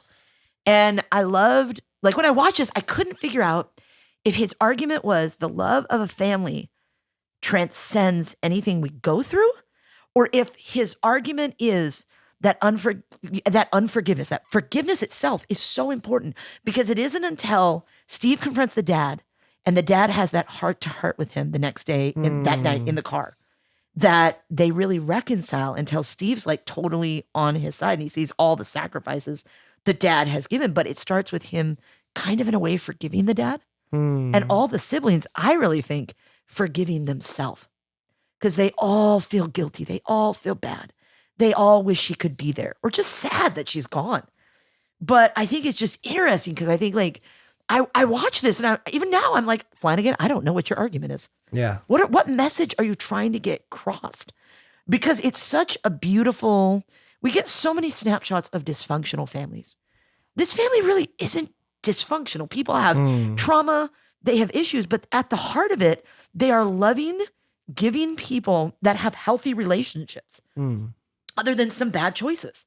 And it's not like, oh, this horrible thing happened, I can never get over it. The whole point of this, they get over their trauma and they heal, but they also forgive. And I don't know, which all are Christian themes. So I'm like, Flanagan, I see what you're doing. Yeah. I just don't know. Do you want people to be so bombarded with this powerful message that they can't decide? I don't know. Well, I think it's interesting because the reason why I kept bringing up the Dudleys being a moral conundrum in finding a moral lesson in this is because they're Christian, right? They are Christian. They're religious. They're trying to, but they are driven by fear. They are terrified. And I think that's the answer why it's such a moral. They throw a stick in the kind of a snag in the kind of lesson, because you're like, oh, you're supposed to be like them, but they're holding on to their past and fear and staying around the house. I also think it's a snapshot that we're all flawed. Yeah, that even the Christian characters fear, and that's the weak link that the house pokes at. It lures the girl there because there's someone to play with. She does it for fellowship. Yeah. She has no one. She never gets to go to school. She never gets to see anything. And basically, that's why she wants to hang out with Luke. But I would bring an argument against my argument of the Dudleys, because in the end, in the neat bow tie that we see, it's all in the end about that love conquers all. And the love of a family. The love of a family. And how the family is a stronghold. And you can't let that break down, because if you let that break down, then, we see plenty of examples of that in the real world in general. Yeah, well, and we know what that results in. The ending scene where they come to the house did not need to be in there. And he put it in there to show that they got to move on. Yeah. They didn't get haunted either. There were no ghosts in their life. Yeah. And you find out, oh, this show is not about some ghost story. It's about a family repairing itself and forgiving each other. It's like the point. We it's were watching, it's not a ghost story. I think it was episode 8 or episode 9. And you're like, I felt the same way when I watched it. You were like, I don't even care about the ghost at this point. Yeah. I just want to see if Luke makes it. I just want to see if Luke Because you're makes it. so invested That's in those the boy. characters, and they're good characters. They're flawed, but they're good people. Yeah. And you want them to overcome this trauma. And I think you said something was so poignant. I'd never thought about it from that perspective when you got done with the last episode. Don't give me too much credit. No, you did. It was just fun seeing it through somebody who had never seen it before. Because some students had watched it, some hadn't. But they were all kind of, I think I missed the message of this, trying to answer these questions. They were like, I feel like you gave me so much to think about. Like, I didn't just watch it and, scary ghost. There was so much to go off of. And I said, well, it is. It's a masterpiece, in my opinion. And I said, but, you said something, Jake, that was like, that ending scene with just the family forgiving each other, getting their lives on track. They get a reset, including the dad. The dad gets a reset. Everybody gets reset. And you said that happy monologue at the end, that happy sequence made up for all the crap we had to watch them go through. Yeah. Because and isn't that how God is? It's like you have no sin. There is no sin. But it's like, I will celebrate with you the good. Yeah. And Grandma Metzger used to have this say, and she was just so wise. She also said, so once in a while, you got to get drunk. And it's like, Grandma, you say these things, and I think about them now, and I'm like, yes, I think sometimes that is true. She knew about life. Yes, she knew about life. And she said, in life, and this was always so poignant because she said this a couple months before she died. She said, in this life, let go of the bad stuff, hold on to the good stuff. And I'm probably paraphrasing it. She said it in a much better way. But she said, let go of the bad stuff, hold on to the good stuff, because the bad stuff can haunt you, but the good stuff can get you through tomorrow. Yeah. That's over the summer when I was doing the fire stuff, my boss kept telling me, and this was like way in the latter half of our time together. Somebody with experience. He said, you got to be in a state of grace. And he wasn't always saying that. That's He beautiful. said that toward the latter part of our time together this season. And he said, you got to be in a state of grace because that's what's going to get you through it.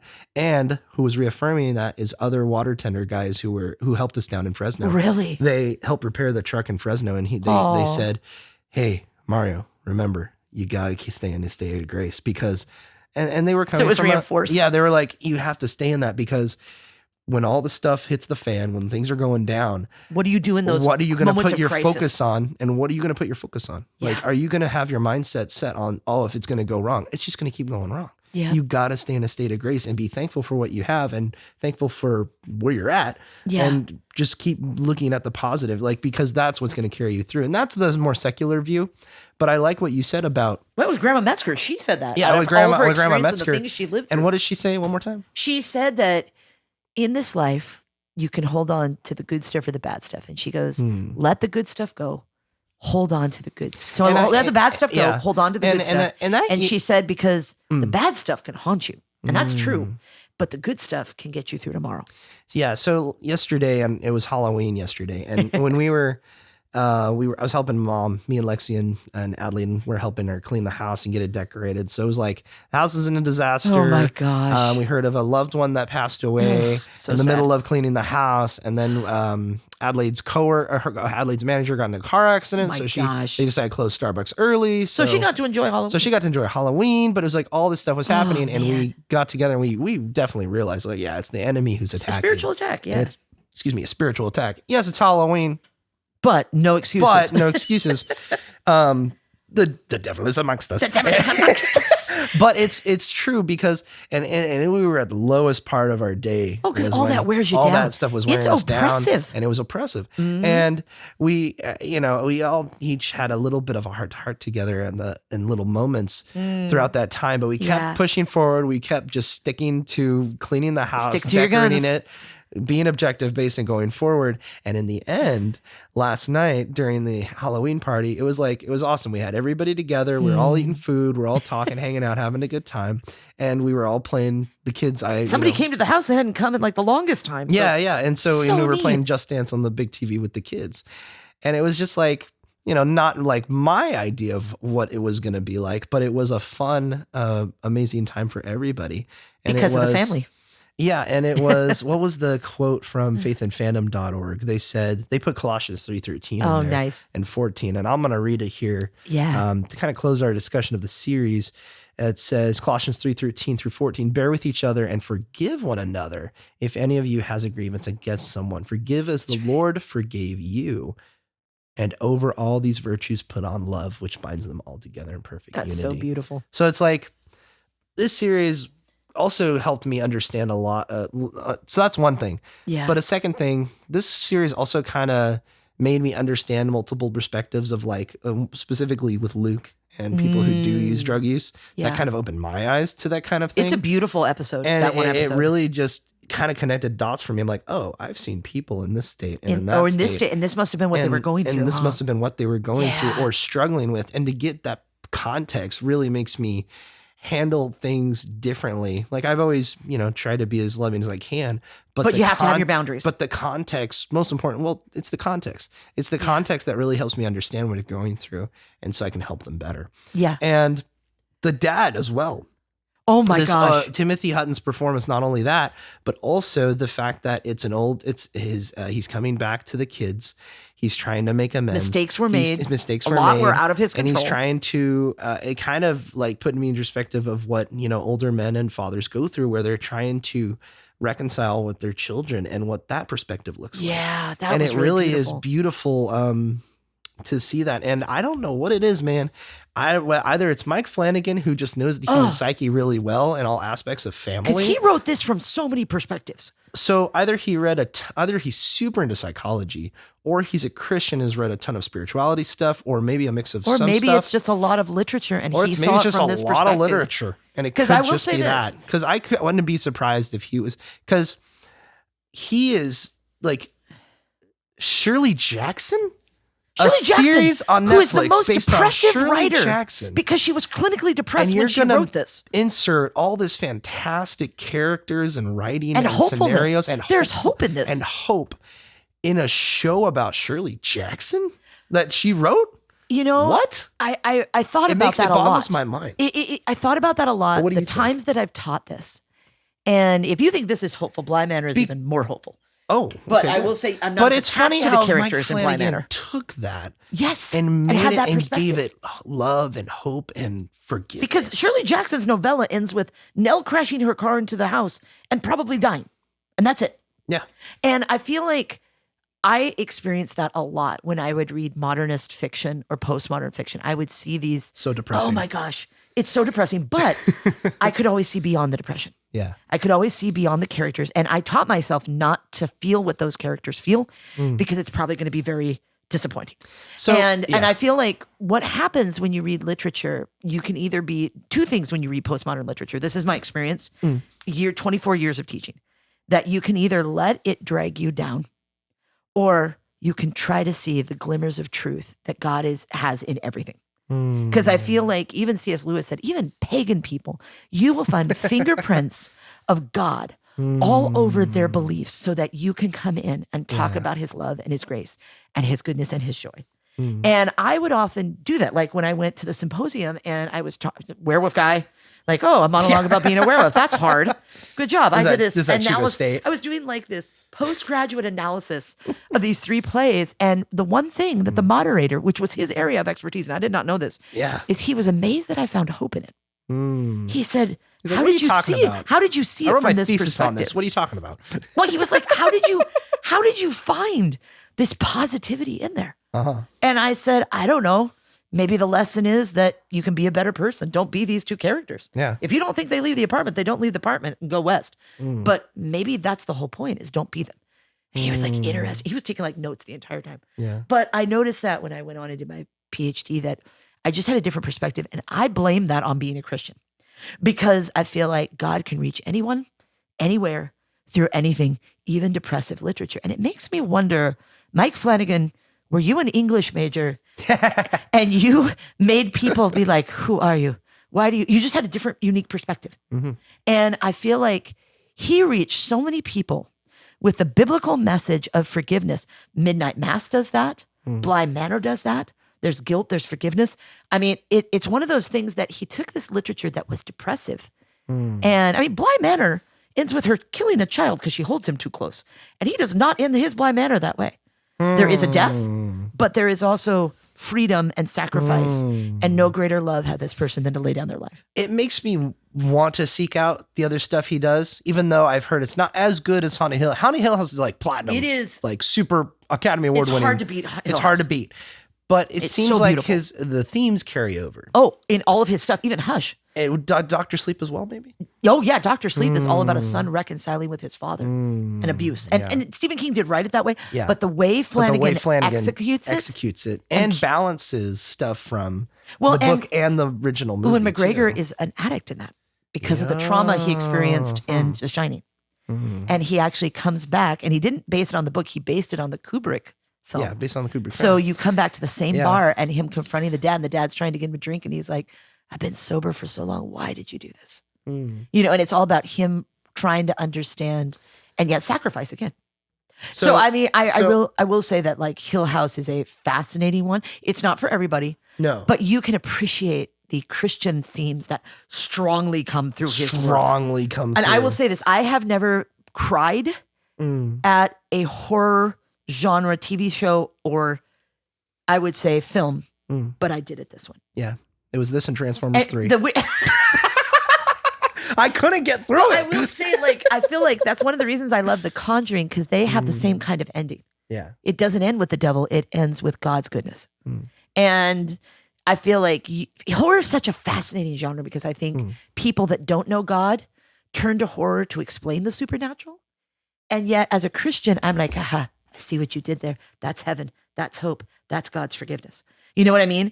And I feel like as a Christian, if you look at it with that lens, you have to be careful. Like something's a stumbling block, stay away from it. Yeah. But I feel like for me, it is an amazing intellectual exercise because if horror movies are a snapshot of hell, heaven's got to be there. Yeah, exactly. That's what I was trying to bring up earlier. I was like, ladies and gentlemen, we thank you so much for taking your time and your very valuable time to listen to us this week. And we thank you for that. And we thank you for tuning into this wonderful episode of Snarp Fangle. Thank you, Angie, for hopping on here and talking about. Jake, I love how we picked this because you're so passionate about the show. I'm sorry, and I don't your mean to be passion really just passionate. bleeds through, especially in that last episode discussion. You're like, yeah, and I was like, yeah, go girl. But I was like, don't worry, I'm gonna read the next part because you need a break. It's been a long day. So thank you again. We appreciate you as well. So Angela, with all of that to be said, yep, we'll see you guys later and Snarp Fangle on. Snarp Fangle, As David would say. Oh, and bye-bye now. Bye-bye now.